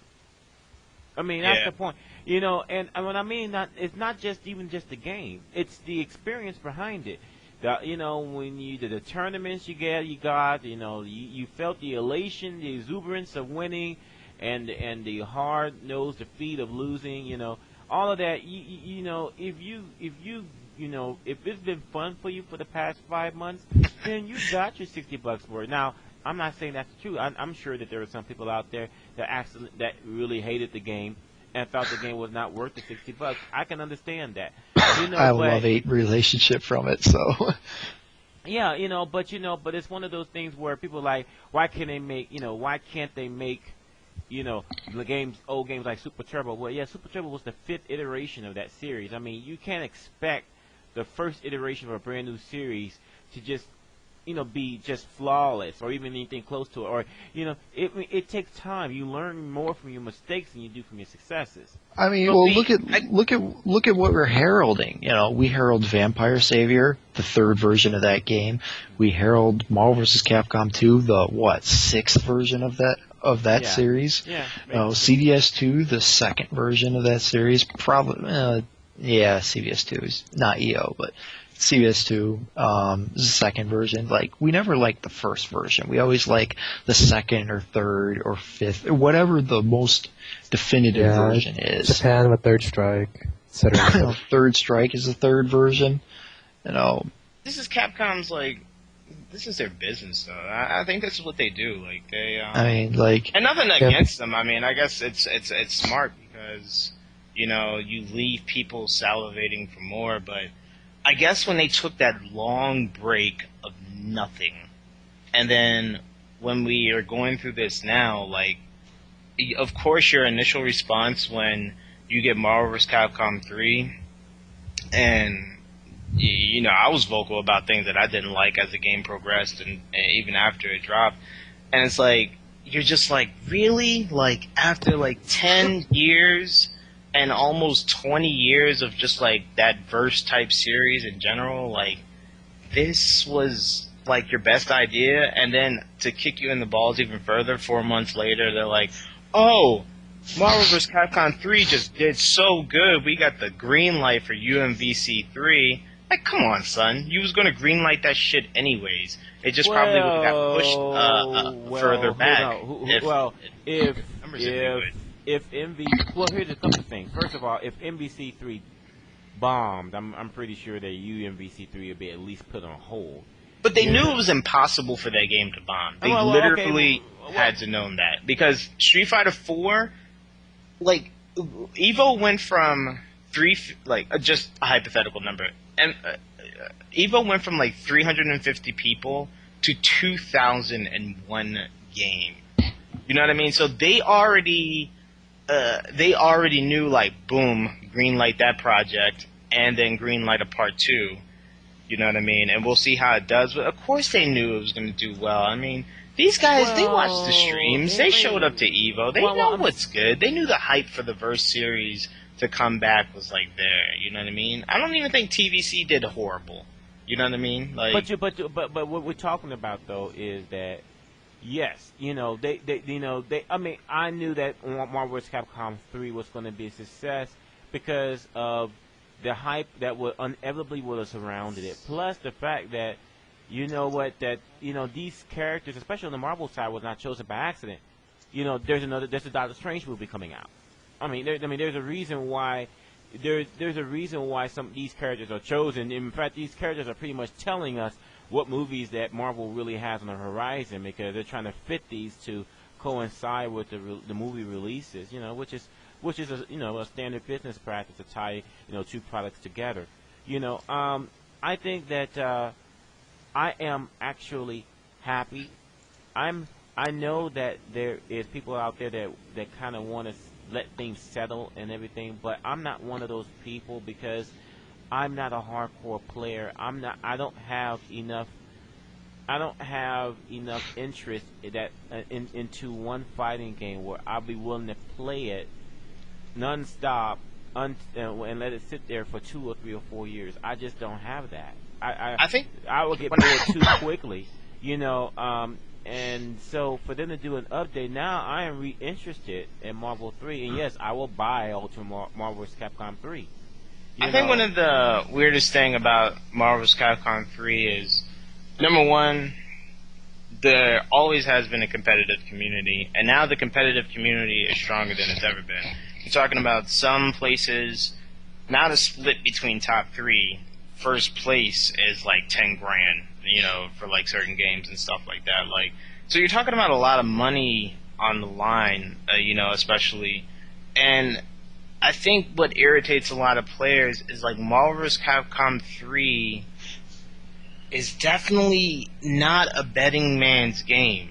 You know what I mean? Like, it's like, like things are just, I mean, you still have to be a good player. I mean, let's not like go crazy and be like, like anybody can win like EVO Marvel vs. Capcom 3. Like, no, like you still have to be like a top player. But I think like if you're a betting man, especially specifically for that game, I can't speak on Street Fighter 4 or anything like that. Like, it's definitely not a betting man's game because it can just go any different way. And I think in a competitive field where you're paying money to enter a tournament, you're using your time and your weekend when you could be chilling and doing stuff, it irritates people that, they spend $10-20 to enter a tournament and they're just like, yeah, I should have raped this dude, but what the fuck, X Factor 3. You know what I mean? Why is that even like in here? But I don't know. That's just my opinion. You know what I mean? but that I look at a player like X-Ray, and I'm like, this dude clearly is like another like type of like Marvel guy, like where I'm like, and not just execution and fanciness. I'm like, he clearly like understands like certain things, but he's just gonna be afraid to. Just stupid shit. You know what I mean? I don't know, man. It's like how Warren got kicked out of EVO. He lost to fucking Phoenix. Like, wait a minute. Well, hold on a second. That's a whole nother rule. Like, X-Ray lost, to be totally honest, he lost because he couldn't count to 3.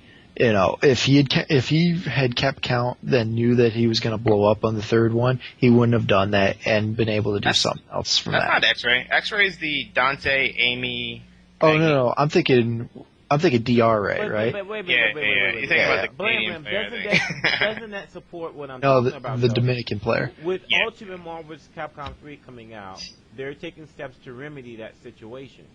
So X Factor 3 is still powerful, though. You still get it's still destroyed. powerful, but now characters that didn't have speed-ups have speed-ups. Like, sped up Amy is rough. But if you go back to the thing about before, I mean, you can't have it both ways. You can't say, well, we want to let the game sit and mellow out for a bit so we can find ways, but then say no. But you know what, X Factor is too overpowered. I mean, so really, I mean, they're bringing on an update to the game with more characters, and they are addressing the issues, the forefront of issues with the game. What's the problem? Because the thing is, no one asked for more characters. All we were asking for was... Nobody asked for more characters? Dude, like, you look up at, like, alright, maybe no top player.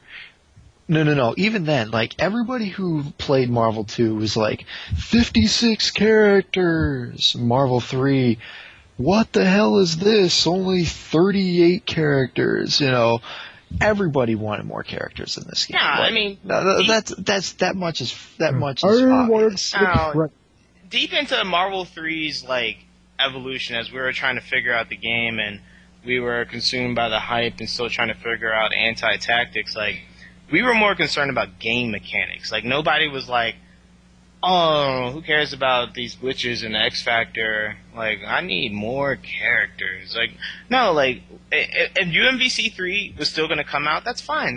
But I think a lot of people's irritation is that they could have spent that time modifying UMVC3, but I think a lot of people's expectations was like, why don't you just take out DHC glitch and just give me like a basic modification of X Factor? I mean, just take percentages down. I'm not even asking you to normalize it. Just adjust a few things. Well, that might have been the plan originally, but remember, you also had a tsunami and an earthquake that devastated Japan for several months.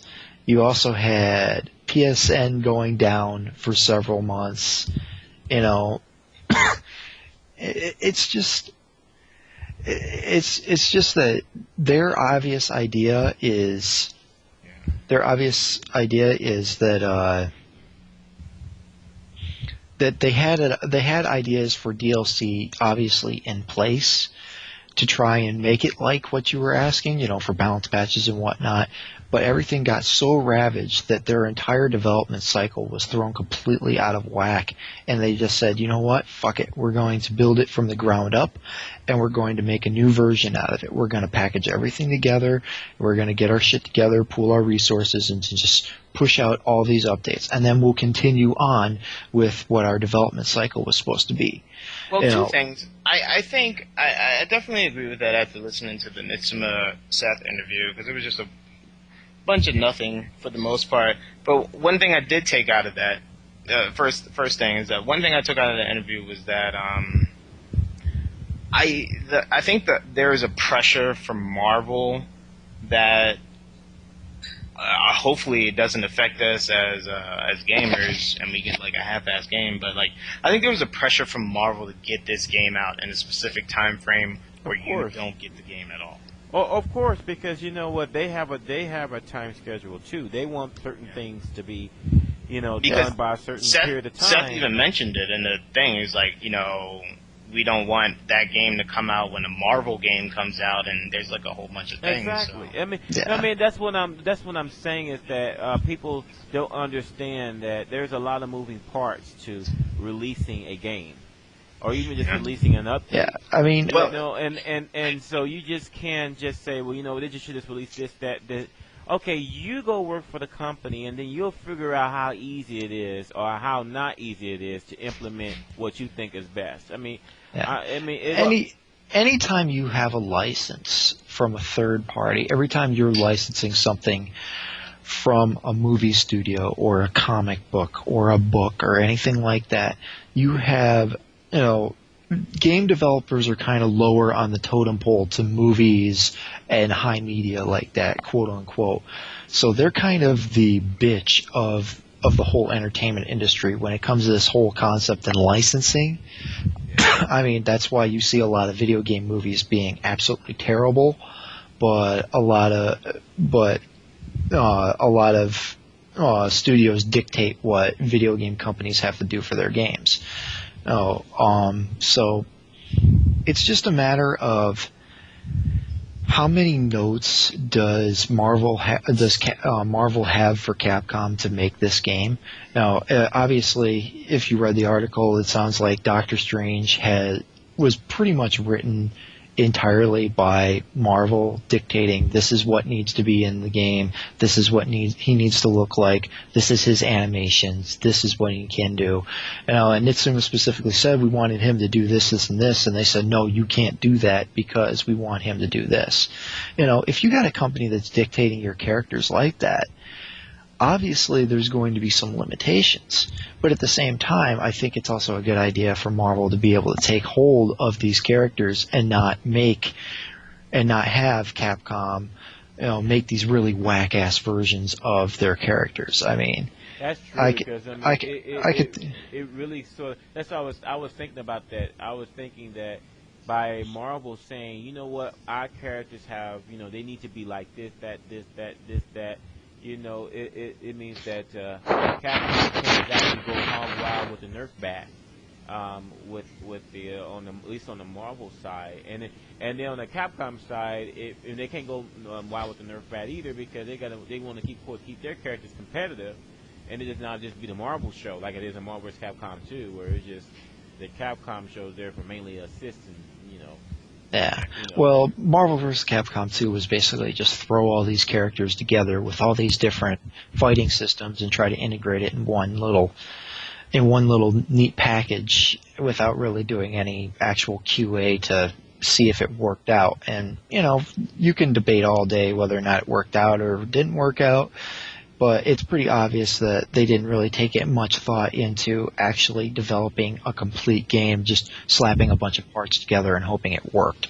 So, with Marvel 3, it's pretty obvious that they're taking their time to a certain degree to try and make the best game they possibly can make while appeasing the best representations in Marvel's eyes of their characters. So, in my opinion, especially even talking to players all throughout EVO, Marlon Pye, talk to PR Raw, Chris G, etc.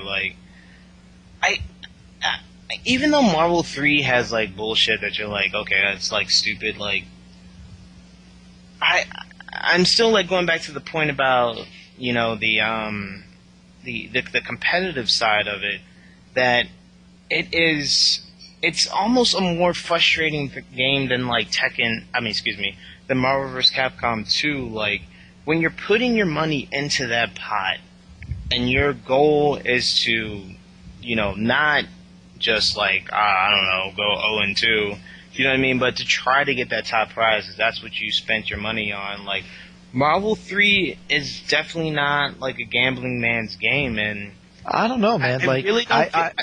I don't feel like the mechanics in that game, I think they're just too much. It's too late to take them out, but I'm just saying.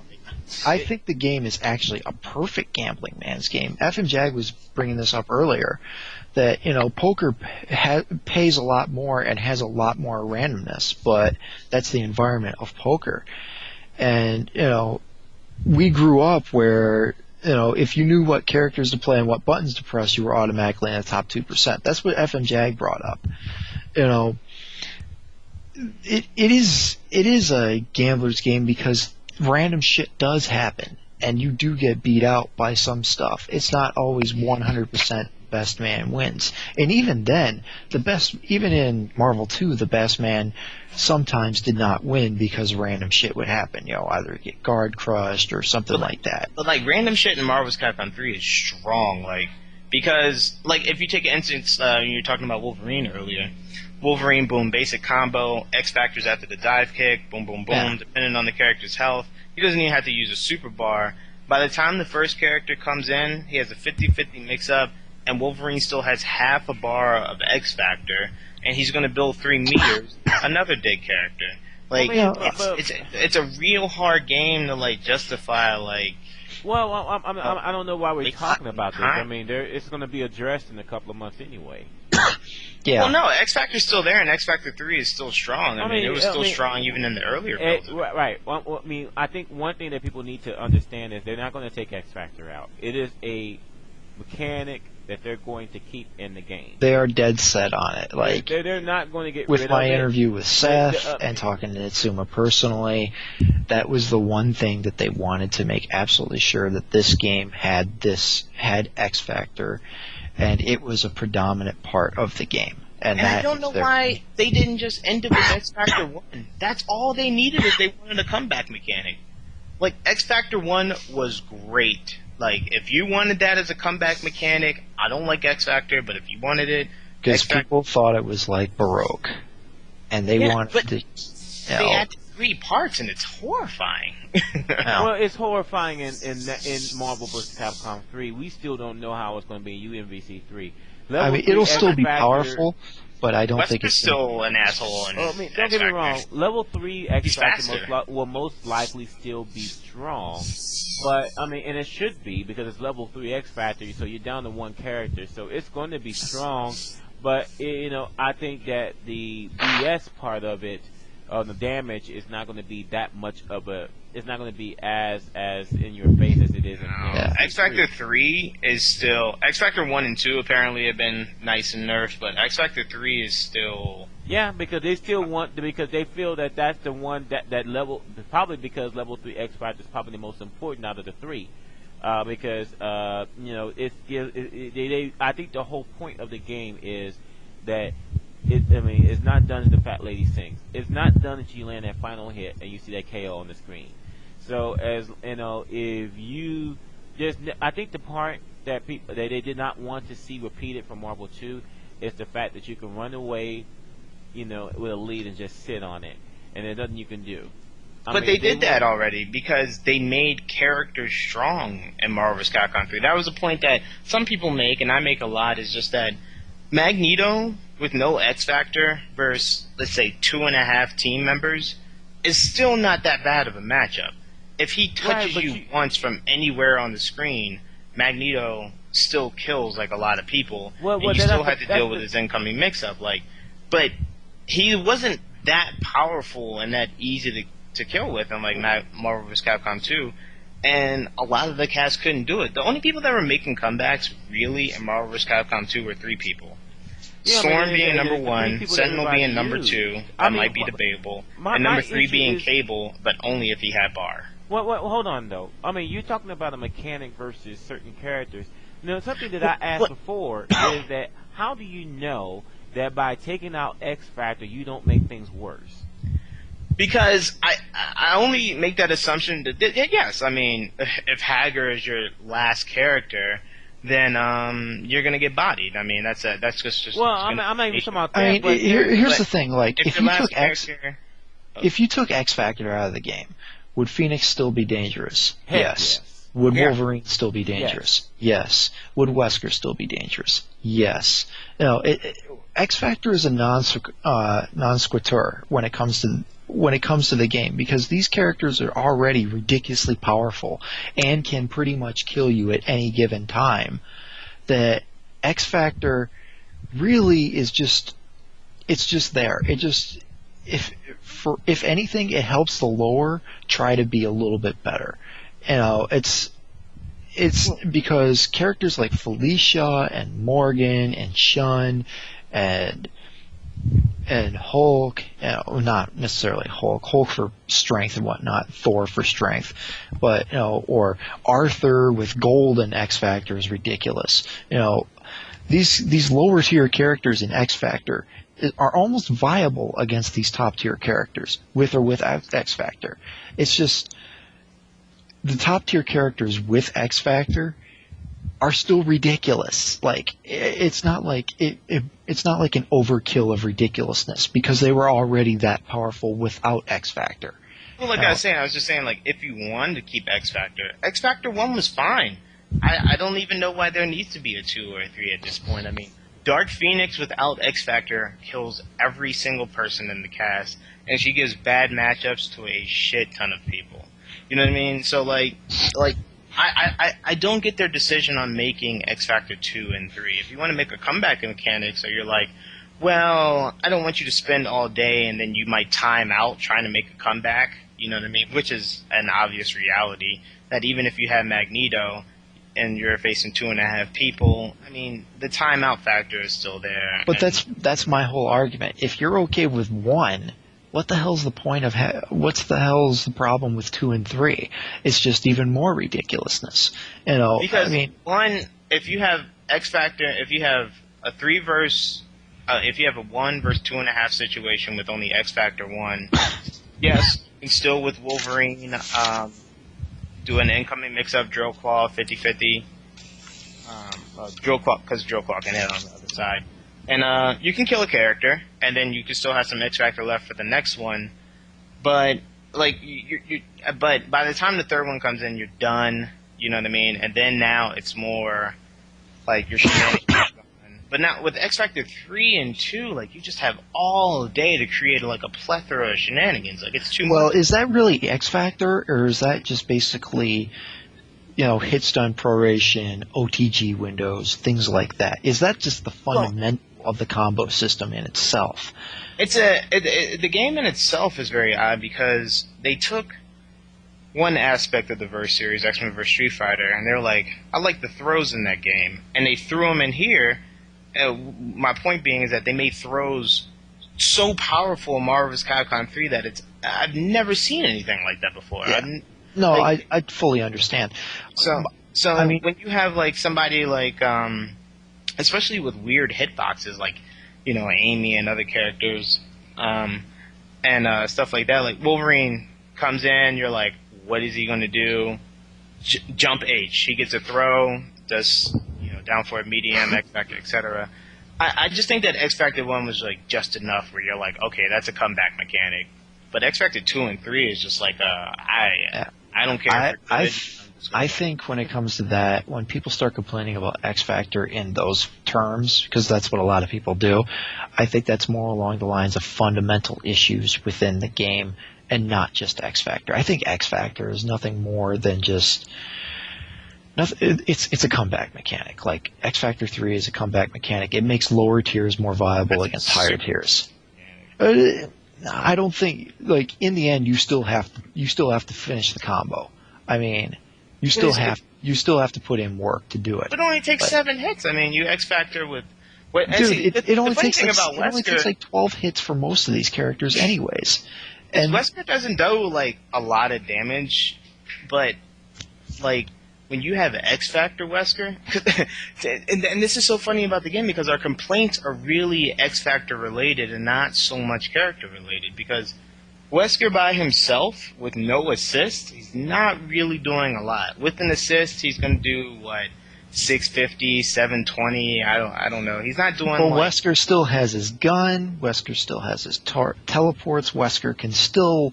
Yeah, but you can still. Wesker can still OTG from half screen. Wesker has arguably you can one still of the create best. a good, solid game plan versus him, but in X Factor 3, like he's just ridiculous. I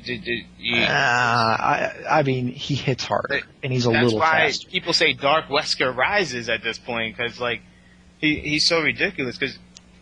And that's one of the reasons Viscant won EVO is he recognized the options of Wesker. Is just that when Viscant hits 2 buttons to dash into you, I'm a fan. Like to dash into your face, he's either going to do a crouching L or a command grab, and the mix-up with Wesker outside of X Factor is already ridiculous. So now with that, by the time like you get up and you're functionally trying to consciously react to it, it's ridiculous.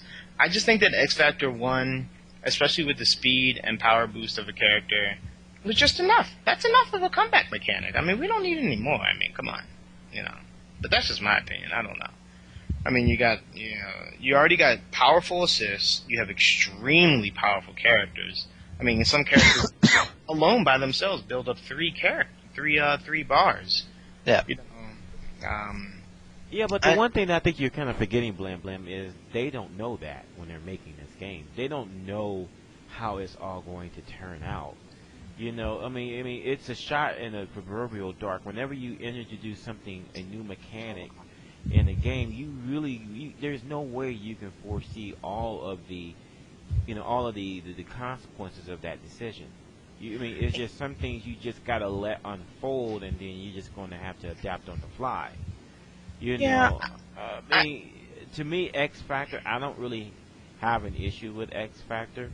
Do I think it was overpowered? I think the argument can be made that it was overpowered in Marvel vs. Capcom 3, but I thought that there were actually issues endemic to that game. I mean, it's hard for me to believe that. I think there were certain characters in the game that actually were more concerned to me than X Factor. I mean, it's hard for me to believe that because, within 2 weeks, we didn't figure out all the anti-tech, but in 2 weeks we were already like, wow. You can do this. Yeah, but you got millions of people playing the game at one time. I mean, not millions. And they all have internet But then, access. I mean, you got people like Seth, we got people in our dev department who could compete at EVO, but they can't. And you have Seth himself as a competent player. He has played games. He understands, you can do with any character, like Sea Viper, and you're like, okay, her standing S is 2 hits, and I can cancel out the first one. So I can just do LMHS, X Factor, LMHS, TK, EXTK, basic combo. Holy shit, that's only an X Factor 1, and that's clearly, powerful enough. anybody can see that in 20 minutes. It does not. I mean, well, here's the thing, though. Here's the thing, though. I mean, first of all, just because you're a competent player doesn't mean you're going to find everything in the game. And second of all, I mean, you know, everything is done on a time crunch. You know, you don't have, you know, to infinity to find every nook and cranny in the game to find out. And thirdly, we don't know what they fixed prior to the game coming out.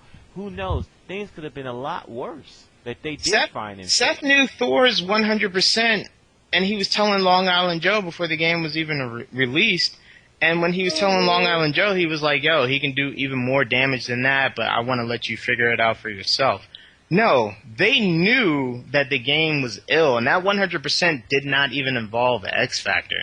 That was just like L.I. Joe doing like this like crazy reset that you only have one possible option to forward tech out of it, and if you didn't, you got fucking murdered. You know what I mean? So like, no, they were aware that of the shenanigans of the game. Like, it's impossible not to be. Well, like, I'm just saying they may be aware of the shenanigans of X Factor.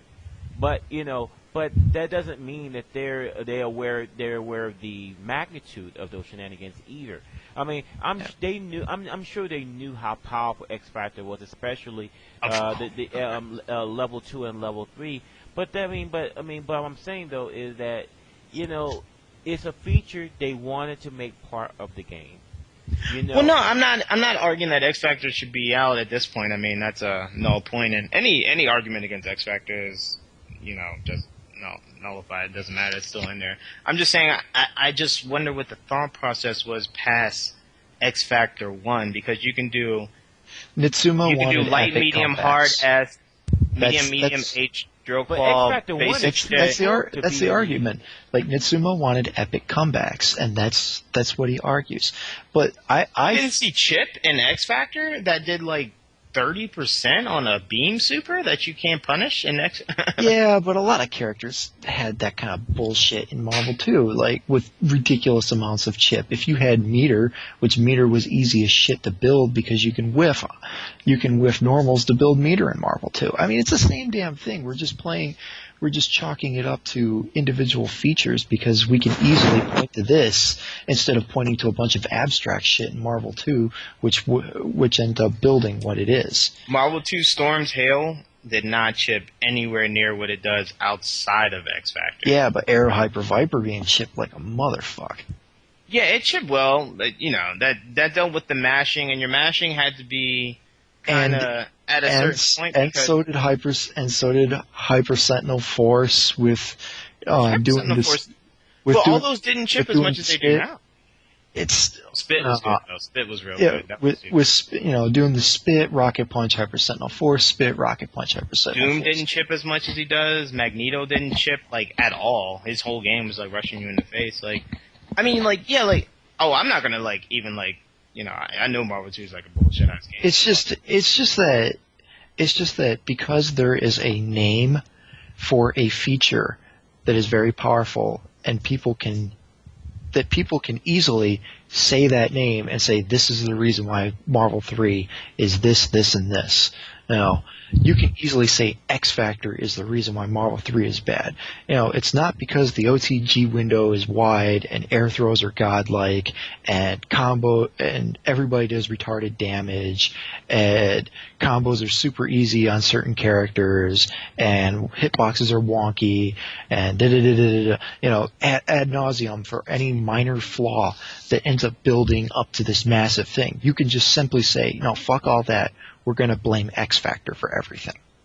Well, I mean, and I guarantee you, if X Factor was removed, you would still have the same bullshit. Yeah, that's what I'm still saying, have the same though. bullshit. I mean, it would be definitely a lot. It would be Marvel vs. Capcom 2 plus, Marvel vs. Capcom 2.5 where. You would actually really need to try to get in. Oh yeah, there's still.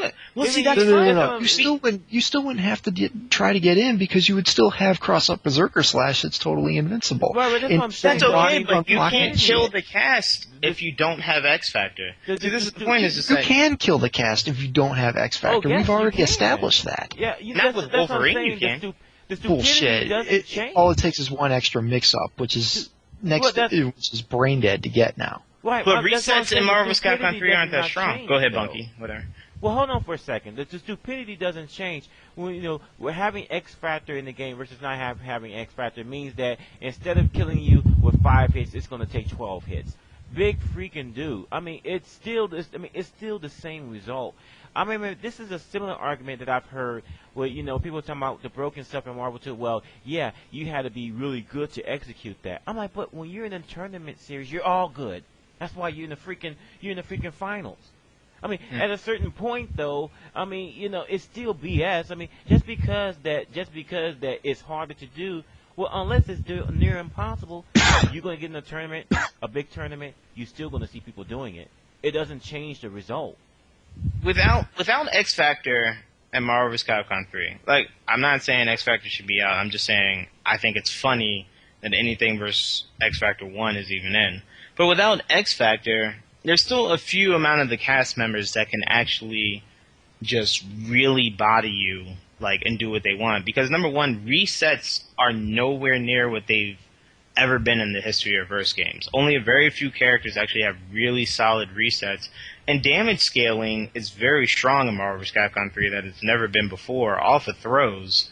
So, like, even if you're trying to make a one-character comeback, like, even if Wolverine hits you with the 50-50 mix-up, he's still doing only, like, 720k, which even on a full health 0 doesn't even kill the character. It only kills Phoenix at that point. Yeah, and then you have one other mix-up, and that's another... And without X Factor, it doesn't matter, because most of the cast is 900k. Well, you have one... No, you said 720k for the one combo. Well, then you do one mix-up, and you do another 720k. That's the entire cast. That's the entire cast. Only one character has health lower than 800k. What character has more than what character has more than 1.5 million health? Let me tell you what I'm talking about. No. Let just ask. No. Like, you said 750k for one combo, right?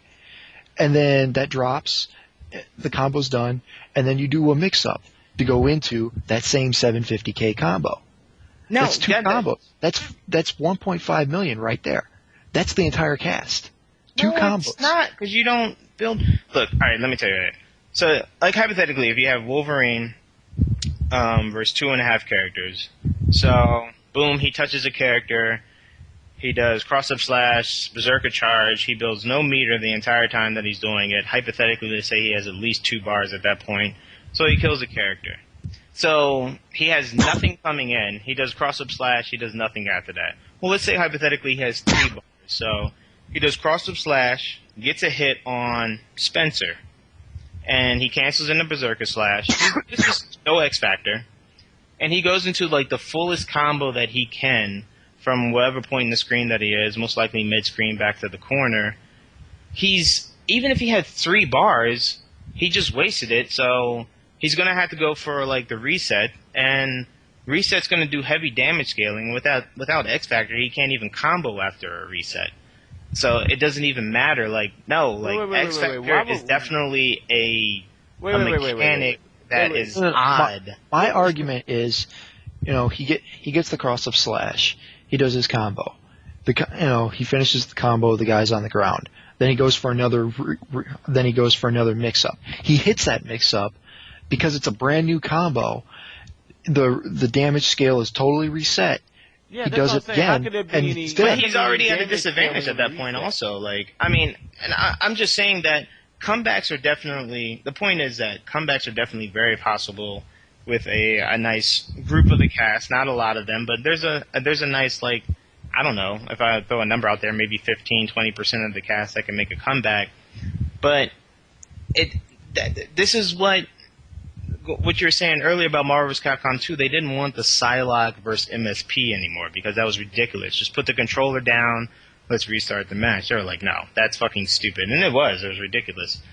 But now they did that. They made characters strong, and I'm sorry if Ryu can't make a comeback on an entire team. Like, why can't people just accept that?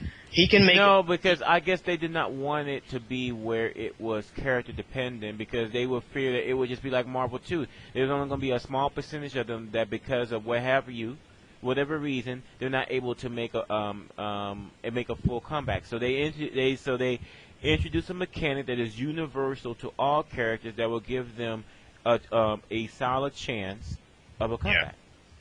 And I agree with that. Well, I don't agree with it, but I mean, I can accept X Factor 1. My point is just that X Factor, anything above X Factor 1 was just shenanigans at that point, because the characters are too powerful for you to introduce a mechanic that strong. We're not talking about too powerful. Tron, MVC2 Tron versus MSP anymore. We're talking about a majority of the cast, except for 4 people, are strong. But that doesn't make we didn't need sense, anything though. past X I Factor mean, 1, in my opinion. That goes back to what I was saying before. You're saying it is too powerful to introduce such. But how will they know that? How would they know that they introduce characters that are too powerful? Because it's so interconnected. Yes, you can make a character that is great, but it's only but if you make 10 other characters that are even just as much better, then they might as well be their bottom tier. I'll tell you right now, this is what you do. You say, okay, all right, well, we got X Factor 3. I think we're comfortable where we are there. Let's test it out some more. Hit X Factor. Crouching, light, medium, hard, S with Wesker. Jump, medium, HS. Shot, hit S again. Medium, HS. Shot. How much damage did that do? 1.5 million. No, not 1.5, but 1,150,000 or whatever. So he kills 95% of the cast. Yeah, so that's the reason why they nerfed level 1 and level 2 X Factor. But it's weird to me that they didn't look at that and go okay, he just killed Captain America. That's okay, whatever. All right, that's hype. He just made a comeback. And then they didn't look at the X Factor bar and go wow, he still has a lot of time and damage left. Because the thing with X Factor he still needs to engage and still needs to land the hit to be able to make that combo on the next character. And I understand that, but the thing with the mix-ups in the game that are so powerful, and the thing with X Factor, because it's such a stupid mechanic, is that when you touch people in X Factor, whether you're hitting them or they're blocking, the bar slows down. So, yes, if it's Magneto by himself, X Factor 3, he just killed a character, so there's a little bit left, and versus Magneto and Tron. So, there's still a Tron assist to back him up, but, as soon as Tron assist comes out, he can just rush down with impunity, because he's so powered up with his speed and with his power, but more specifically his speed is what I'm talking about, is that there's nothing that a non-X Factor Magneto could do to even battle him. So the mix-ups are just ridiculous. Get in the air. I mean, that's good on paper. It's the same thing like we said with Phoenix, we'll just kill that bitch, no problem. We know how to snap people. Yes, I understand it's easier said than done, but we're talking about the highest of the high level here. And if people just throw their hands in the air and say, "Oh, fuck it, this is just impossible. We just can't do this," then the game dies right there. There's no fucking point to play that. When you just say, "Okay, this is the reason why we're totally fucked," then you get no Justin Wong comeback with Cyclops. You get no Mike Ross, I Still Believe. You get none of that shit because everybody just threw their hands in the air and said, "Fuck it, this thing is way too powerful." But do it. You're the same person that doesn't like Noel and didn't think that he should have had his spot in Marvel vs. Capcom 3 because Wolverine is bullshit. But Wolverine is also bullshit because of the fact that he has X Factor. And that's what makes Wolverine extra, extra, extra bullshit. So, I mean, no argument at the same time, you're slightly contradicting yourself. No, I still think it's way more Wolverine than it is X Factor. I mean, you don't hear me bitching about Noah, playing with fucking Hulk, and saying, "Oh, X Factor and Hulk are broke as shit." No, I mean, he was playing smart with what he knew, and dudes were mind fucked anyways because they didn't want to be the guy. Wolverine can't do more than kill 20% of the cast with one combo. He just literally can't because without X Factor he can't because if he goes into cross-up slash and you block it, he burns the meter to go into Berserker Rage mode. And then if he burns that meter, he's not building meters, so the best he can do is like low 600s. Like without X Factor, he can't create that bullshit that he does. That's literally. But if he has assists, like with Akuma and whatnot, he can do ambiguous cross-up slash and go into that shit without having to burn Berserker slash, get that extra damage in, and that meter. And by the time the ground bounce hits from the dive kick, he can activate Berserker slash because he's already built half a meter to 3/4 of a meter by then. Okay. And then he can go back. His resets aren't that fast though. His hitbox on the cross-up slash is ridiculous, but the window is so wide on OTGs and ground bounces. Radio host here. Okay, we have exhausted this topic. His resets aren't that fast though. Wolverine does have some really good resets. We exhausted this topic. All right, it's going nowhere. Okay, we've done all we talked about the mechanics of Marvel 3. We can agree to disagree. I'm just saying. I mean, if you want a comeback mechanic, I'll just go out on this. X Factor 1 should have been it. I don't think it should have went anywhere. I'm gonna shoot you, man. Wait, was that true that? All right. Was Nitsuma the main guy that calls the shots in Marvel 3? Yes, Nitsuma is the lead producer for Marvel 3. So Nitsuma won X Factor, and you have, and that's probably it, right? Because everybody else, I heard most of the people in Capcom, they didn't want X Factor, but Nitsuma wanted that, so folks. Yeah, that's about it. I don't know. Yeah. I mean, that's the thing. That's the point that I was making. I mean, things got lost, but no, I was like, if you want a comeback mechanic, it's understandable. We don't want Psylocke versus MSP. It's ridiculous. Like, the X Factor level 1, call it a wrap. All I'm saying is you're not seeing guys like Arthur and Lele finishing off people in X Factor 3. I mean, that's my argument. They need their own character buffs, though. It's just like Ryu. Ryu needs character buffs. Like, he doesn't need X Factor 3. He just needs a character buff. Good night. Well, I mean, like characters like Hulk. Goodness gracious, man! I keep on saying we exhausted the topic, and everyone keeps on talking. All right, folks, it was great. Thanks for tuning in. And this show will be up soon. Let me thank for all my guests coming on. I enjoyed it, but it's been on for nearly 5 hours, and it's a conversation that is keep on going around in circles. And I try to end it, but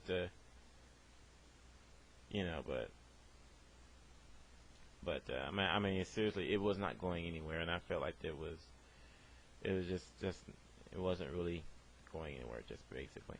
All right, folks. So look for the show pretty soon up, and I'll see if I can have Flash on. He was great. Let me see if I can have him on next week sometime.